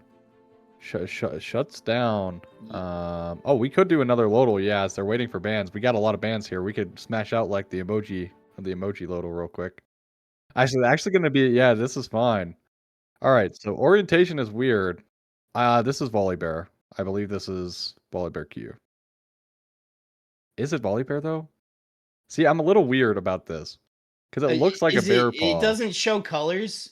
Are we sure that's No, not we're on turtle challenger stance? mode. We got to keep it on challenger mode here. Are we sure that this isn't bear stance? Oh, you know what? This is a Moo. I think this is a Are- Moo. I can see the Oh like yeah, little no, that's spears. a Moomoo's I think there's a ultimate. mirror. Yeah, this is a Moo for sure. I don't think this is the ult though. You don't think that's curse? No, that's not curse. It's curse touch. It's just Oh passive. well, close-ish. It's just passive. Bang. Yeah. Yeah, see, I thought it was bear paws, but I was just looking at it different as we banged out the ability a little too quickly there. I was thinking turtle. Yeah, I mean that's fair. Yeah, that's fair. As yeah, we're kind of banging out the Lordle today, chat. That's. I mean, it's not an awful thing to do. Oh yeah, good. Yeah, let's do the emoji. Pair. Okay, 2 champs. Let's try Yumi first. Okay, blue and a pair, like 2 people. Blue and 2 people. On and like them, Isaiah. I mean, I don't think it's for Khan, but I'm down for the guess. I'm down for the guess. Gives us another emoji. Okay, blue and red and 2 people. Blue and red, 2 people. In Tryndamere. This could be a Philios here, because these are the gun colors plus a Loon and a Philios being together. I'm down for the Aphelios guess. Okay, I coming in here. Yeah, picks are going, so we might come back to this at the end here, so we can get into the picks as that's more important. Game 5, Mel is going to be the lock-in here, and it's going to be answered by Annie Mordekaiser. All right, you're riding this. Look, these picks, these are your ride or die picks. This is your Game 5. So these picks have to perform all across the board. They have so much CC on the side of Jolly Rogers, though. But the Mel pick-in is so good into like something like the Ash, right? You can reflect the arrow. You can reflect the Glacial Fissure coming in from the Braum, and it's going to be the Imbecile lock-in into the Mordekaiser. Mordekaiser receiving a little slight buff on this patch. Not anything crazy, it's just 5 extra damage, so on his Q. So curious to see how the Imbecile is going to pair into it, but we might be staring down the barrel here of a hands difference, because this Mercenaries comp is very much in their hands of how well they play, of how well it goes. I kind of agree with chat. I'm impressed that it wasn't Aphelios. Aphelios made it all the way to round 5. But no Aphelios here. But yeah, honestly, I think I like the Mercenaries comp. But it's just a little scary. It's a little scary for a Game 5 draft, because again, you have to play well with this kind of draft. You have no front line, right? You have very little ways of like actually engaging easily because you don't have front line, right? Like obviously you have like Luxbind, you have Melroot, you have Public Execution from the Imbessa, and then you have the Viego W you can utilize, but realistically you don't have like someone to give you the space to do that in this comp. So they could have kind of messed themselves up here a little bit with this Lux pick. This Lux pick to me is kind of like the biggest issue for me, is because I believe this is going to be Lux support now, because I would imagine Cue Ball is going to play the Mel.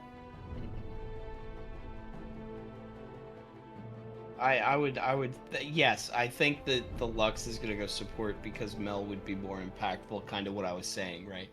Yeah. That is what you want Q to be on right now. Right. Not that Lux couldn't be that. It's just I think you have the easier route with Mel. Mel. No, you for sure. All right, we can go back to the Lodal. Yeah. We're waiting in. I'm ready. My final guess, like, what's your final guess, and then I'll throw mine out, and then we. Okay. This could be Kane because red and blue, right? And the eye because the eye for like Rost on the scythe. But I don't know. This is a hard one. This is actually like probably the hardest emoji I've gotten in a while. I was gonna say Vel'Koz, but You think Vel'Koz? I mean, why not, right? Potentially. Okay, we can go with Vel'Koz. That's fine. Because it's an eye. Like, I don't Yeah. know. Yeah. Okay, yeah, it's Kane. It has to be Kane because of the demon Yeah. emoji. It has to be Kane. Has to be Kane. Has to be Kane. Yeah, there it is. Let's Bang. go. Bang. Blue red. Pretty Do we simple. have I the, was kind of surprised. Like there, I could really see Aphelios here because blue red, but obviously not. But that's okay. We can do the quote as well, right? We got so much. That is in fact. That's in fact misfortune. That's a very easy one to get. In fact, I'm shocked it was that easy. Has been good job, everybody. Good job to everyone in the chat if you got things right.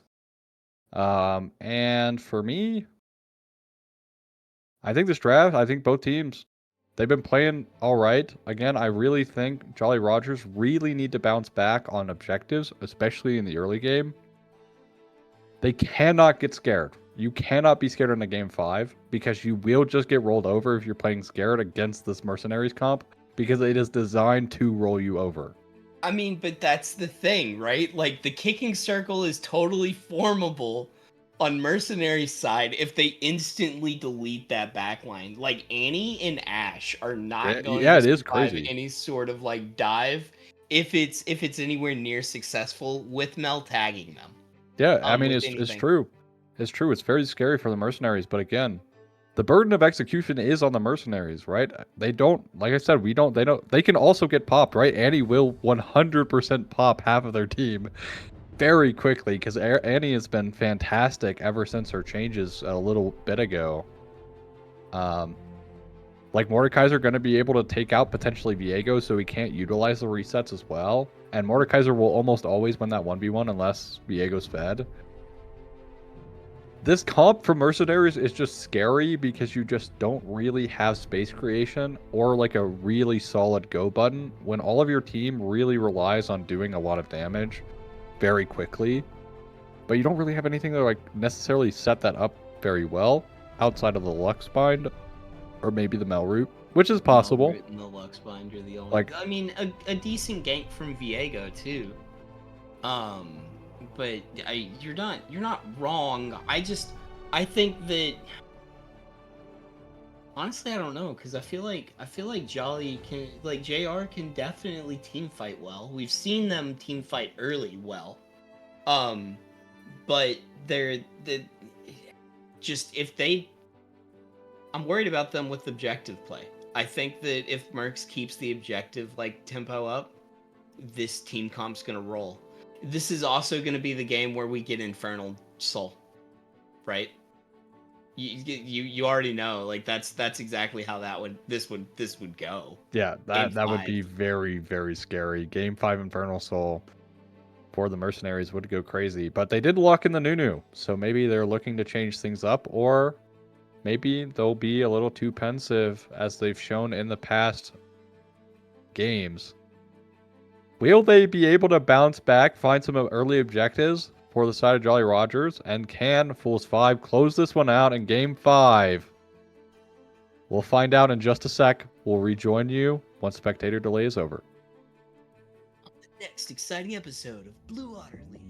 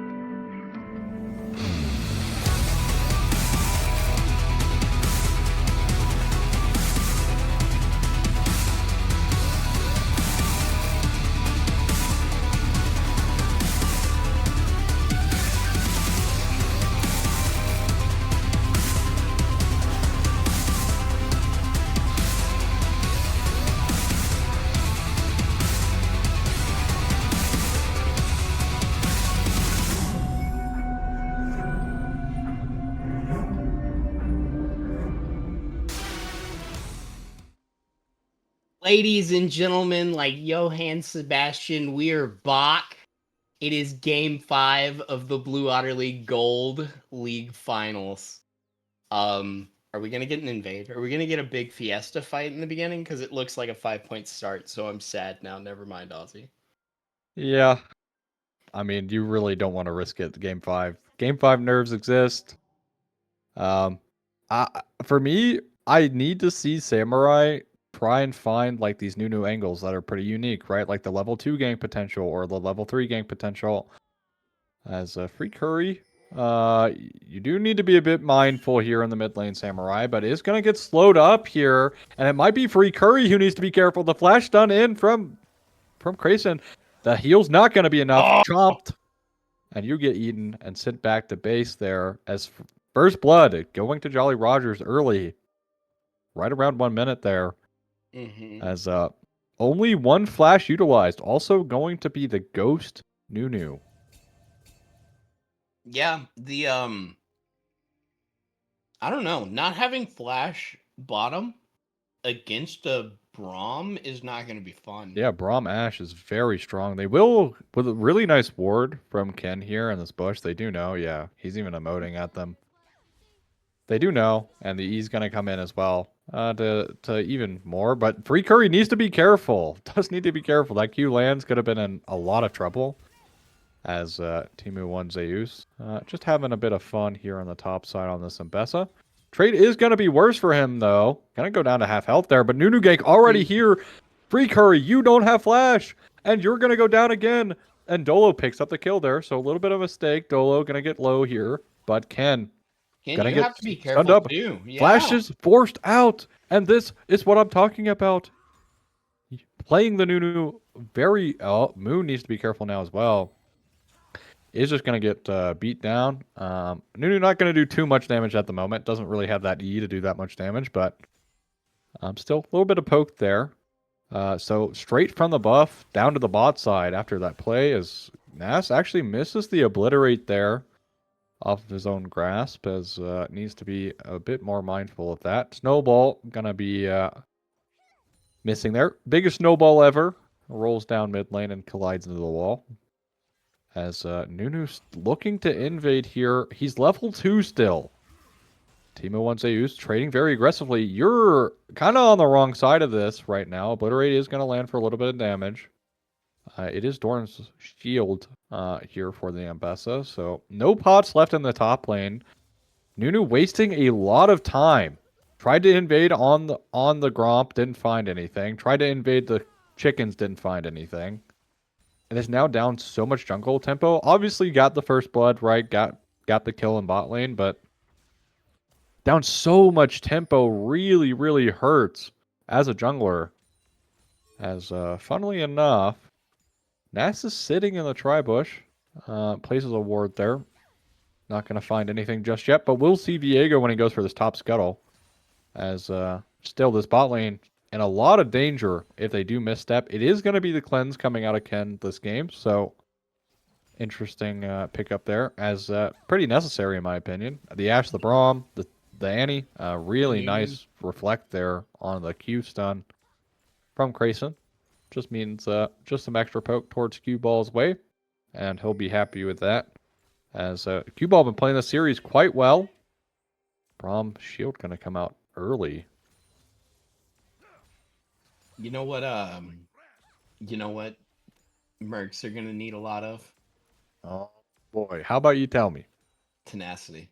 Oh, tenacity. I wonder Yeah, what to win boot. to win this game, to come back with like a game 5, maybe some Merc shreds, their namesake.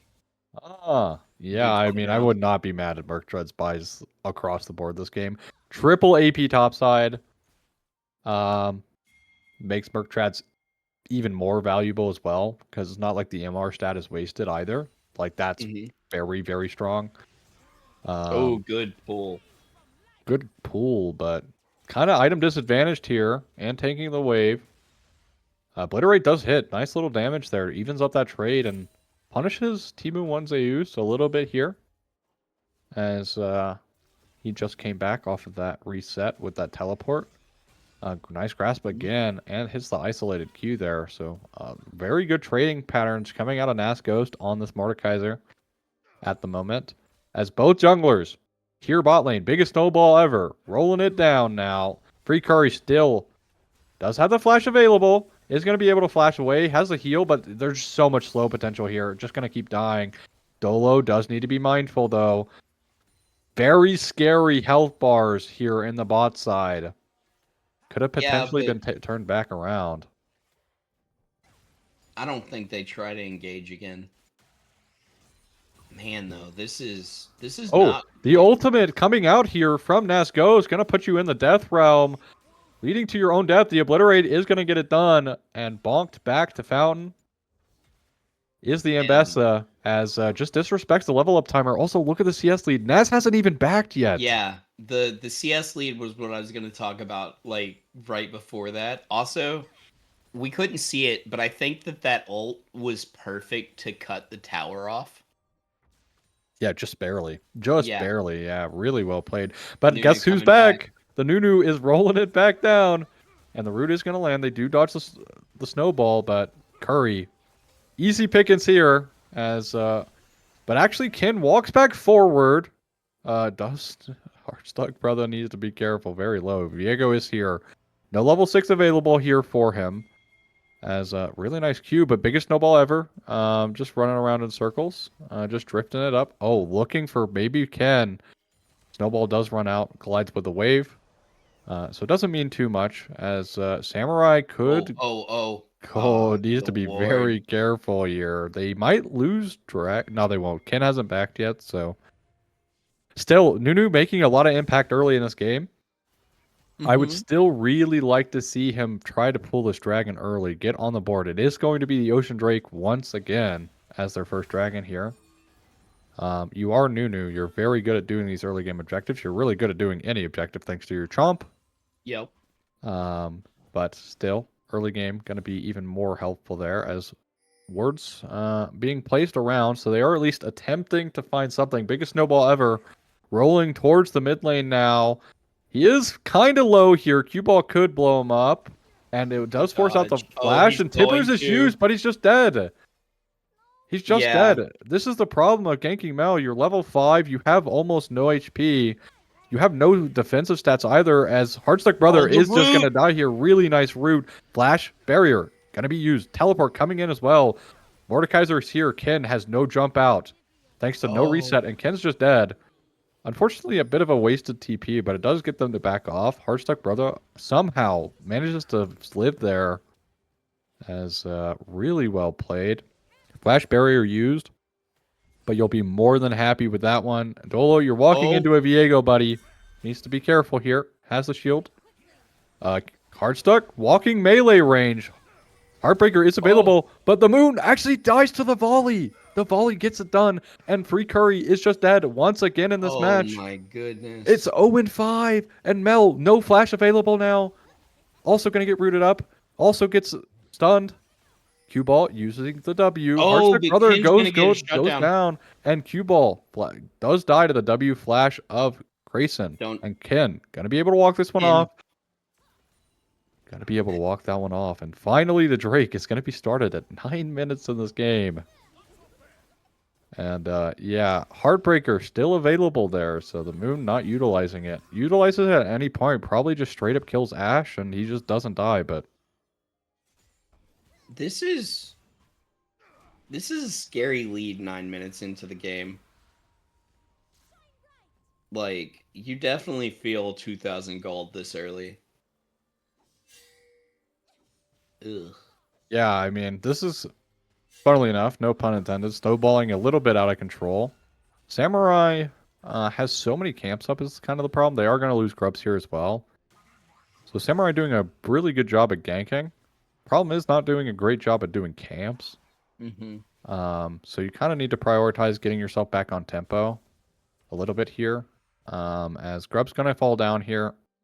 But still going to be okay. This problem point for the Mercenaries has been their bot lane, and specifically the Lux. Lux forced to flash early, even goes down there as well. even after the flash for first blood, and then it's just kind of been chain gank bot lane. This is I don't necessarily like Lux support at like here, right? You're playing it with the Tristana, and Tristana really likes the kind of engage supports. Doesn't really like these mage style supports, so kind of off synergy here. But Timu One Zeus also struggling a little bit, forcing out the jump. Is Hardstuck Brother already coming out? Already has the Yuntao's wild arrows. Like the item advantage is pretty absurd. Did the Annie pick scare them out of like taking? I don't know, but Cue Ball actually gonna get stunned up here, and yeah, he's just Oh. straight dead. Like, where's bro going? He's dead. Pop That was goes the new ultimate. Pop goes his health bar. Back to base. And speaking of going back to base, Nas has the ultimate, but the Heartbreaker! He thought it was on him, but Timu wants Zeus. Public execution gonna come out. Nas is tanking tower there still it and was. buys enough time. Buys enough time thanks to the tower shots to live. So well played by Timu One Zeus. Does use the flash, but does survive there. Nice nice block there from the Braum to not have Ashe get... I'm surprised the Ashe doesn't have cleanse in this match, personally. I think cleanse would be great, because, yeah, you don't want to put yourself in a pickable position, but barrier not bad either here. Both you can make an argue for, as Invade coming in out on the top side. The CS lead in the jungle is growing, which is very good for Viego. He likes to be in this position. So Samurai again, right? If you're going to play Nunu, you have to do your camps. You're doing a great job ganking, but you still need to dial it back a little bit and farm some camps, because camps are just as important as kills. And you don't want to find yourself like 2, 3, 4 levels behind the enemy jungler because you're not farming. Mordekaiser has his Ryle eyes. Yeah, the item completions for JR are looking so scary right now. It's 12 minutes in. Half of the team has their first item completed. Nunu's back in. Don't do it, Ken. Ken gonna be able to run that one away with the jump. Narrowly avoids the biggest snowball ever coming in from Nunu, but as realistically, still the control as actually the Ashe Arrow is gonna hit, gonna force out the flash and the cleanse, and this is gonna lead to a potential gank angle here. As Heartstuck Brother walking forward, forces out the jump once again, but Ken's very low. Maybe trying to bait them up, but nah, just gonna force them back after this wave. As the Viego is here, but not much. They are going to be seen on that control ward. Ashe is backing here for Jolly Rogers, so surprised they actually completed that back. Ken kind of staying at very low HP. Free Curry is also such an easy target to run down, but gonna go back, picks up a BF sword, as so far, once again, really, really well played from Jolly Rogers. And this top dive is on. They have no wave. Public execution gonna stop it. Nas Ghost needs to be careful. Samurai gonna die to the tower shot. It's not gonna be enough. What a complete misplay here. That's why you dive with minions, so you have time to plan it out. And they dove with 0 minions. Timu One Zeus picks up a kill. And just a failed dive attempt there from Samurai. It was close, but realistically need to commit a little bit harder. Free Curry does get slowed down. Look at this damage coming through. One more auto attack will do it, and flash away. Really well played, but it's going to lead to a kill. Oh, barrier, actually. And you have no skill. No! Ken jumps in, doesn't have the damage to get the kill, thanks to the barrier from Heartstuck Brother, and also an excellent flash to get out of tower range there.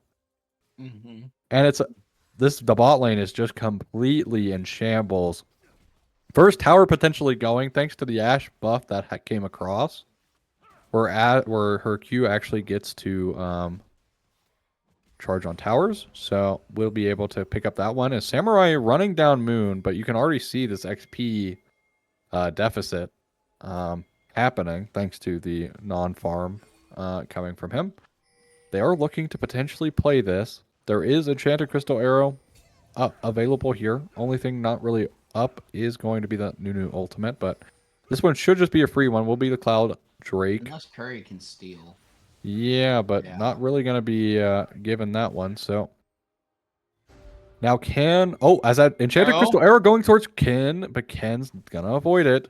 But Oh, he's but- getting collapsed on by so many people. Oh, No! Grayson didn't press anything. Oh, he autoed the blast cone though. He is gonna inevitably get chased down here, so he is buying a lot of time for himself, but Mhm. he's dead for sure. I would imagine. he? Unless, Is they, he? They Haha, kind of misplayed. unless? Oh, wait. Yeah, he's for Haha, sure dead. unless? He's just dead. They're gonna try and kill. Oh, and there goes. There he goes. And he finally caught up. Did enough damage, but Yeah. Tristana, kind of in the wrong jungle there. It was definitely the but wrong place to be. Definitely not the right place. Almost gets caught out there. I mean, like I said, bought a lot of time, but still will lead to them losing Herald now. Unless the problem with building, like they're building full AP Nunu in this game, by the way, which is a big problem because he has no defensives. And look at the enemy team, right? He just Mhm. gets popped. If he gets hit by anything, he's just dead. But that E from the Lux is not going to do enough damage, and they are going to find this one very quickly and chomp down. As actually, speaking Oh, of, no. the Annie will do more than enough damage to kill you. As no W on Mal. Nice root, though. Ooh. 3-man root. As Grayson And walking he's dead. really weirdly. Golden Eclipse is going to come out and finish off the kill there. As not really Yeah, he sure. goes 2-2 Annie is now. Annie's dead. Ash is dead as well. Shutdown going towards Cue Ball. If there's a sign of hope, it's Cue Ball getting these kills and these shutdowns. As he can be the saving grace for their team. We've seen it before. Such a phenomenal player here. Especially in the series. Really, really playing well. Again, I'm just worried about this Nunu. Like, Nunu's still 9 camps away from finishing his item. His jungle item. Whereas Viego's already finished it. He's building AP Nunu, which once again, just like my Nunu complaint, or my Amumu complaint, you have so much damage on your team already, especially magic damage in this game. You don't need to build damage. All you have to do is be annoying, run around, take objectives as Nunu. You've already done your early game job. Now you just need to make space for your team. And you can't do that if you just die. Or 2 levels down. Yeah, like... As Oh, the actually, arrow. Ash Arrow just gets reflected. Reflected. So we'll be fine. That's kind of the problem. Definitely need to find a way to force that one out a bit earlier if you're going to go for that play. Enchanted Crystal Arrow going to smack you back in the face. But Cue Ball is the hope for the Mercenaries right now. Rift Herald being summoned up here in the mid lane. Is going to get driven by the Nunu. Not going to hit Cue Ball to stun him up there. But it looks like they're going to get this mid tower. Free Curry does need to be careful. Like I said, Nunu in a very weird spot, but does get out there. Herald is going to die in the mid lane, and nothing really happening. Nunu just doing drift circles there and walking back towards his jungle. As he's going to go collect his Krugs. Find themselves a mid turret.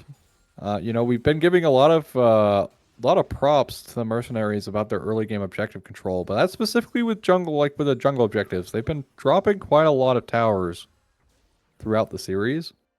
So they are good with jungle objectives, but it seems the neutral objectives are not necessarily the best. Nas getting public execution on, stunned up, and he's going to use the Death Realm here onto Moon. Moon has that Heartbreaker. He's not going to have enough damage here, so forced to flash away from Nas, but Grayson is here! Grayson is here!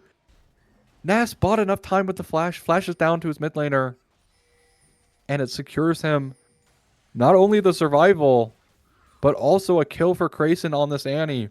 Annie gonna be very scary into their team comp, which will lead to their tier 1 tower going down in topside here. And it's not looking good, Feed, I'll be honest. It's not looking great for the Fools. Yeah, I mean that was really unlucky. I mean, really well played by Ghost. To sit there and be able to stall with the Shadow Realm. And everything. That was a Insta good cleanse Captain cleanse. Jack there. But Enchanted Crystal Arrow, not going to do too much. Forces out the cleanse, though, right before this dragon. That's very important. 10 seconds on the Drake spawn, no cleanse on the Tristana now, so very pickable member if they can just CC her to death, which they have the capability of doing. We've seen it already multiple times this game. Nas in a very weird spot. You don't have flash, you don't have ultimate, need to be careful of that. Glacial Fissure going to be used. Really nice usage. Tristana W. trying to jump away. Nunu is here, going to channel the ultimate. Heartbreaker over the wall, not going to be enough to save the moon. As Nas trying to live there, does manage to live from the public execution of Zeus. And hey, we were talking about early game objectives. Jolly Rogers on top of them this game and on top of this game. Yeah, and contesting Soul Point at 26 minutes. Otacon's gonna go everything except for Grubs. They've Everything from controlled- Grubs. Yeah. But I mean, hey, that's kind of that's what they needed, right? Also, my Nunu has built Leandries and is now building towards Sunfire. Just an interesting build choice there.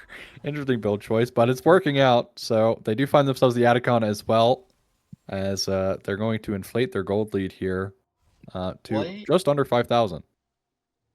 What would you have thought about this comp if Curry was Alistar?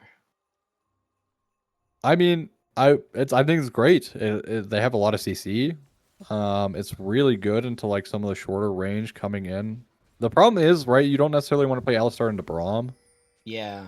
Like the fact that Braum went to this game 5 is just so crazy to me because he's just so strong into engage support. Says Nunu gonna be building the biggest snowball ever. And they're going for it. Free Curry in danger. The root is gonna come out, but Free Curry, you don't have flash here. And you're just popped. Nas Ghost now in a 1v2 once again, but he's winning this one quite handedly. Ken also going to get caught out by Crayson, and Timu 1 Zeus is going to die. And he is actually going to live. As Asher the arrows! misses. Oh, goodness. That was almost close. Almost close. As biggest snowball ever going to be reflected. And also dodged by Samurai. Hey, As still, it's a complete disaster. They keep trying to force on this Mordekaiser, and it hasn't worked. Mm-hmm. And they're getting forced on the other half of the map, and their most important members, realistically, are just getting bullied. Right, the Free Curry on the Lux support, 0-8. Right, been bullied the entire match, not even being able to show face when he has summoners. When he hasn't had summoners, it's literally just been the easiest kill of all time.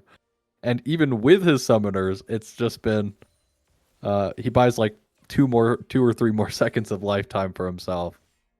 And there's been no help. And this is kind of a problem with their comp that I mentioned. Is like they have to play it so phenomenally well that if you don't, this is the result. And I think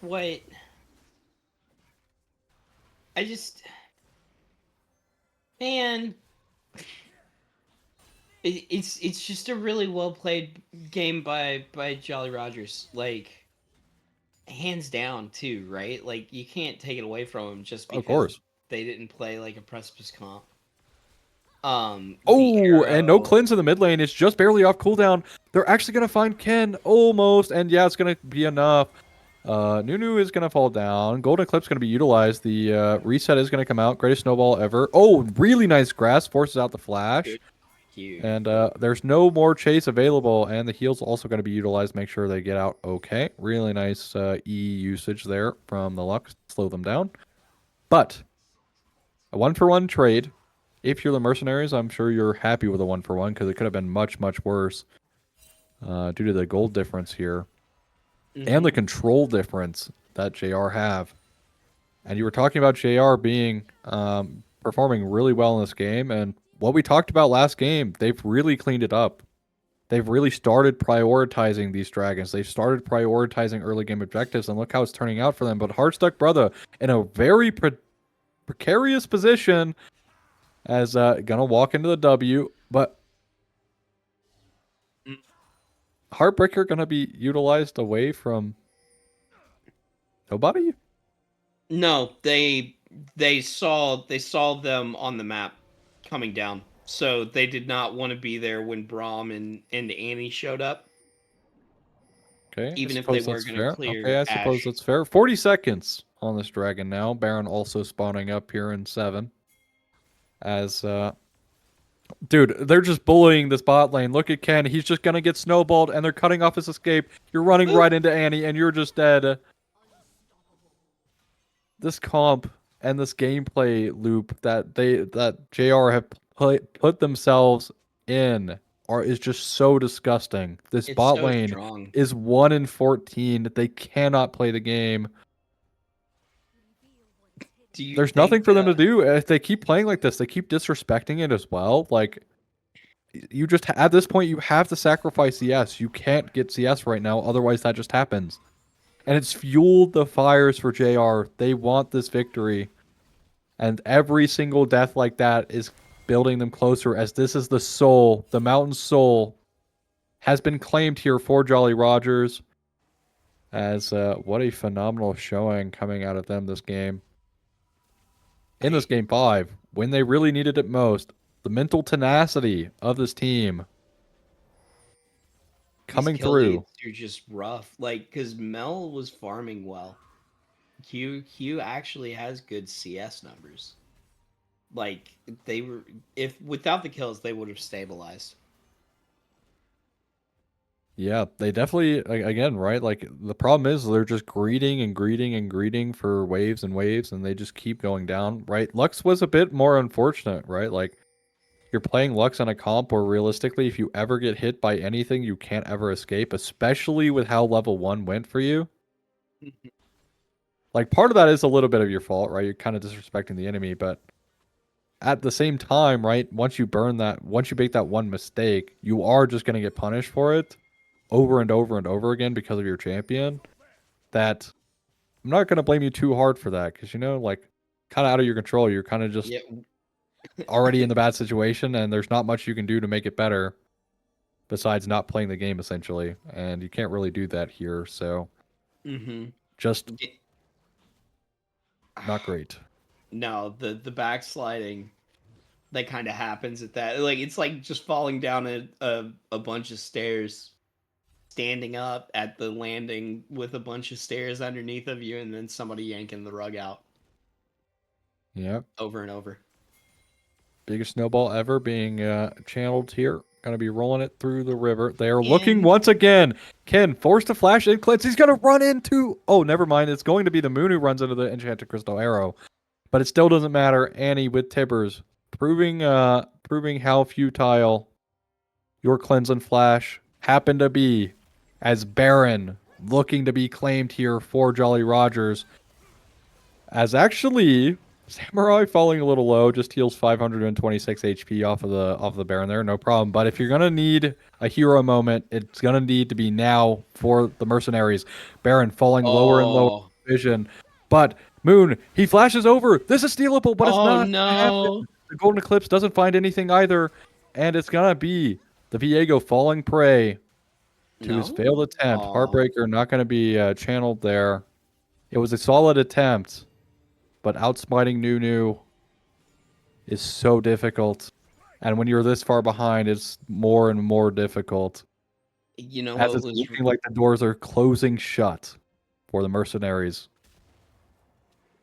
they don't seem to be getting paid for this job. One last job was maybe one too many. Yeah, it's very tragic for the Mercenaries. Like, it's just they have no spark left. Their bot lane is so far behind now. Their mid laner is trying their best. Q, 268 CS, 3, 2, and 1 on the Mel. But it's just not enough. The Ambessa as well, right? They put so much pressure in this top lane, but the Ambessa's hard losing. And again, they kind of drafted themselves into this hole where their team has to perform. And as soon as you don't perform on it, it just spells demise. Punished for by you. existing. Yep. The Mordekaiser's build is really fun too. As actually, guess what? Guess who's back? Samurai. Still chasing him down. He doesn't care about the tower. Nice buster shot, though, from Kent. Oh! Enchanted Crystal Arrow, and that's... This bot lane cannot play the game. They're seen on anywhere, and they just die. I want to get off of Mr. Bones' wild ride, Ozzy. This is just... It's so hard for me to commentate. I want a good series here. I want a good game. But this game is just looking more and more and more desperate. This game is good if you're a Jolly Rogers player. Yeah, that's true. If you're a Jolly Rogers fan and you're a player, you're happy, right? But as a spectator, it's just really difficult to watch the Mercenaries 1-17 in the spot lane, struggling. They cannot get anything going, Just and dismantled nothing right nothing is now. able to happen here as they're basically. I would imagine they're going to bleed out unless there's a grave misplay coming in from the Jolly Rogers. They're so far ahead right now. 10,000 gold lead.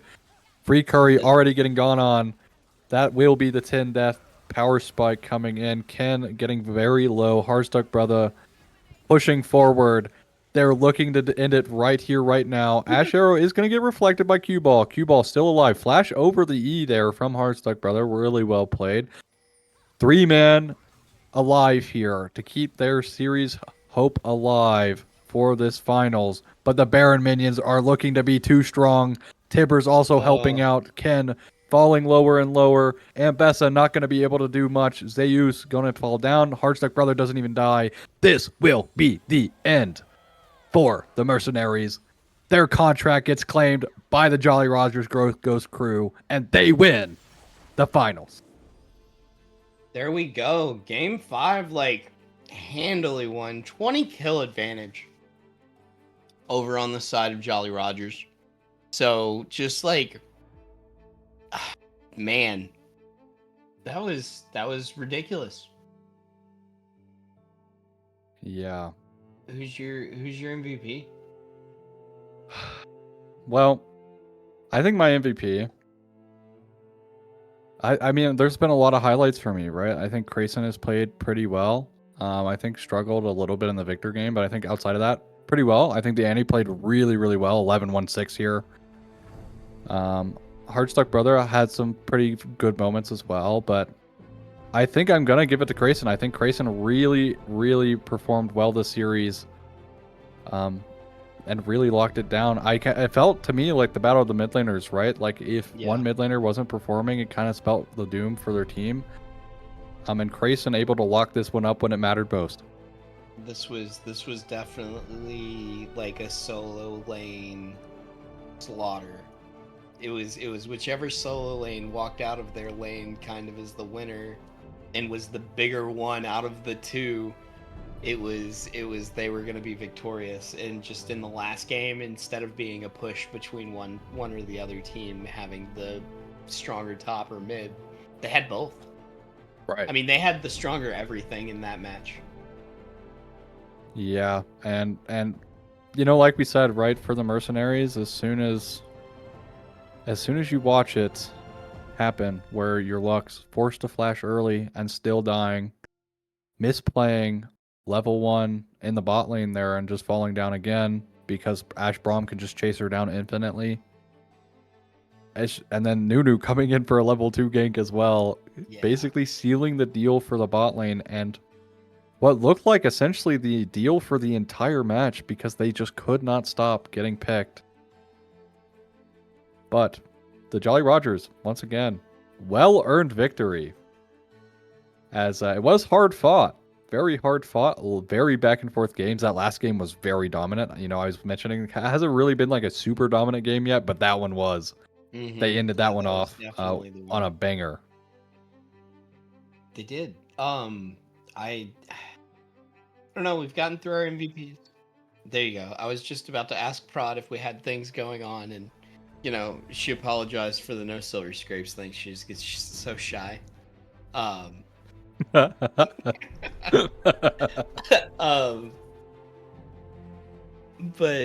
yeah, no, I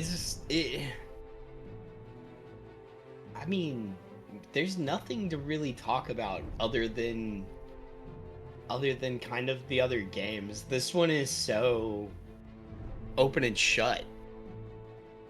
Yeah, I mean, also, like, just thinking about how the series could have been differently, right, for the Mercenaries. Like, for me, like, that game 1 where Ken just gets caught out in the mid lane, right? Forced to cleanse, goes down, and then the Drake fight happens and he doesn't have cleanse, and that's just all she wrote. And that one small mistake could have completely changed the fate of the series here, because we came to a game 5, right? Like they just needed one more win and it would have gotten the job done. But sometimes it's those one small mistakes that inevitably do us in. Yeah, and the Curry getting bullied on in this game and the Nocturne game in particular come to mind too, right? So they already technically had that blueprint in their back pocket and just held on to it until game 5, and they were like, hey guys, you know what really worked? Just killing the support on Was just cooldown. completely stepping on the support over and over again. Can we try that? Yeah, And then, it worked. It yeah, worked wonders, exactly. especially this game. It definitely worked wonders. Not nearly Yeah. as close as the Nocturne game was, but again, I can't say anything other than congratulations to Jolly Rogers Ghost Crew. I think they played so well. They even played so well during the split as well. Like their stats were insane. I think they were like 8-1, right? Something like that for their match series. So just a phenomenal team here, very well earned. The Mercenaries, they started making a comeback through the latter half. Just unfortunately, couldn't get the job done right at the latter half. As we might have a potential interview here with Mr. MVP himself here in a second. With Kraken, Crayson. All right. We need to settle the debate. What is how do Name. you say your name? Oh, it's pronounced Crayson. Okay, Come we got it on! right. We got it right. We got it right. Huge. Everybody's calling you Kraken, and so I'm like, That works too. perfect. Perfect. Well, see, I'm kind of like the fill-in caster, so I didn't really have any What do questions. you- But I'm not gonna throw you in. I have some questions. I have some questions. All right, relax. We're fine. We're fine. The villain caster. I am the fill-in. I am filling in. I'm chilling. Anyways, but let's focus on you. Not enough about me. Okay, enough about me. You earned this win, so we'll give you your time in the spotlight. So my first question is, how does it feel to win? Like, just let it out, bro. You won. Congratulations. I mean, it feels great. I took a break from League of Legends for about half a year, and my buddy Nos Ghost invited me to join a league. I had to play a lot of games to be able to get into it in the first place, but it's so much fun to play with people that are coordinated, that work together. You win together, you lose together.